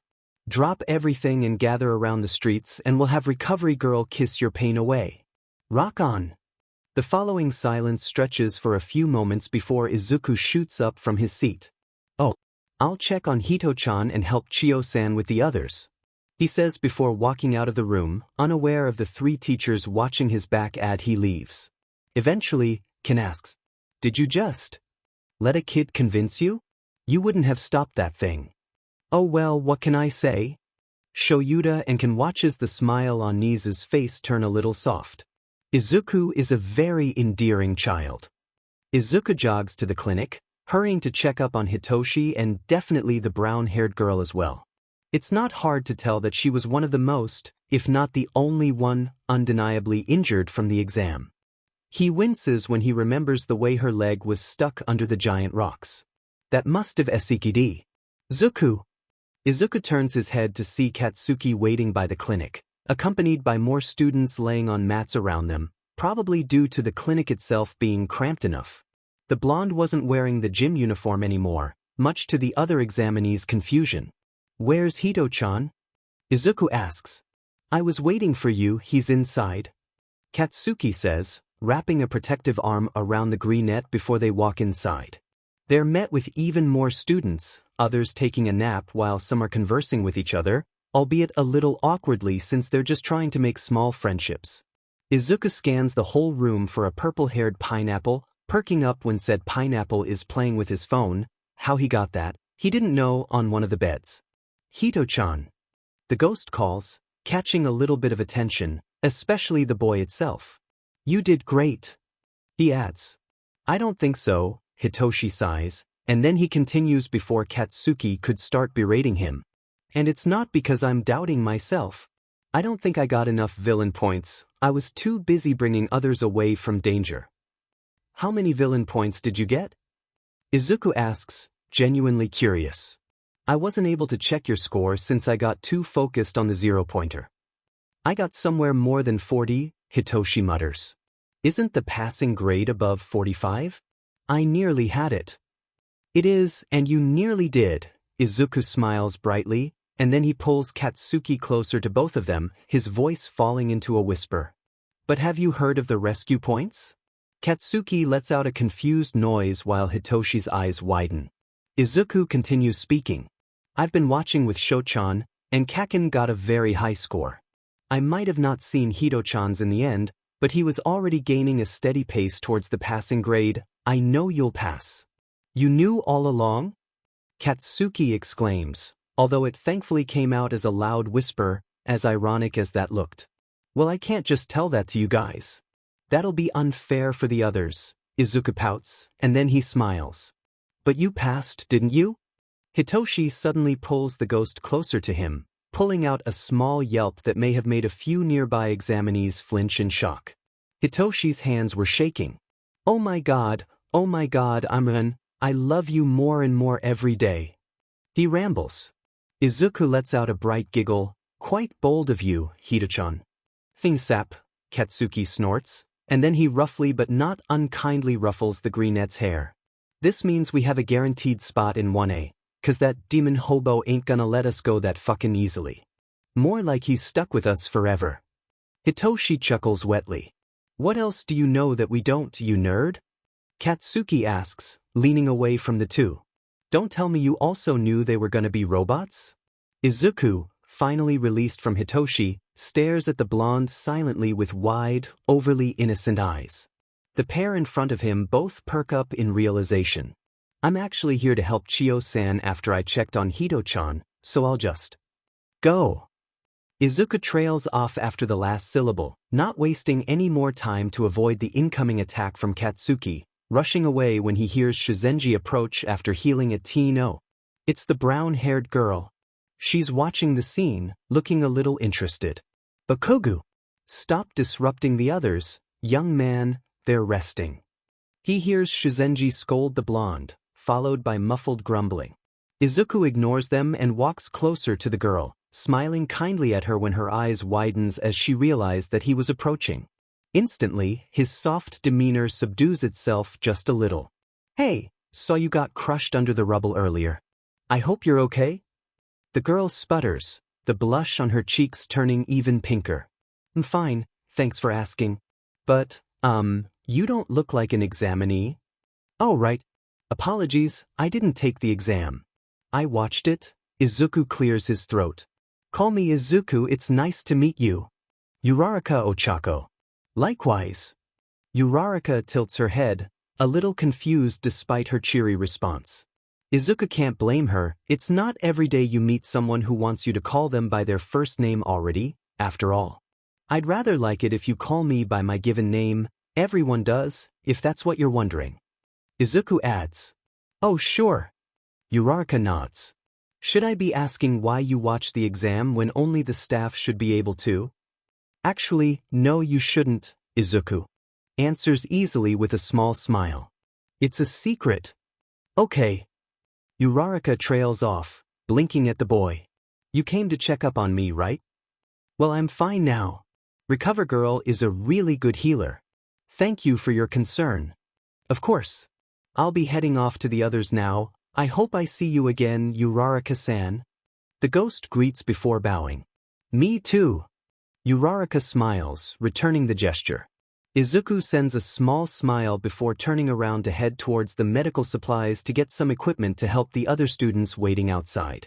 He passes by Hitoshi and Katsuki again, smiling cheekily when the blonde bids farewell to the purple-haired by bumping their fists together before walking along his side. Izuku and Hitoshi waves their hands before the greenette heads towards the door. Chiyo-san, I'll be helping out again. Izuku tells the heroine, receiving a pack of gummies from her in response. Thank you, dearie, hand these to them while you're at it. Shizenji says. Of course.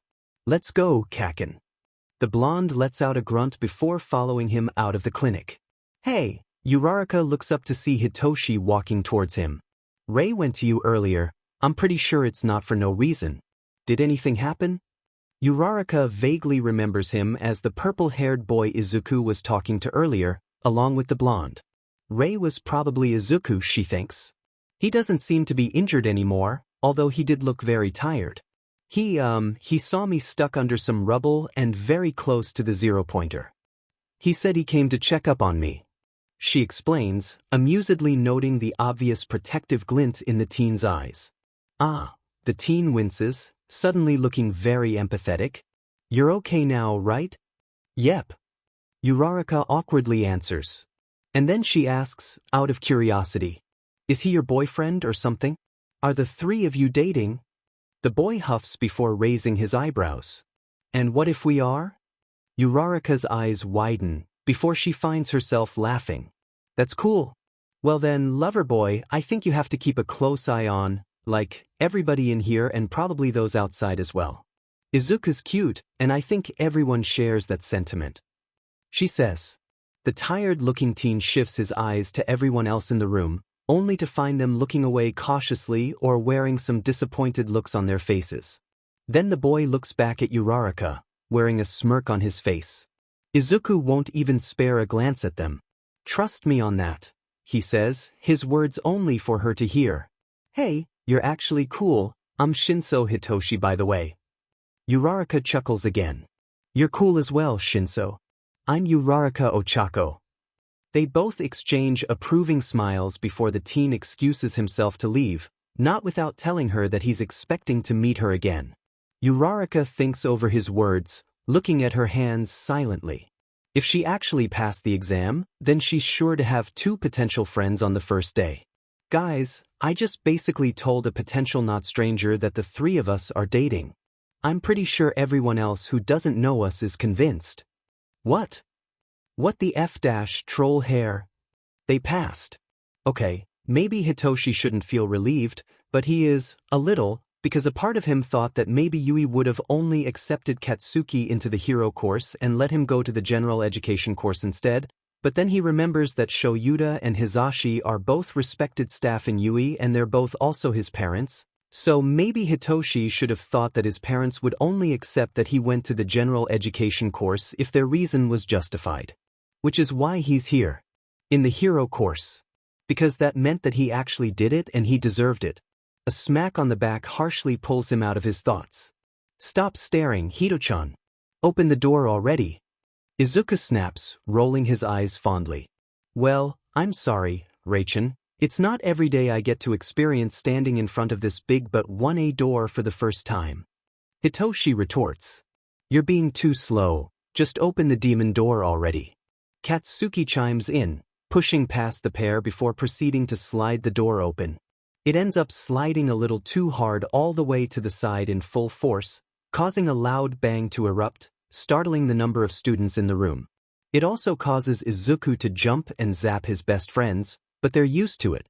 Silence falls among the room, all the other students, they're going to be their new classmates, stare at them with their own pairs of wide eyes. Hitoshi decides to take in every student's face, doing a short head count as well. In the middle of it, Izuku breaks the silence. "That was too hard, Kaken."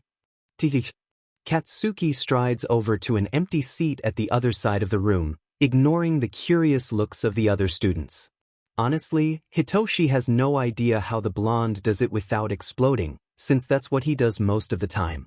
Hitoshi feels an arm wrap around his own before he's pulled into the room, followed by the greenette's voice breaking the silence again. "I'm sorry." He's always like that. Without waiting for a response, Izuku proceeds to pull the purple head as they both follow Katsuki towards 2 more vacant seats behind him. Izuku plops on the seat between them, Hitoshi at the back and Katsuki turning his chair around to face them. Hitoshi can feel the stares starting to lessen, although now their interest was more on Izuku's choice of clothing than what just happened a few minutes ago. A brave soul, a boy with weird-shaped elbows that takes the seat next to Izuku, decides to ask them the question that Hitoshi knew everyone was wondering. "Hey, why are you not wearing the Yui uniform?" Izuku turns to him, wide eyes making eye contact with the other, and Hitoshi could see the exact moment he shivers under the stare. Relatable. "Oh, I'm not a student, this is more like my costume? Except I'm not really a hero, I'm a minor teacher-student assistant of the campus, but I'm told to stay with this class." "That's so manly." Another voice interrupts, and it's a redhead with his teeth as sharp as a shark's, although Hitoshi has never seen a shark before, but that doesn't really matter. It's so sharp and a little intimidating, but the redhead looks kind enough that Hitoshi decides to ignore it. "Also manly?" Hitoshi has no idea what that was supposed to mean, but the guy doesn't look like he's insulting Izuku, so Hitoshi lets it be. "PFT costume." Katsuki teases, nudging Izuku's foot with his own. "Shut up, Kaken. At least I have an outfit." Izuku rolls his eyes. Then he turns to the redhead with a small polite smile. "And thank you. I like your hair." "Thanks, man. My name is Kirishima Eijiro, by the way." The redhead, Kirishima, enthusiastically introduces himself. "Nice to meet you, Kirishima-kun. Call me Izuku." Izuku smiles. It's such a contrast to the more energetic smiles Izuku gives Hitoshi and Katsuki, This one is more polite and subdued, if also a little calculating, and Hitoshi feels special that he got to feel Izuku's energy right away from when they first met. Izuku turns back to the boy with holes on his elbows. "What's your name?" "Oh, I'm Shiro Hanta, nice to meet you, man." Shiro smiles kindly. Then he purses his lips in confusion before asking, "By the way, are you 3 boyfriends?" Hitoshi snorts while Katsuki chokes on his own, Izuku's wide eyes staring at the boy beside them with amusement. Kirishima looks like he's tuning in with the conversation too, looking just as curious as the boy between them. "If you are to just ask that dash." Hitoshi cuts the spiky-haired blonde off right away. "Ignore his language, and what if we are?" he asks. It's the exact same question he asked Uraraka. Speaking of, did she pass? Hitoshi hopes she did. "Oh, okay." Shiro raises his hands up. "Protective." "Why are all the pretty boys together?" He mumbles the last part, chuckling at the green blush on Izuku's cheeks and the red shade on Katsuki's ears. Hitoshi feels accomplished. "That's so manly." Kirishima repeats, eyes shining even brighter than before. The door slides open, and 4 more people enters the room once more. Hitoshi could see 2 more following from behind. He checks the time and sees that there were only around 5 minutes left before the bell rings, and the seats are all occupied already, so now all they had to do was wait for the bell to ring. "Uraraka-san." Izuku greets, and Hitoshi quickly looks to see that the girl was indeed there, which means they're classmates, and the purple-haired boy nods at her in acknowledgement. "Izuku, please stop with the honorifics, we're gonna be classmates now, which means we're friends," Uraraka says before smiling at Hitoshi. "Hey, Shinso." "Hey." Hitoshi greets shortly. "Who the hell are you?" Katsuki asks, although his tone held more curiosity and didn't really sound rude. "You're the other boyfriend," Uraraka says. "I'm Uraraka Ochako." Pink cheeks, Katsuki nods. "Bakugu Katsuki." Hitoshi shortly notices that the blonde didn't bother correcting their classmates about their relationship status, and he smirks. They make eye contact and Katsuki just scoffs before rolling his eyes. Not even a moment after the door closes, Hitoshi feels a familiar presence enter the room. He blinks and looks over to Izuku and Katsuki, only to see them staring at the front of the room. Hitoshi straightens up to stare, only to see an even more familiar vibrant yellow caterpillar-looking figure squirming its way behind the teacher's table. "The teacher's here." Izuku informs the others, which was a good idea, really. Hitoshi supposes that he's starting to do his small job of being the minor teacher-student assistant that he was supposed to be. Shiro, Uraraka, and Kirishima stare at him confusedly, although they eventually walk off to their seats, deciding to trust Izuku's words. Which was also a good idea on their side, but it doesn't make any more difference because the rest of the class didn't know that Shoyuta was already there, hence the ongoing noise around the room. Hitoshi could imagine just how annoyed his dad must be feeling right now. 1 minute before the bell rings, it was less noisy than it was a few minutes prior, due to their other classmates going to their seats to settle down, eventually separating from the new friends they made. Yet only Hitoshi, Izuku, and Katsuki noticed Shoyuta perking up from behind the teacher's table. It's entertaining to watch, really. Even if Hitoshi feels bad for his new classmates. Shoyuta makes eye contact with Izuku, ushering the boy to walk to the front. Right? The ghost was supposed to introduce himself as well. "Hero Course Class 1A. Everybody turns their heads to the adult voice, the closer ones to the front letting out startled yelps before scrambling to their seats. The unbothered trio watches in amusement as the rest of the class repeats their actions. The sigh Shoyuta lets out had Hitoshi pursing his lips to keep himself from laughing. "It took you 6 seconds to settle down, enough time for you to get attacked. Time is limited, be logical and faster next time." A second of silence passes by before Shoyuta continues speaking. Hitoshi can vaguely imagine some boss music playing in the background, and honestly, it's making everything 10 times better. "I am Aizawa Shoyuta, and I will be your homeroom teacher for this year." Shoyuta nudges his head to the right, where Izuku was standing beside him, posture formal yet relaxed. Hitoshi can feel the small sense of authority from Izuku as he looks at all of them in the front. "Is the teacher-student assistant of Yui." Call him Izuku. Treat him like you would a mentor. Murmurs fill into the room, some girls and boys looking at Izuku with interest, while the students who already knew Izuku take pride in knowing him ahead of time. Ochako looked surprised, finally realizing why the boy wasn't exactly a student under the school. Izuku simply waves his hand with a small smile, one that promises something like even if they were the same age, Izuku can and will treat them the way he would if they need to be. Hitoshi feels so much pride for his best friend. Shoyuta interrupts the whole class with a glare of erasure, immediately silencing the whole room. Now, wear your gym uniforms and follow Izuku to the P.E grounds. We will be having a quirk apprehension test. But what about the orientations? A brave soul asks the hero. You only have 3 years to shape yourselves into the heroes you want to be.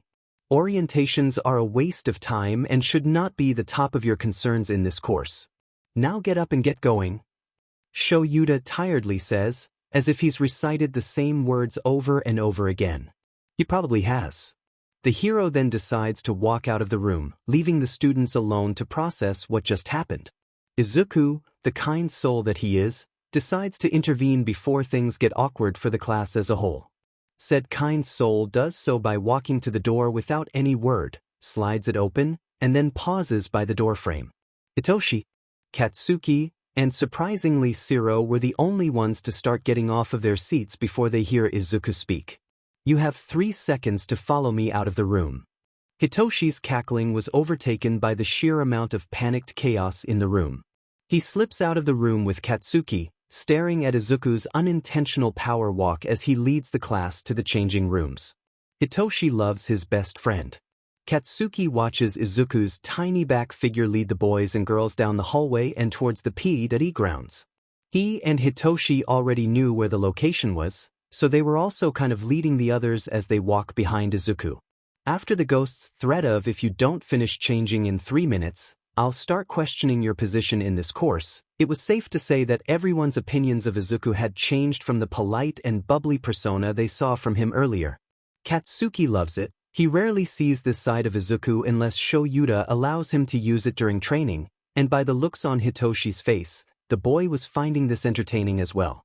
When they arrive in the P.E grounds, they find Aizawa standing from afar, arms crossed over his chest with his face buried into his capture scarf. You took nearly 5 minutes, I'll let that slide for now. Let's start. Shoyuta looks at the students, eyes settling on Katsuki. Bakugu, how many meters did you get on your last softball throw? Katsuki immediately answers, as they've done this before during their private training sessions. 67 meters. Do it with your quirk, Shoyuta lazily says, tossing the ball to him. Or anything goes as long as you stay in the circle. Izuku stands beside their homeroom teacher, holding a rectangular-shaped gadget as he waits for Katsuki to start.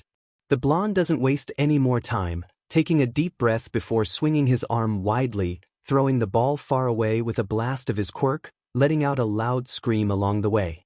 He turns around to face Izuku, who's already stretching his arm out to show them the distance. 705.2 meters. Katsuki preens. Izuku sends him a small smile. Not bad, Explodo boy, Hitoshi huffs. Guess I got up my game, huh?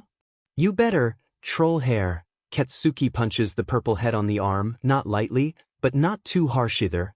If you hold yourself back on this, Izuku will not hold back on you. Hitoshi shivers lightly, shaking his head after. Yeah, no, I'm not doing that. Rei-chan's intimidating when he wants to be.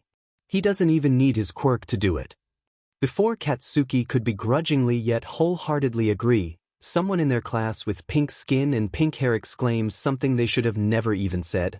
This is gonna be fun. Yeah, she never should have said that, not in front of someone like Aizawa. What a dumbass. You think this is fun? Aizawa drawls out, a hard tone in his voice. Continue with that attitude and you won't last long in my class. The student who places last will be expelled. The whole class erupts into different claims, others bewildered and others scared. Only a chosen few stayed silent among the commotion, Katsuki and Hitoshi included. One of the students' words overlapped the others. But that's not fair. Aizawa flashes his quirk once again, effectively silencing the students around him. Katsuki winces at the words, knowing fully well about someone who knew just how unfair life was. His eyes shift onto Hitoshi, who's staring silently at nothing with tired eyes. Katsuki nudges the insomniac with his elbow. Life will never be fair, especially in the course you chose. Get used to it. Aizawa says shortly. He finds a few students nodding along solemnly, and it's enough for now. Next, please. Izuku calls, then a sparkling boy steps up from his place.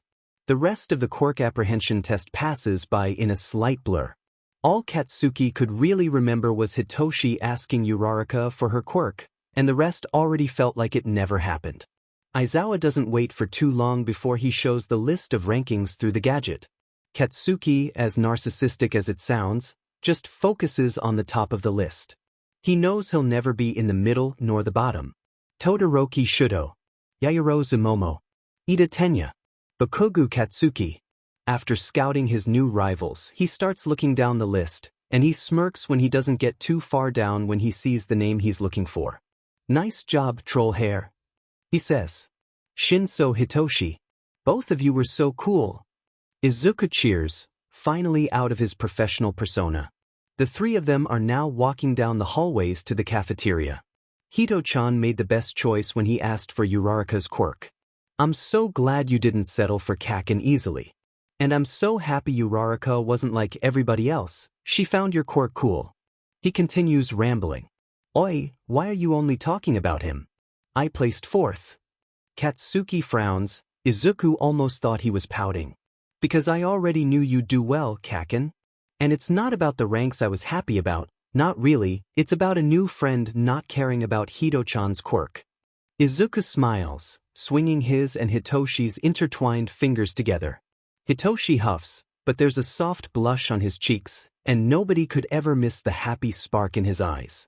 Once they enter the cafeteria, Izuku starts to feel the warmth of both bodies as they walk closer with him, shielding the ghost from the huge crowd around them, with Hitoshi's hand still holding Izuku's left and Katsuki's hand enclosed around the greenette's right wrist. Izuku likes the protectiveness, but he would also really like to see what's in front of him, please. He voices those exact words towards the pair, and eventually Katsuki grumbles as he steps back, settling with glaring at the people behind them. They look like those children holding hands that kids cut out from papers as they walk through the cafeteria. Izuku, Shinso, Bakugu. The trio hears the familiar voice of Uraraka from one of the tables. Hitoshi quickly pulls the two towards their direction, eventually seeing a few more of their classmates on the same table. It's two tables merged, anyway, which helpfully held all six of them. Oh hey guys. Kirishima greets. Siro looks up from his tray to give them a wave, mouth full enough to prevent him from talking. It's so crowded. Hitoshi groans, quickly settling on the vacant seat beside Uraraka. Katsuki pushes Izuku to make him seat between Kirishima and him. Oh my. It's our teacher-student assistant. Izuku, right? And the explosive blonde with the tired purple head. The pink-skinned girl from earlier greets them. Ashido Mina, Izuku remembers. You're quite the package deal. Izuku ignores the snort Hitoshi lets out along with Katsuki's loud cursing. You're right. I guess we are. Nice to meet you, Ashido-san. He kindly greets instead. No honorifics. And you can call me Mina, too. Ashido says, and then she points to the two other new faces on the table. They're Kaminari and Tsu. Ajui Tsu. Call me Tsu, Karo. Ajui greets. Hey dudes. Nice to meet ya. Kaminari shoots them the finger guns. Nice to meet you too. Izuku smiles. Kaken and Hito-chan are shy, so I'm saying it in their behalf as well. What the F do you mean by shy? Katsuki retorts. He's far from shy, Hitoshi mumbles. I'm just full of quiet anxiety and sarcasm is my way of communicating. Kaminari snorts. I like you. Sorry man, not interested. Hitoshi bluntly says. Not in that way, but I could see that. Kaminari winks at him, before shifting his eyes towards Izuku and Katsuki. Katsuki lets out a frustrated sound. Goddammit, Sparky, we're not dating. A short silence falls among the whole table, Izuku playing with his sleeves innocently as if he currently wasn't part of the conversation's topic. Then slowly Uraraka speaks. I had a hunch, but I didn't want to be rude. She chuckles. I thought it was obvious, Karo. Azui comments from the other side of the table. Although Shinsu-chan and Izuku-chan looked like they were actually dating. On the other hand, the rest of the table ended up in pure chaos. Siro saying something about pretty boys always lying, Ishido nearly screaming something that sounded close to that can't be true. That can't. With Kaminari shaking his head rapidly in denial. Uraraka's just cackling and Kirishima was blinking at them silently. Shut up! Katsuki exclaims, effectively silencing the table for a bit. At least they didn't end up getting unwanted attention for it. Kirishima turns to Izuku and says, That's not manly, bro, tricking us like that. Although his voice held a tiny amount of amusement, Izuku rolls his eyes exasperatedly. Hito-chan thought it was a good idea to play along. The boyfriend thing is just for emergencies. Excuse me, I didn't even mean to trick Uraraka about us being boyfriends. And I didn't say anything, all I asked was, what if we were? And that connects to nothing about us being boyfriends. Hitoshi defends. Fucker, you knew what it could have implied, Katsuki grumbles. None of us are even interested in that sheet. And we can tell that nearly half of the DMN class is already onto our best friend, so don't even try anything on Zuku. Huh, both of you would still make good protective boyfriends though. Kaminari points out. Also, don't worry man. Izuku's cute, but we're not really close Sue. Ah. Hitoshi makes a sound of understanding and nods at Kaminari. The blonde nods enthusiastically back. Yeah. And I bet Izuku would be scary as hell too. He was so intimidating earlier, I almost forgot he was the same age as us. Ishido says. It was hot. Izuku sputters, the color green creeping up his cheeks as he tries to deny what Ishido just said. The pink-skinned girl just coos before laughing lightly. Don't worry, my radar says Mina and Sue are one of my kind. And probably Kirishima too. Buchako chuckles. We could even keep other people from Izuku, you know, backup or something. I will not deny it, Karo. Azui shrugs. Neither will I. Ishido winks at them. Man, Uraraka, your radar is correct and manly. Kirishima says. But I'm more worried about my studies first, so I'm focusing on that, and Izuku looks more like a brother to me, so you don't have to worry about me, Bokugu. Kirishima adds, reaching out behind Izuku to pat the blonde on his back. Katsuki just ends up grumbling. Guys, I can handle myself. Izuku whines. You can, but as long as one of us are there then you won't have to deal with it. Siro winks. And like, I do find you cute, but that's 'cause I end up thinking everybody's cute. And I'm also more like Kirishima, worrying about my grades and all. I can't believe we all just came out to each other. Hitoshi deadpants. It's part of the budding friendship, dude. Kaminari cheers. It's 2XXX, coming out is overrated, just straight out say you're gay if you're gay. Look, I'm gay. Uraraka follows, and then Azui interrupts next with a blunt statement. Izuku quietly watches as everyone else starts getting closer with each other. Vaguely, he can see the rest of the 1A students on another table, ones who preferred the silence more, and he finds himself feeling giddy. This is his class, and this is his group. Izuku, Katsuki, and Hitoshi finally found a wider group where they could belong. Izuku now has a bigger group he swore to protect, not that they'll know that, anyway.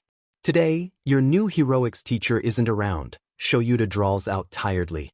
So for now, you're going to choose your class president. The class erupts into chaos, other students volunteering themselves while some of the less vocal ones stare around the room. Can it be Izuku? Kirishima asks from his seat. No. Yurei is not a student. Shoyuta answers.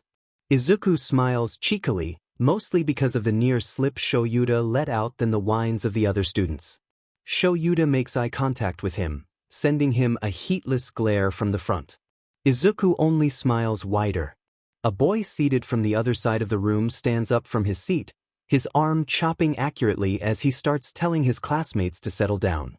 Ida, Izuku thinks, as he remembers from Hisashi's photos of them with Ida Tensei and his younger brother. Aizawa-sensei, we will be deciding through the election by anonymous voting. Ida exclaims. Do whatever, I don't care. Just don't wake me up. Shoyuta grumbles, looking far too excited as Shoyuta can look, to be able to settle down on the corner of the room. Izuku takes it as his cue to chime in. All right, he starts, skipping over to the front of the class.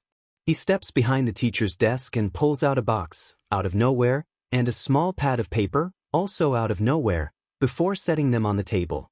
Settle down, I'll be distributing a piece to each and every one of you. You have 3 to 5 minutes. After that you'll put your votes into this little thing, he emphasizes by shaking the box with his hands. Then I'll check each of them. He waits for the class to respond before he smiles kindly.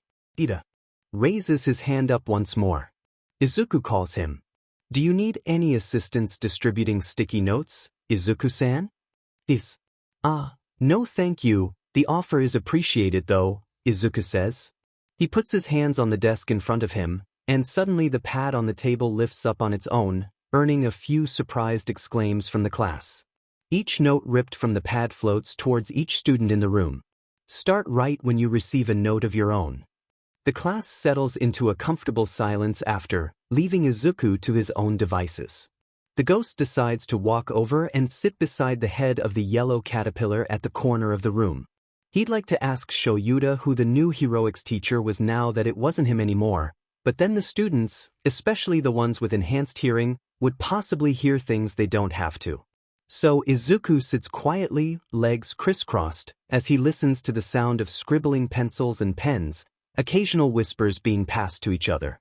By the thoughtful looks on Jiru's face, Izuku could guess that it's mostly about their interesting choices for the class rep. A few minutes later, when the students are starting to get louder again, Izuku delivers a soft pat to Shuta's head, ignoring the small amused huff the man lets out before he stands up and walks back to the desk. He scans over the class, and finds that no one really struggled with their votes as they're already either mumbling with each other or busying themselves with books and doodles. Izuku hums to himself, contemplating. He thinks about the effect of erasure on this class, how Shoyuta would simply activate his quirk and everyone would fall silent right away. So maybe, a childish and capable boy like Izuku would also want to try something quite the same, wouldn't he? Izuku makes eye contact with Hitoshi, who's squinting at him suspiciously. Izuku can only guess how he currently looked like, probably like plotting something ominous if it got Hitoshi looking at him like that. He'll do it anyway. The ghost continues thinking. If erasure has them intimidated that eventually leads to silence, Izuku wants the class to simply know that he's there, watching them and simply waiting.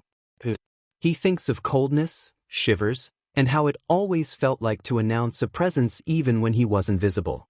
Izuku does it when he wants petty criminals and villains to stop whatever the loving hell they were doing within his route.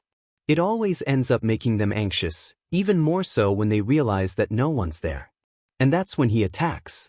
But he doesn't want to scare this class. So instead, Izuku starts to think of the same coldness and shivers, but in a different purpose this time.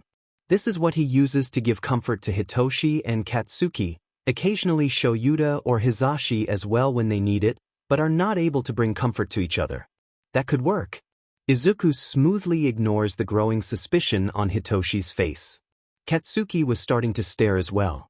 Not wasting any more time, Izuku opens his mouth, a calm washing over him, and he speaks. Are you done? Izuku says, not unkindly, with a tinge of something in his voice. It works, since the room shivers and immediately quiets down to pay attention to him. Izuku's eyes widen in quiet glee. He's discovering new things about his quirk. Anybody still voting? Yes, just to make sure. When nobody answers, he activates telekinesis and proceeds to make every yellow sticky note float over towards him, making sure to fold them before slotting them into the box. Your quirk is so manly, Izubro. Kirishima exclaims from his seat. Izuku chuckles. Thanks, Kirishima-kun. The election passes by with the class anticipating every little line Izuku marks beside somebody's name. Occasionally he'd skip over one name and the class wasn't well acquainted with each other enough to bother reacting on the name with no votes. Eventually, Izuku steps aside to show the board. Yairozu Momo for Ida Tenifu. Shinso Hitoshi 2. What the F dash? Hitoshi says before anyone could even speak. No, this class will crash and burn if I end up as the vice rep. You can have it, Ida-san. Izuku's eyebrows raise in amusement. He subtly ignores Katsuki's smirk and Uraraka's silent giggling. Oh well, are you okay with that, Ida-san?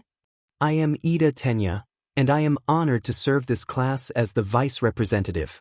I will do my best, Izuku-san, and please drop the honorifics. We'll be together for the rest of the year. You can call me Ida.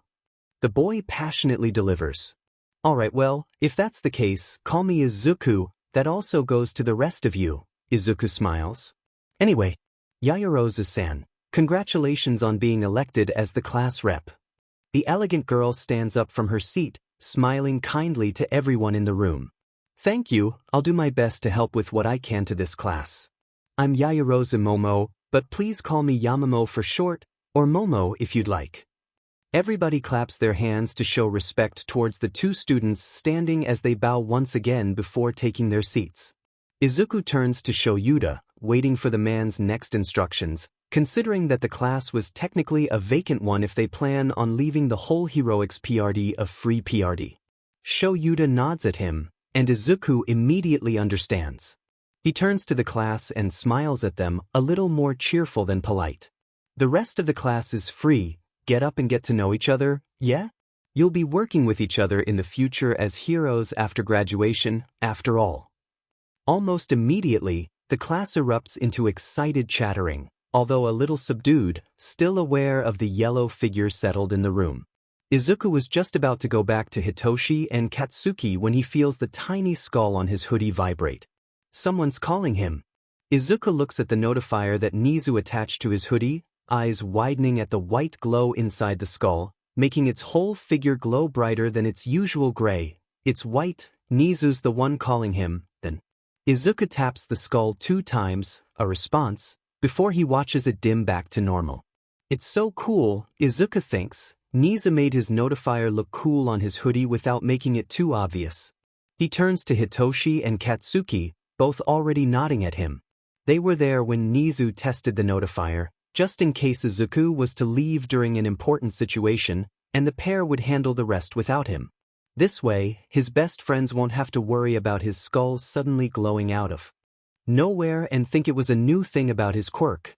Each teacher had a small button to use to activate their own color so Izuku would know who needed them. Aizawa, Izuku calls. Nizu-sensei needs me. HN. Aizawa grunts, turning around to face the wall. Izuku giggles and walks towards the door, silently leaving under all the excited conversations. Nobody sees him leave except for the 3 people who were aware of him. Izuku walks through the empty hallways, swaying his sleeves as he takes his time walking to Nizu's office. The glowing wasn't blinking, which meant that Nizu didn't need him to hurry, but Izuku wouldn't dare to take too much time anyway. When he arrives, he knocks on the door even if he knew Nizu was already aware of his presence.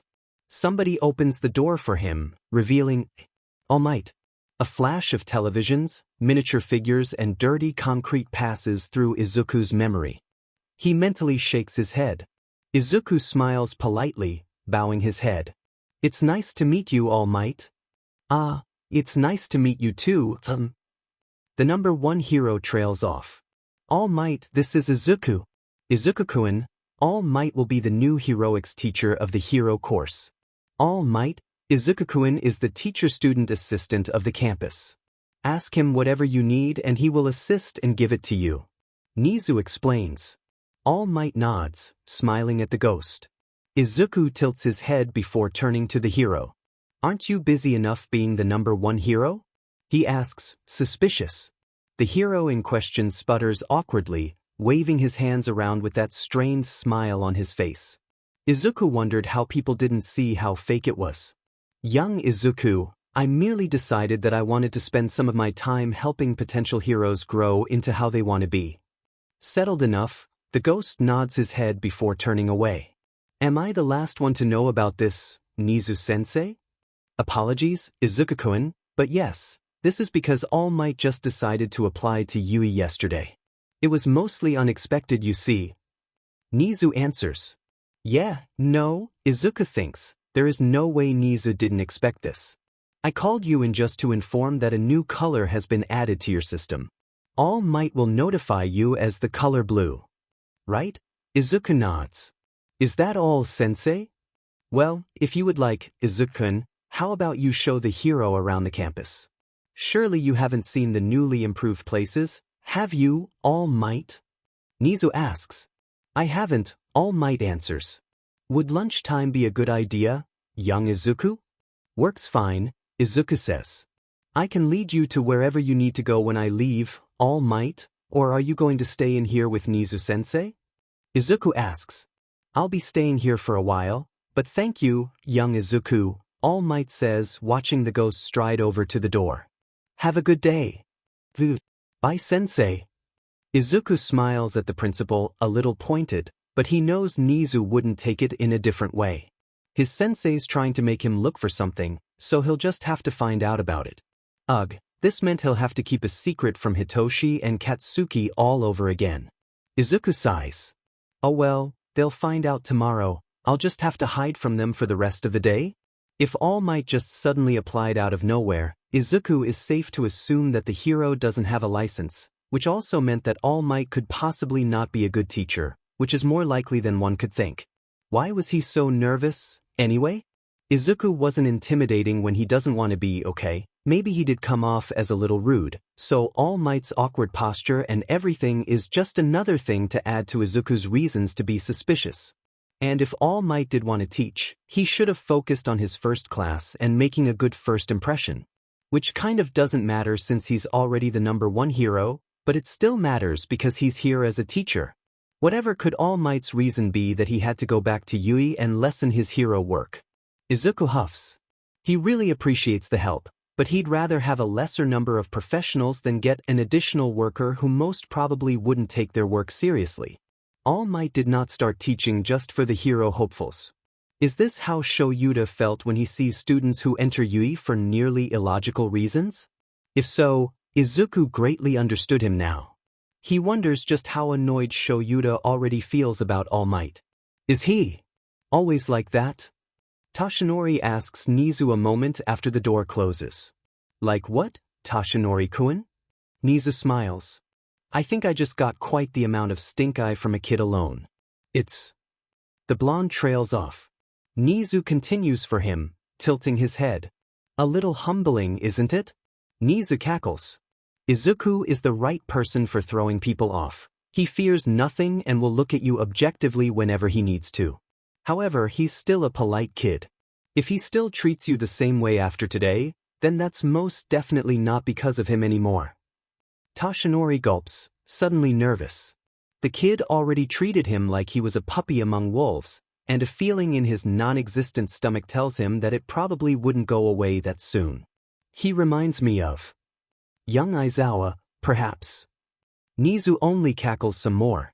All Might shivers for a second. Although, he has a feeling that he should be more wary of the kid than the hero himself. Was Izuku really just a kid? Izuku would really like to go back to his friends now. Probably get a chance to cuddle with Kaken as well since he misses the blonde's warmth. But he can't, because he's here walking All Might around the campus. Izuku has no idea how to not make it awkward. Well, he has, but the #1 hero apparently has different plans and keeps stuttering or answering shortly. Usually, Izuku would leave them alone, but this is All Might. If he can't handle talking to a kid like Izuku, then how about a whole group of kids the same age as him, and even more chaotic? Throughout the short campus tour, Izuku just talks. He asks questions from time to time, but eventually stops when even he was feeling pained at how antsy All Might acted around him. Seriously, what the hell? All Might. Izuku calls, right when they go back to the teacher's administrative office. He wants to get this over with. Yes, young Izuku? All Might straightens up. With all due respect, hero, Izuku pauses. I know there's another reason for your sudden application in this school, alma mater or not, and I don't care what that is, not until I find out it'll bring danger. All Might nods his head, looking a little sheepish, but stays silent. The look makes Izuku's eyes narrow. This man didn't even deny it. I know I don't really see All Might around except for comic books and televisions, but how the hell did he become the #1 hero while being this easy to read? This is Yurei High School, and I may just be a teacher-student assistant, but nonetheless I am still a staff of this school.